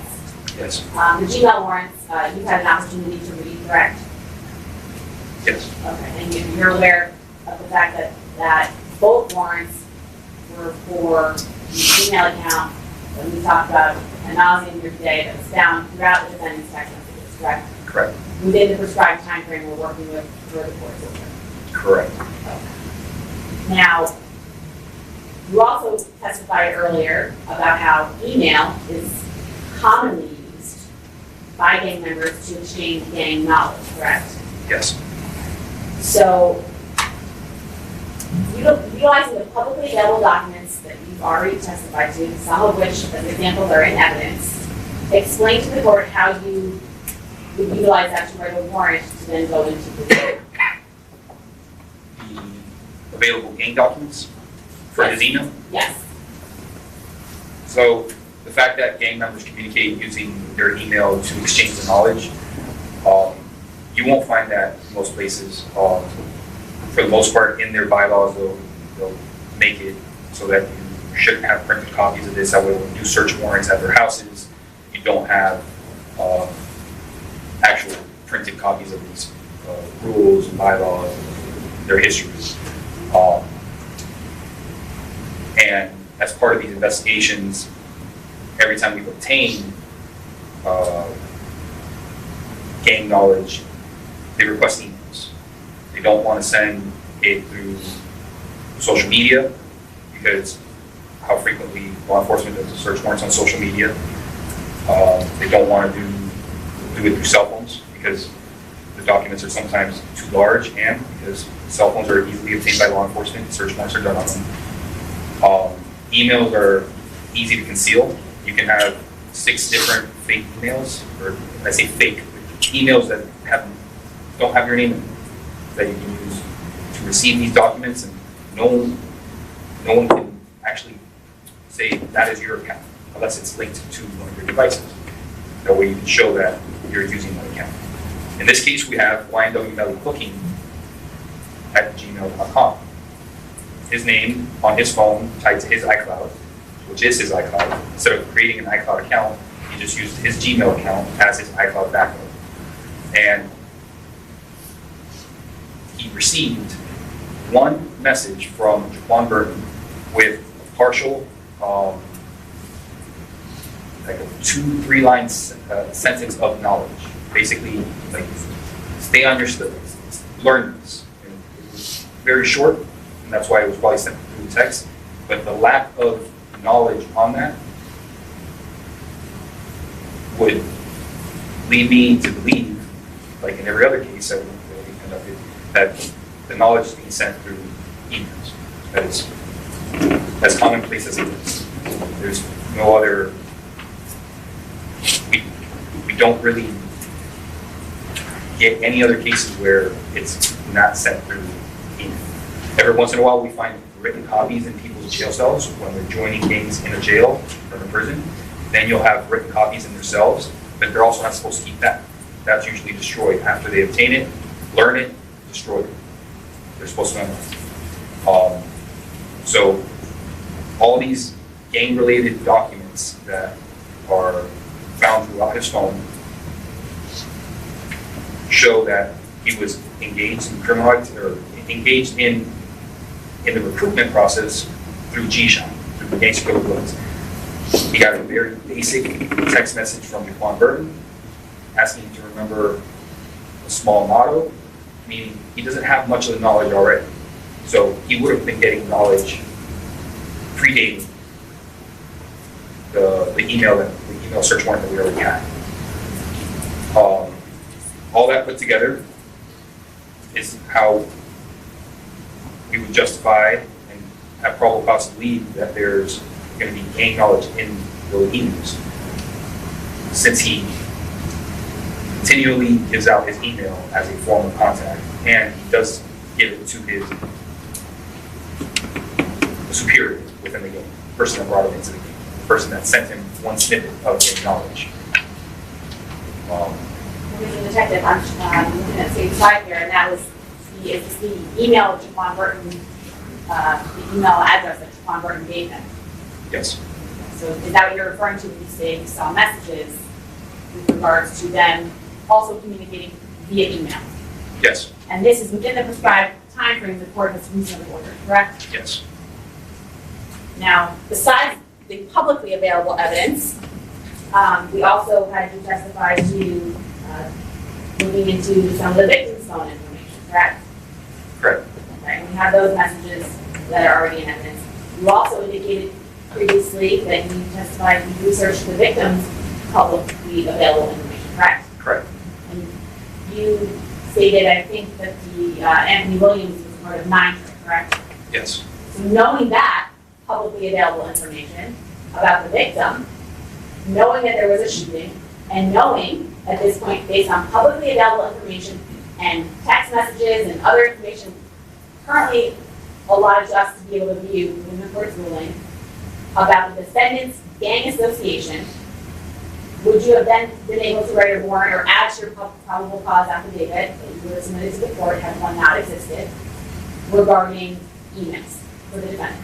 Yeah, it would have been a warrant for information related to violations of racketeering laws of the state of Florida, Chapter 895,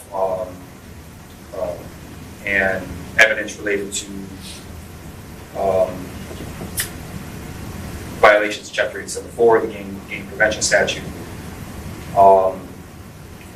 to prove the existence of the criminal enterprise and the gang, criminal enterprise by gang, and to prove the association of Mr. Devins to the gang and to the criminal enterprise. Now, would you have also used what you testified to on cross-examination, that document from Indian River County where he was first documented as a G-Shine gang member? They just wrote bloods. Just was, okay.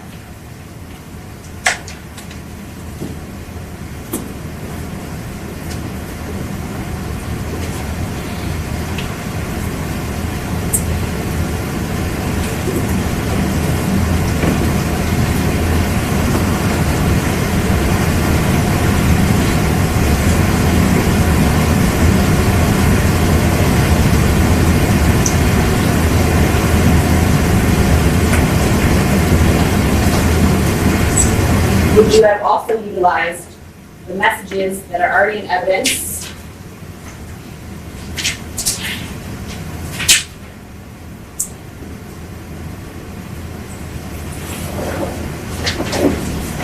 states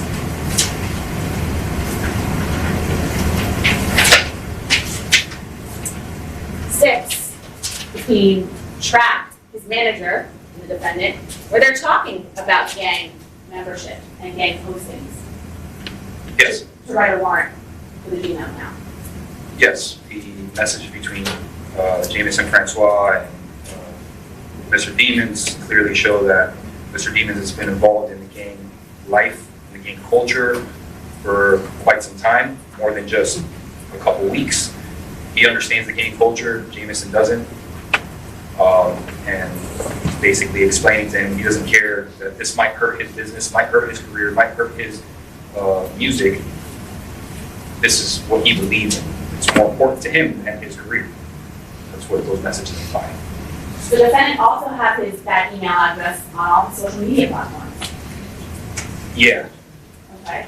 And have you Googled that email address to see what's publicly available? I Googled that email address and I Googled Jamell Demon's email and YNW Melly email. That led me back to YNW Melly booking email, and a search of that email by itself resulted in over 1,600 search results containing YNW Melly booking, publicly available to anyone that has access to Google, posted on mainly Mr. Demon's accounts, so from SoundCloud to Instagram to Twitter, Facebook, Reddit, and also publicly available on several sites that leak information for celebrities.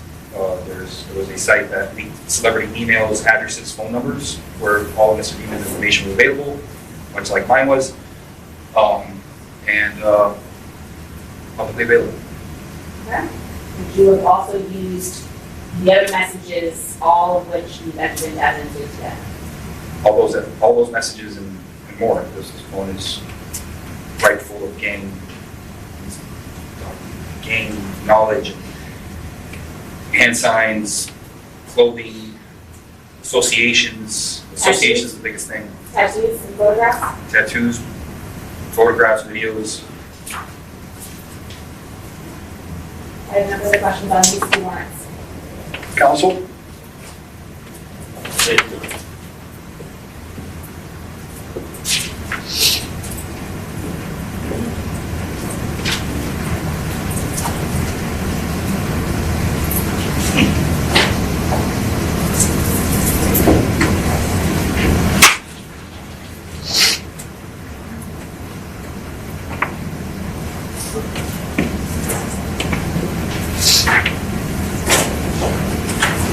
Thank you.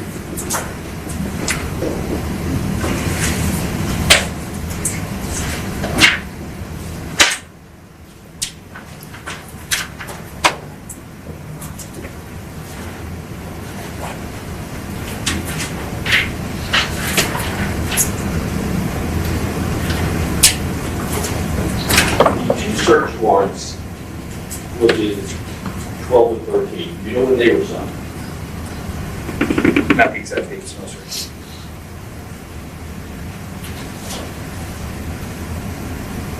Does March 15, 2022 sound proper for the second one?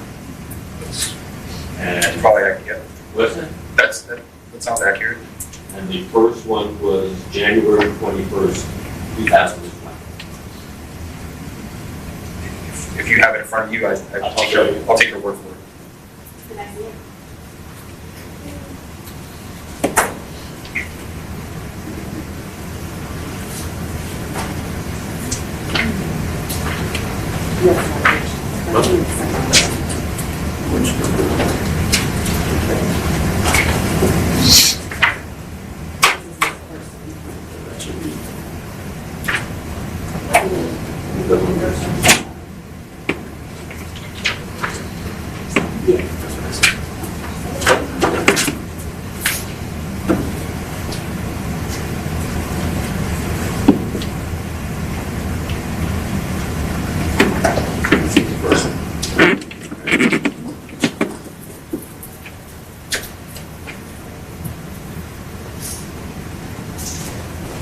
Now, what evidence did you receive that did not exist prior to March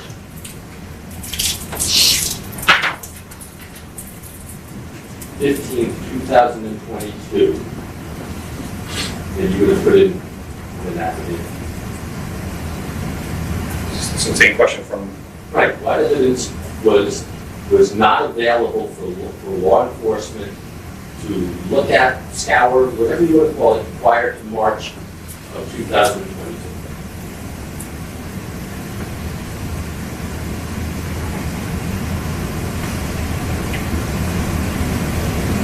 so you want evidence available between January 2020 and March 2022? No, just asking, what evidence came into existence after March of 2020?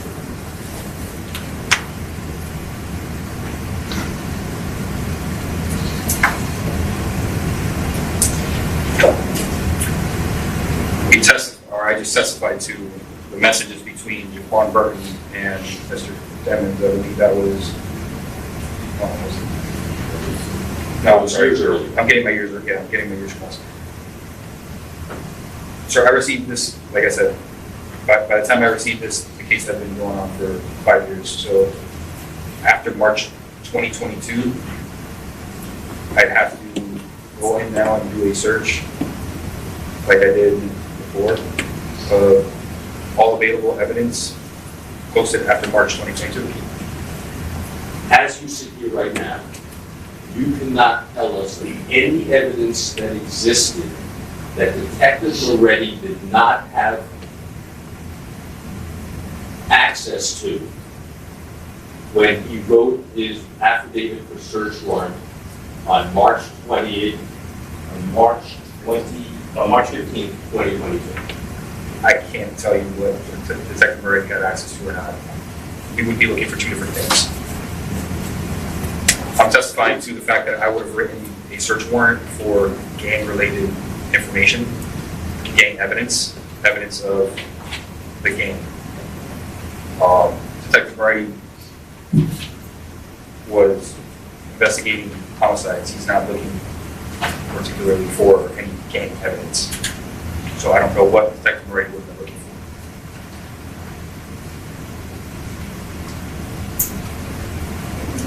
Did you look at those warrants? I did. Okay, I'm going to show you the warrant, the affidavit. I'm going to show you page 4 of that affidavit.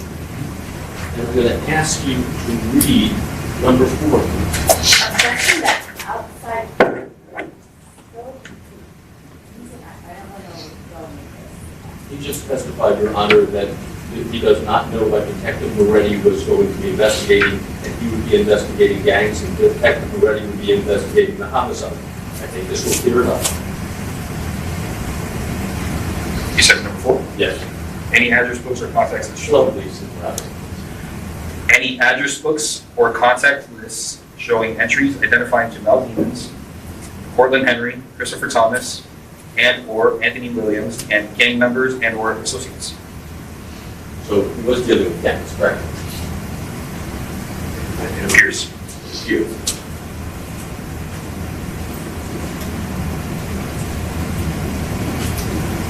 Let me read number 5. Here.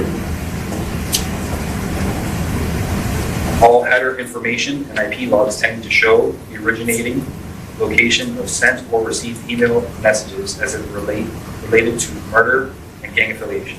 So he was looking into both of these, wasn't he? Appears so. Okay.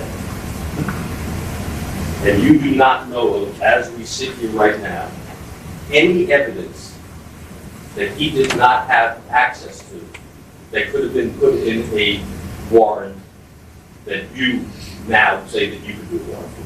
There's the same evidence you had access to, correct? We've had access to the same evidence, though we come from different investigative backgrounds. So when I'm looking for gang evidence, I don't expect other detectives, let's say a property crime detective or an economic crime detective, to know what gang evidence is. So what you're Necessarily. saying is he didn't do a good job. I'm just saying he's not a gang investigator. But he's a detective. And he's searching for gang-related information, correct? Because he knew there was a gang nexus. Now, without belaboring the point, Yes. if I ask you the same questions as to the number 12 search warrant, which is a suppressor, which dealt with the search warrant on the same YNW Melly, whatever it is. YNW Melly 100K MJMT@gmail.com and YNMelly booking@gmail.com. This one was signed, and I showed you on January 21st, 2020. Yes.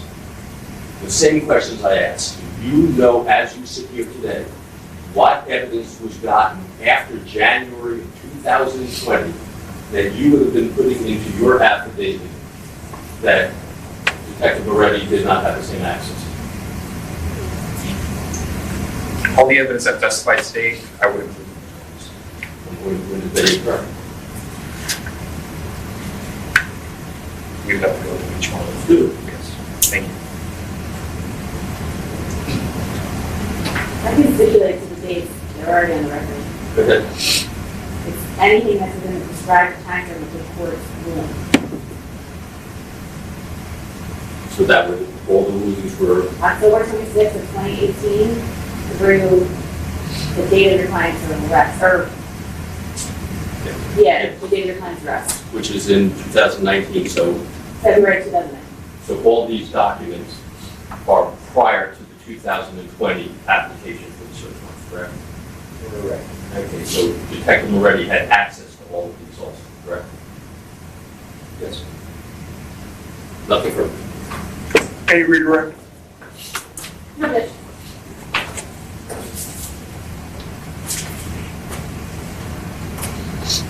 Where are you going to the next one? Yes, Judge. I'm gonna move on to Facebook.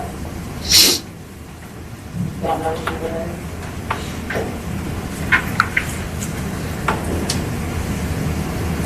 All right, Councilman Reagan. It's 6. Is that right? Sure, it's your motion, you able, so. No, this is your motion we're on right now. Excuse me. I understand when you say Facebook, Council, so Thank you. proceed. Okay, Detective, moving on to Facebook. Same questions as before.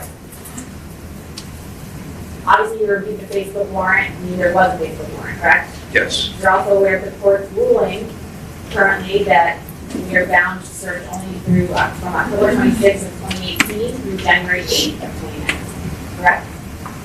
Yes. Now, had a warrant not existed, and you were involved in the case at that point, would you have done a warrant to search the defendant's Facebook account based on his publicly available Facebook and other social media platforms evidence, some of which we've entered in here today as examples? Yes, I would have used the publicly available gang-related videos, messages, comments, posts, photographs, live streams. That would have all been used to prepare, draft a search warrant for that Facebook account. Now, detective, in your training experience as a gang-specific detective, organized crime detective, is it common to find, I guess, publicly available social media of gang-related activities or gang members hanging out together and throwing up their gang signs? Yeah, most of the gang identifications and research starts with social media because for some reason they like to post all their gang identifiers on social media. Just like we saw with the evidence of the defendant using on those videos, we have evidence, correct? Even after being arrested. When you say even after being arrested, what do you mean? That Gino jail call video where the defendant had already been arrested, he still decided that it would be smart to post a video repping G-Shine after having been charged with double homicide. You have also utilized the messages we have in evidence between his manager Track and himself regarding his gang activity, Yes, regarding paying up witnesses. yes.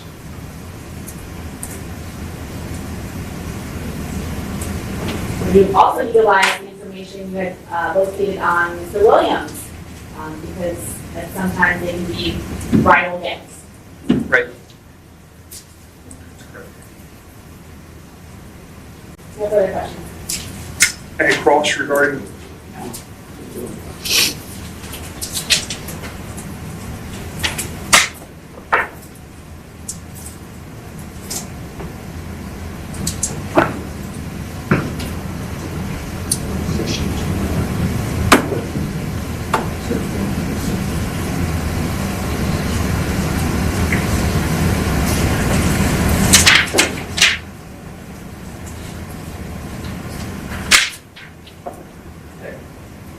Ready? Yes, sir. Sorry, stick. So you're writing notes, so I didn't want to interrupt. Do you know what this search warrant was? I think I just heard Mr. Eggleston said January 2019, so I'll trust him. Thank you. I got to show you when you trust it. Understanding. There. Let's go through this. What evidence that's been marked into evidence was produced after that? And when I say produced, if you can tell whether it was produced before, you'll tell me. Sure. All you can tell me is when it was posted. Fair enough. Fair enough. When you say created or posted after that date, which date are you talking about? I said either one if he does. Which date? Which date are you referring to? Excuse me one second. You All right? State your order. I'm sorry. The date is prior to January 8th of 2019. Prior to that. Oh, No, excuse me, after. Thank you. After. I'll still it. After? I'm confused. Excuse me 1 second. We're off the record for a minute. You all right? Get a drink of water.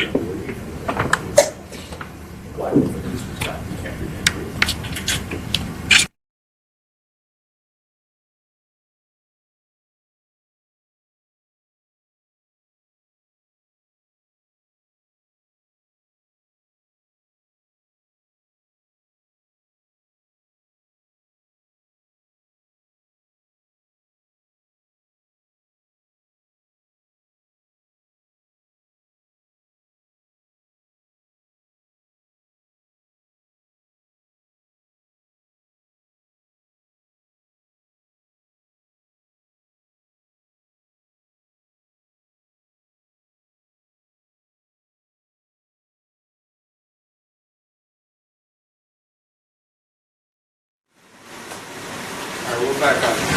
Yeah, I was asking the question, and it's probably complicated, but I'm trying to find out is what evidence has been admitted into evidence today that the first time anybody could have seen it would have been after January. How's that?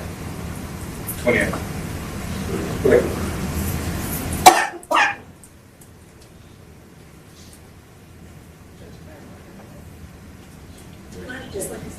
Sure. All right, we're in recess. Just go take a walk. We'll make it worse. It's like it's.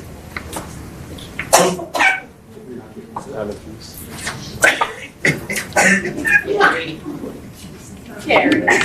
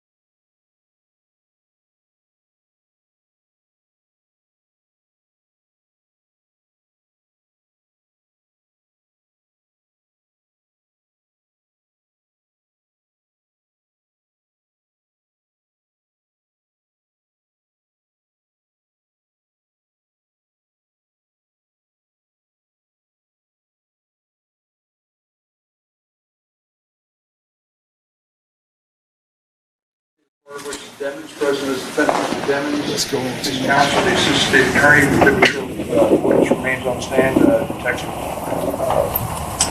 Danny Polo. We took a short recess because the court reporter was coughing, and everything seems to be okay now, so I think we're ready to proceed. So, counsel, if you would be so kind as to continue. Sir, Thank you. I think when we broke, when we were rudely interrupted by choking, I think when we broke, I was asking you what evidence that maybe those documents there are post January 8th, 2019, as far as originally posted, originally available to be seen. So out of all the documents that have been put into evidence, this is the only one that was posted after that date, in January. And when you say this one, you're talking to about the jacket that has the mischaracter, the mis-slogan of the gloves. It's not accurate, is what I'm trying to say. It's close but not accurate. Yes. And that's the only one. That's the only one that we put into evidence. So the record's clear, counsel, can you just identify for the record what document it is? There's an exhibit number on the back. Now, this is the first part. I don't know if they've been individualized, but it's Exhibit 4. Composite is documents 15 and 15, so it's the top one. Thank you. I believe it's registered number then. So, I think, on the back. On the back. This is going to be 10 of 15. Thank you.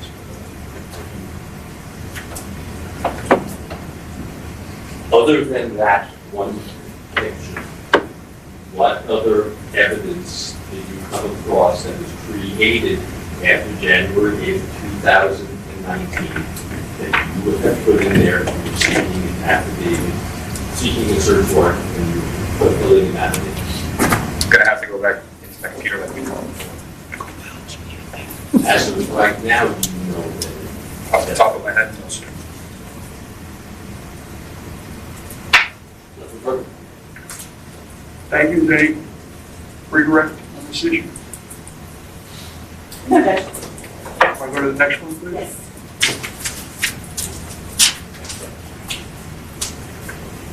Which is the next warrant we're discussing? Instagram?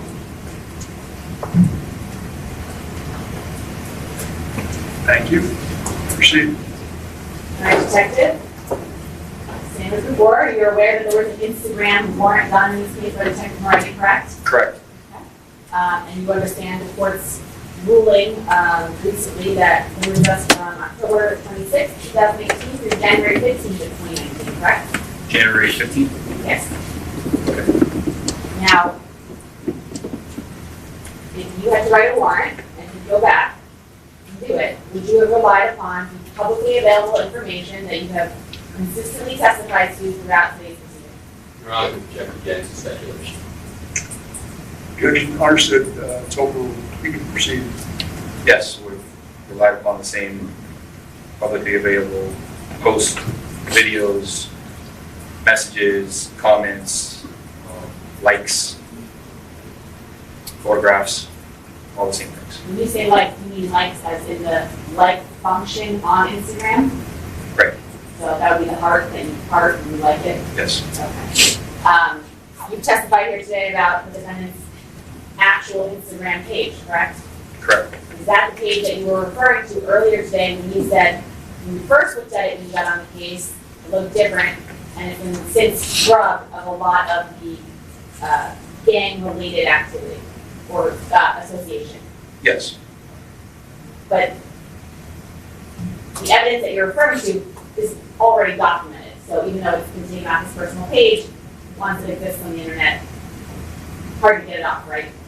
Yeah, and luckily enough, I preserved some of it myself in 2022 when I first got the case. That's how I realized it was missing.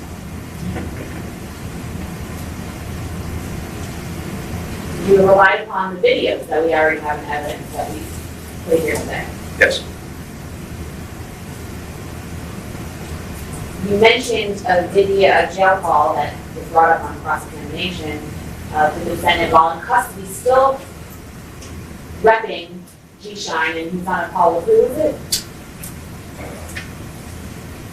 The guy, the subject he has saved on his phone is Gino. Legal name, I believe, is Derek Dixon. Yeah, Derek Dixon. Okay, and did you look into Gino on social media to see what he's about? Yeah, Gino was identified as a G-Shine Blood. His handle on Instagram, or his name on Instagram, was saved on Mr. Demon's phone, was saved on Mr. Demon's phone, and his Instagram handle was YNW Gino Shine. So he decided to grab all parts of his associations, his association to the YNW Collective, as well as G-Shine. Did you find videos that Gino made about him and the defendant? Yes. Okay. And what were those about? You're trying to object to videos that we do not even know what they are, haven't seen it. They would be the best evidence of what the videos are. Well, so far, the find videos is the question, so I don't rule the objection is different. I think if they're going to try to introduce what was on the video or something along those lines. That was the question. Then repeat the question. I thought you asked were there videos. I asked that and I said, what were the videos of? I think I'd sustain the objection. Okay. You found videos, correct? Or a video? Yes. Okay. Is it still publicly available or do you have it with you? There's 2 videos, and yes. Okay. Could you pull those up for us? Need to connect my computer to the charger, but yes.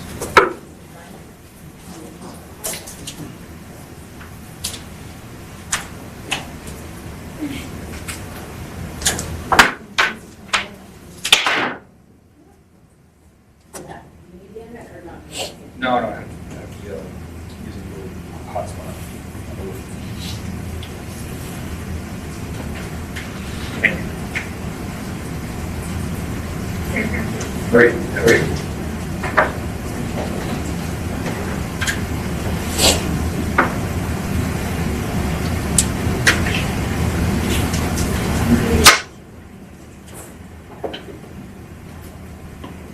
Sure.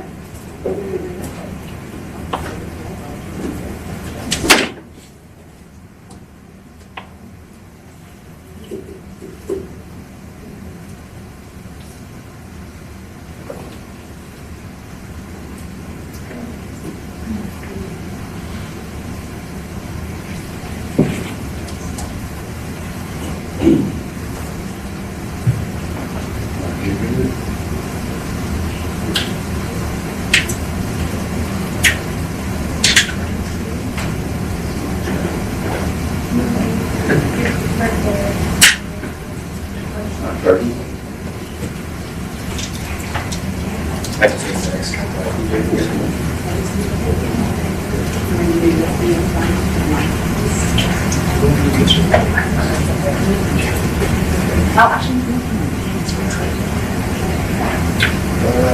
well, completely died while I was in Toronto, so maybe it just needs a minute.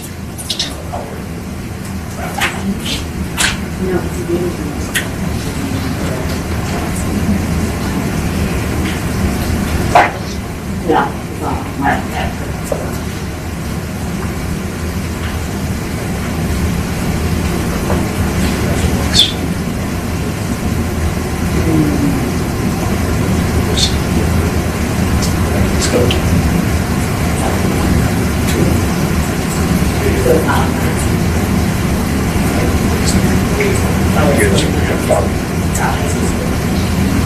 The video's blurred, but the link is still on.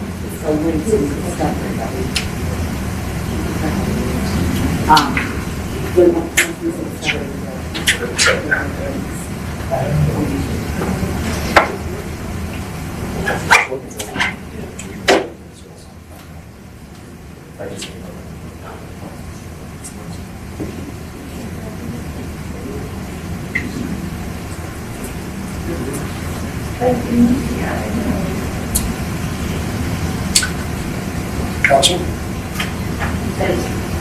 He's waiting for it. Your Honor, we could have pleaded that, so I'm waiting for it to get a little bit So in the charged. meantime, we're trying to fill that fund.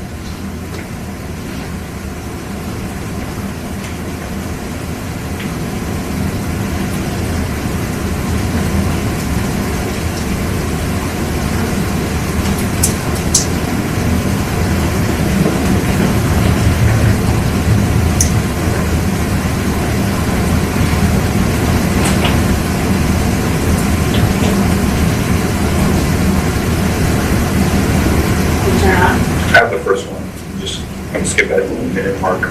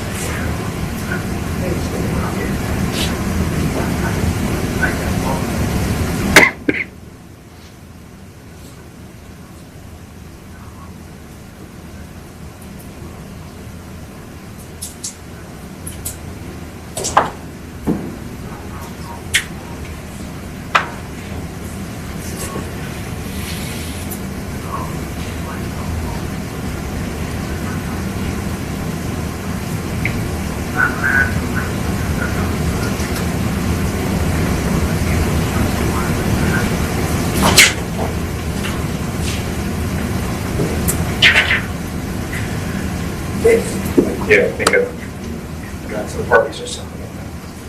You want to put on that USB?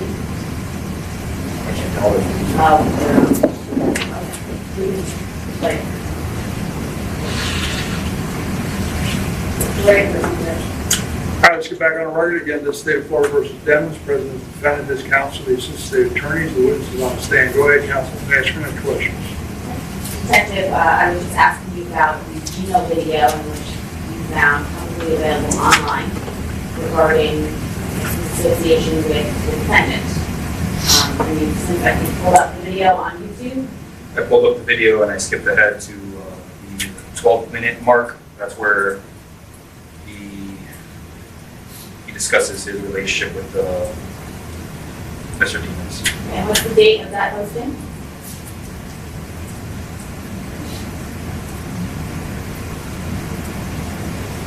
December 10th, 2019. You could play it for us.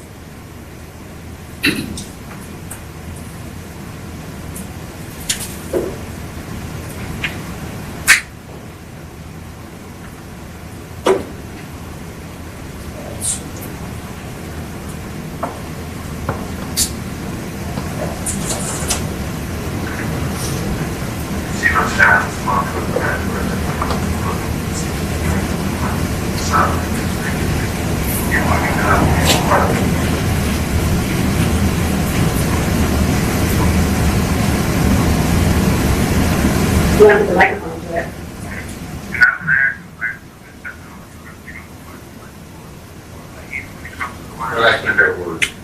Yes, I can use it. Okay. Counsel, I can't make it out.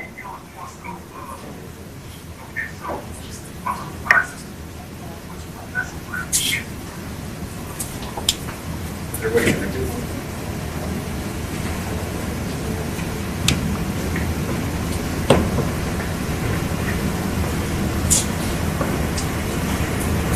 The email you the link.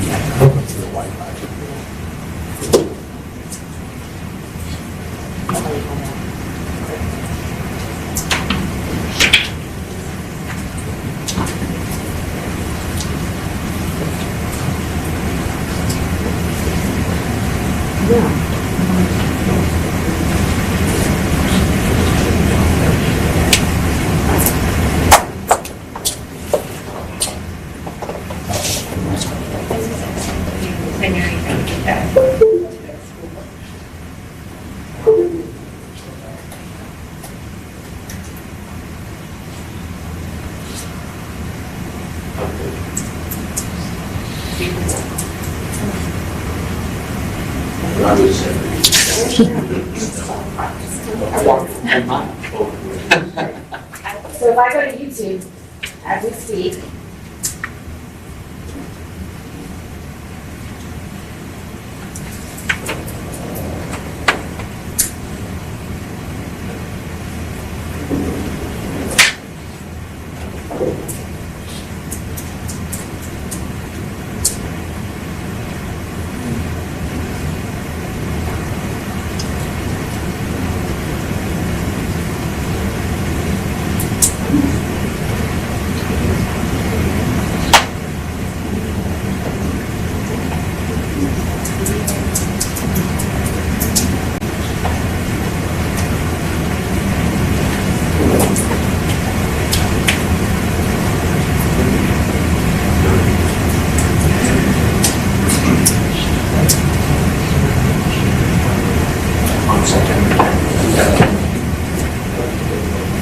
December. so as I'm typing, It's, you know, shine this month. publicly available, right? 12-minute mark.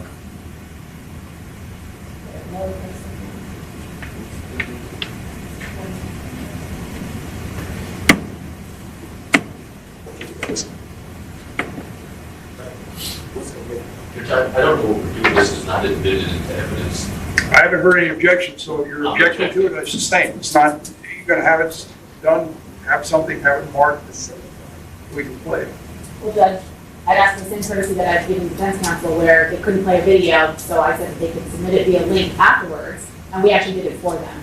So I would ask for the same courtesy since we sent the court the link. Any issue, counsel? Did you get it? Sorry? Did you get the same courtesy? Thank you. May I proceed? You'll supplement the file with it. Yes, yes. That's why we sent you the link and we sent the judge the link as well. We have ready meeting this week. You said the 12-minute mark? That's it. You guys have this. Date. I didn't discuss Date. it. What's the date of this video? We just have to find something, yeah. December 10th? Thank you. That's the date of this video.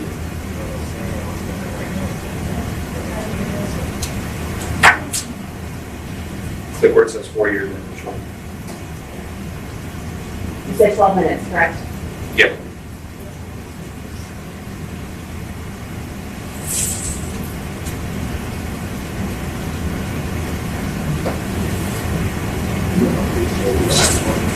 That's the sound now.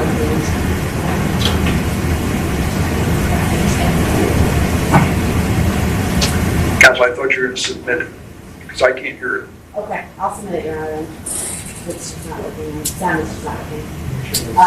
The video itself? Sorry? The sound? It is. Top is up? It is, Oh. yeah. So Detective, we'll be sending this particular item later, but this is the video that you're talking about, correct? Yes. The title Gino Shine Speaks on Hold on Music, joining YNW, What's to Come and More, correct? Correct. And you indicated you're specifically referring to the 12-minute mark where we talked about his relationship with the defendant. Yes.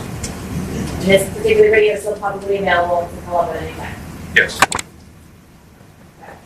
Would you also, in writing a warrant, if you had to go back, if you already had not written a warrant, would you have utilized all the documents publicly available that are in evidence that we talked about at lunch here today? Yes. Would you have utilized the messages between the defendant and track his manager about his gang activity? Yes. Is that because they talk about posting? Yes. Okay. The word posting, does that insinuate to you, and really anyone, that it's social media? Yeah, you don't post a text message, you send a text message. Would you also rely on the messages that we see regarding him sending him his email address? Yes. Is that because he utilized that email address or email addresses posted on his social media pages? Correct. And as a detective who is part of this case regarding the gang association as it relates to the homicide, I think you testified earlier that you've been aware and reviewed the statements of Mariah Hamilton and other witnesses in this case, correct? Correct. And you have found that message that we have in evidence about the defendant telling track manager that they loyal fees. Yes. And would you have utilized that type of information along with your gang related information that you found to write a warrant for Instagram, knowing that he utilizes social media platforms to communicate with fans, friends, and family? Again, you're on the same objection, it's speculation. I objection was overruled. Yes. I would have used all of that. And this video corroborates what's on the phone. You've also utilized all the information that we've had you testify here today about the victim, or victims, what you know about them. Yes. No further questions? Counsel. Thank you.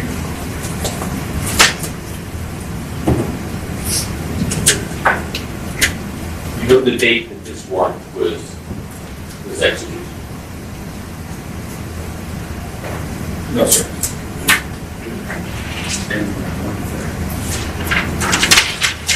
January 23rd, 2019.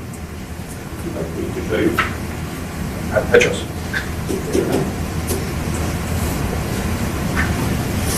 Now, this 12-minute video, it was up on the internet as December 10th, 2019, correct? Correct. I'll double check, but yeah, I'm pretty sure that's what I said. I think that's what we testified. Right.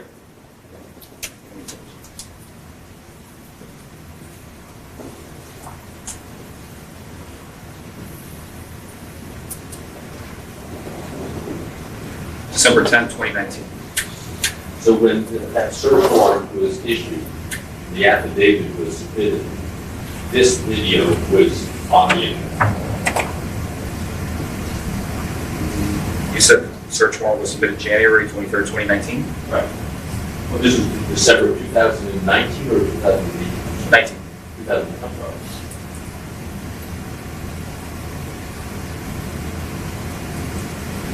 What evidence other than this in December 10th, 2019, what evidence did you get in addition to what already was out there on the internet, on public access things, on the different platforms, whatever? What evidence would you have put in your affidavit in addition to this video? That same photograph that we referred to previously, as well as, well, like I said, I would have to search through my file for hundreds of images and videos catalog, and just find the ones that are after January 23rd. But as of right now, these are the Right now, I don't have any personal recollection. I'd have to go into the file and actually look. So right now, other than what? Right now, the only evidence that you know that you would have added to the affidavit was the jacket with the, I don't recall the exact words on it, but what you said is close to being a slogan of the Bloods. Yes. And there's maybe Yes. nothing else off the top of your head. Off the top of my head. So everything else that you would have included in your affidavit, detective already had the same access, other than this. I'll listen. Counsel, any redirect on this issue? No, good. Thank you. So I don't know what's next. I just have one last one. How much time is it going to take? 3 minutes of my time. Go ahead. So detective, moving on to the Snapchat warrant. The date range of that original warrant was October 1st, 2018 through November 25th of 2018. And you are aware that the court ruled the only permissible date timeframe would be October 26th, between the hours of 3 a.m. through 9 a.m., correct? Yes. Now, in reviewing the statement that you testified to before about with Mariah Hamilton, you also reviewed Felicia Holmes' statement. Yes. You also reviewed Detective Moretti's report. Yeah, over. Okay. Knowing those statements and knowing that it refers to Snapchat as one of the platforms that the defendant utilizes for communications, did you also find that the defendant would publicly post, videos or screen recordings of his Snapchat online? Yeah, if you do searches now for YNW Melly, you can find many screen recorded WhatsApp or Snapchat live videos and Snapchat videos that have been posted to Mr. Eamon's Snapchat. Okay. And are you aware of the statement that Ms. Hamilton gave to Detective Moretti, specifically speaking about the conversations with the defendant on Snapchat? Yes. And was she specific in any particular date, or did she just say that was one of the platforms that they utilized?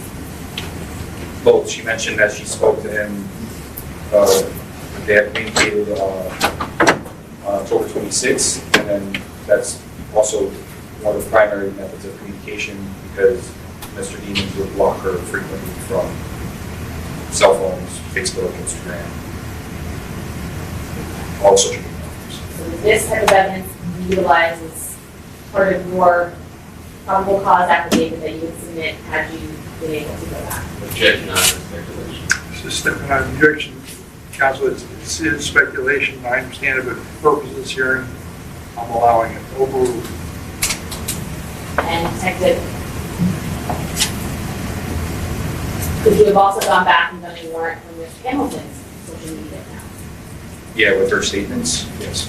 Okay. And are you aware that Ms. Hamilton told Detective Moretti that she no longer had any communications with him, I think in December of the I'm going to object, that's based on total hearsay. I objection to this overruled proceeding.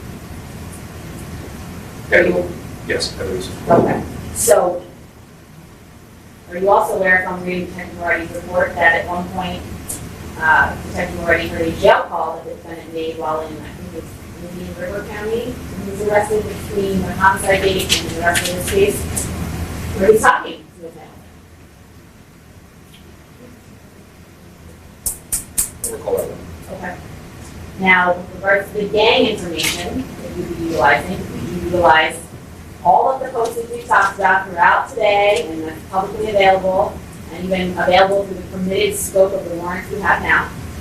You utilize that to write a warrant for Snapchat, considering he uses social media platforms as his main form, or one I'm of the going to main forms object of to the communication.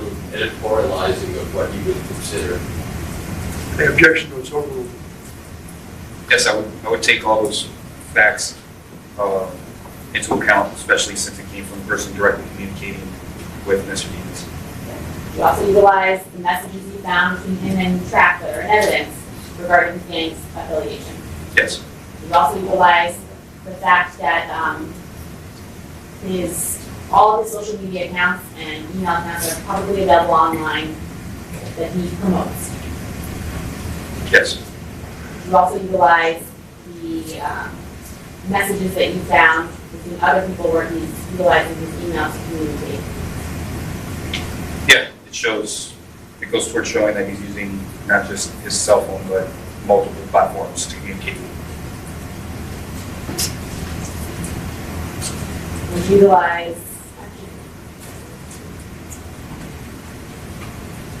I have no further questions. Take Ross. Detective, Sir, maybe I missed it, but it sounded like to me you were saying everything that you would have put in your affidavit is something that Detective Moretti had in his reports.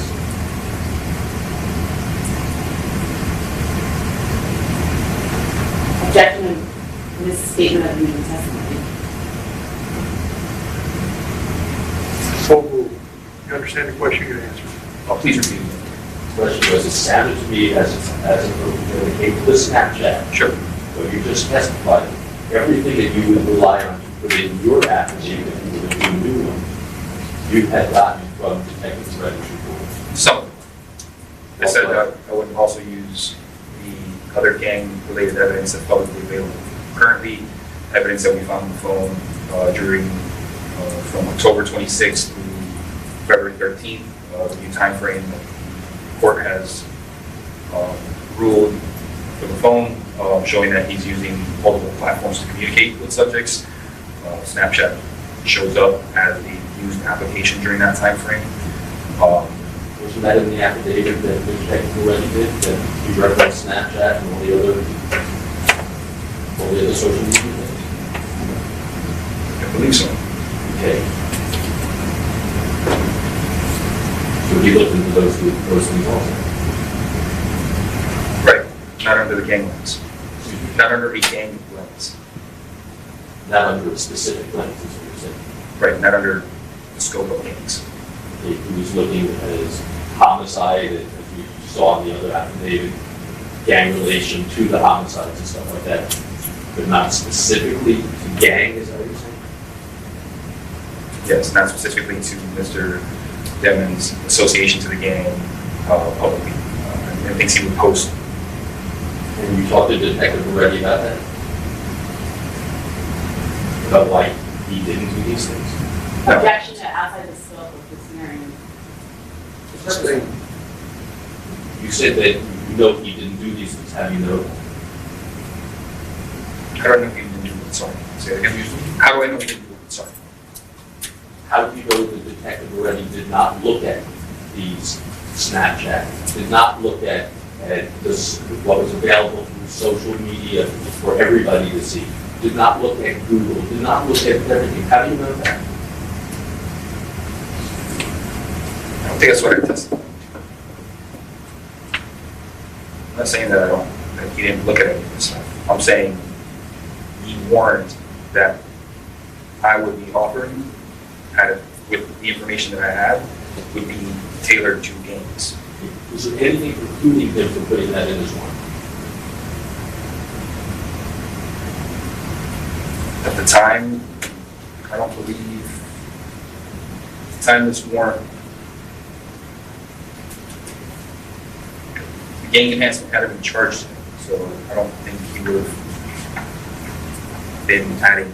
Well, it wasn't charged, and I read to you the... Objection to speculation. Excuse me, I didn't hear your question. You get it out. When I read to you on the last one, where it said gang activity, homicide and gang and whatnot, he was investigating both of those things, a homicide and gang, wasn't he? Objection, misconstruing the evidence, different dates and different warrants. I don't know which warrant we're talking about. Is that this affidavit warrant, counsel, regarding, pardon me? No, it was the I previous one. sustain the objection. Do you have any evidence that Detective Moretti was not also looking into gang activity?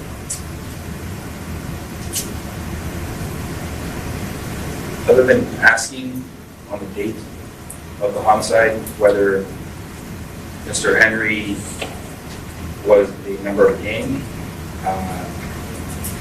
I don't think he was looking at it through the gang angle, gang lens to find gang-related evidence. But if you read the report, you do realize that gangs are mentioned throughout the report. Which report? His final report.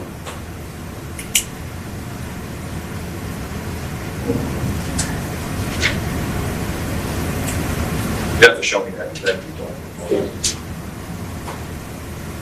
I think you might be referring to the March 2022 email search warrant, where there's specifically you requested for the gang-related documents that were emailed to you. And you're saying there's nothing in any of in his report other than that reference to gang? Not that I repeat.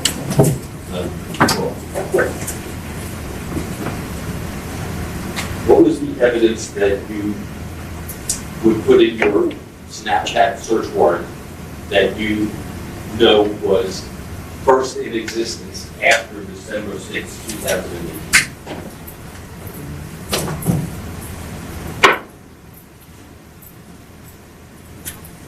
Any gang-related evidence that we've already introduced that was dated after December 6th?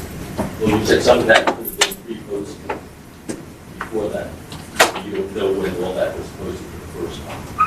No, things that could have been pre-posted would be like music videos. Let's say he frequently on his account music videos would be reposted. In August 2021, he reposted a music video about his girlfriend. Now she wants to be with him because he's in G-shirt.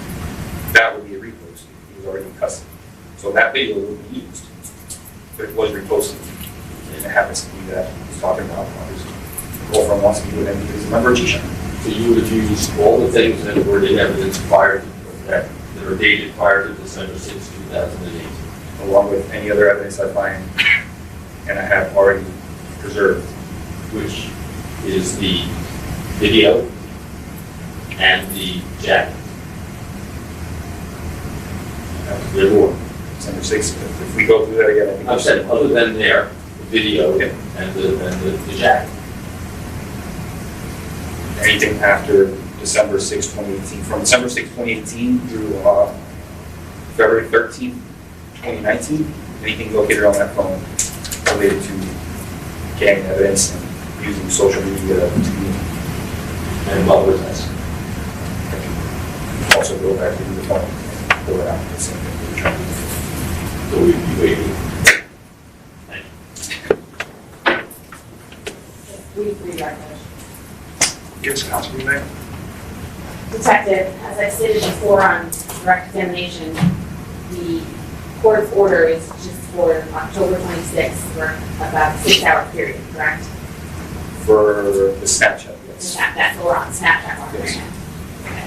Now, knowing all of this publicly available evidence that we have, if you're able to search for it, that you documented when you got on the case, would it be necessary to expand that 6-hour time frame based on the evidence that you have to determine whether or not the defendant is actually part of the gang? The evidence we currently have access to under the new court ruling shows that we need to expand based on the facts that we don't have a full timetable of when we join G-Shine. No, I'm going to object to this. The fact that they may need it is not a basis for you not to suppress things or to escape or to extend your time limitations. This is improper. Thank you. He's just answering a question posed to him. Again, this is just a objection that was hopeful to pursue. Yeah, so when going back and looking at this under gang evidence, 6-hour time frame on the Snapchat account would not be sufficient to gathering evidence related to the gang. Let me ask you this way then. So you're saying you wouldn't be able to make a determination as to his gang membership just based on that 6 hours, correct? No. Right. But now knowing the evidence that we have, that we've heard from today, Yes. all the evidence that's permissible within the warrants that have been done, Yes. that you've reviewed, would you have written a warrant that would expand that 6-hour time frame to allow you to go backwards and forwards to make a valid expert opinion as to the defendant's gang membership? Yes. I have no further questions. Thank you. So counsel, that covers the warrant. So my thought would be we just have our hearing tomorrow, all right? And one thing I do want to see is the video. You said there's a YouTube video that you're going to provide to the Yes. board. So just provide the counsel and remind me tomorrow. And we'll have it marked in evidence, and I'll take a look at it. Yeah. All right. So what time? We're going to be doing it. I'm sorry. Sorry, go ahead. We're doing a promotional video tomorrow. Were you sent the copy and you were able to review it? Because that was supposed to have been sent to you. The promotional video? Yeah. I've seen it. If I just want to make sure that you got it. Yes, I have it, and I've looked at it. What do we have on the docket tomorrow? I know I have something before this, but I know Mr. Devens is on tomorrow as well.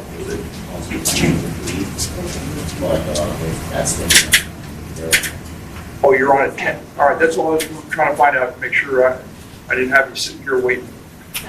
All right. But I can tell you, everything goes the wrong way, but I don't see us being here more than 2-3 hours. Don't jinx us. Like, why are you saying don't jinx us? Because I love being here the whole day. I know, it's one concerns me, I get it. Now, there's at least the witness another. Oh, you flatter yourself. Okay, we're done, correct? All right, have a nice night, yes. Here, excuse me. Thank you. Okay.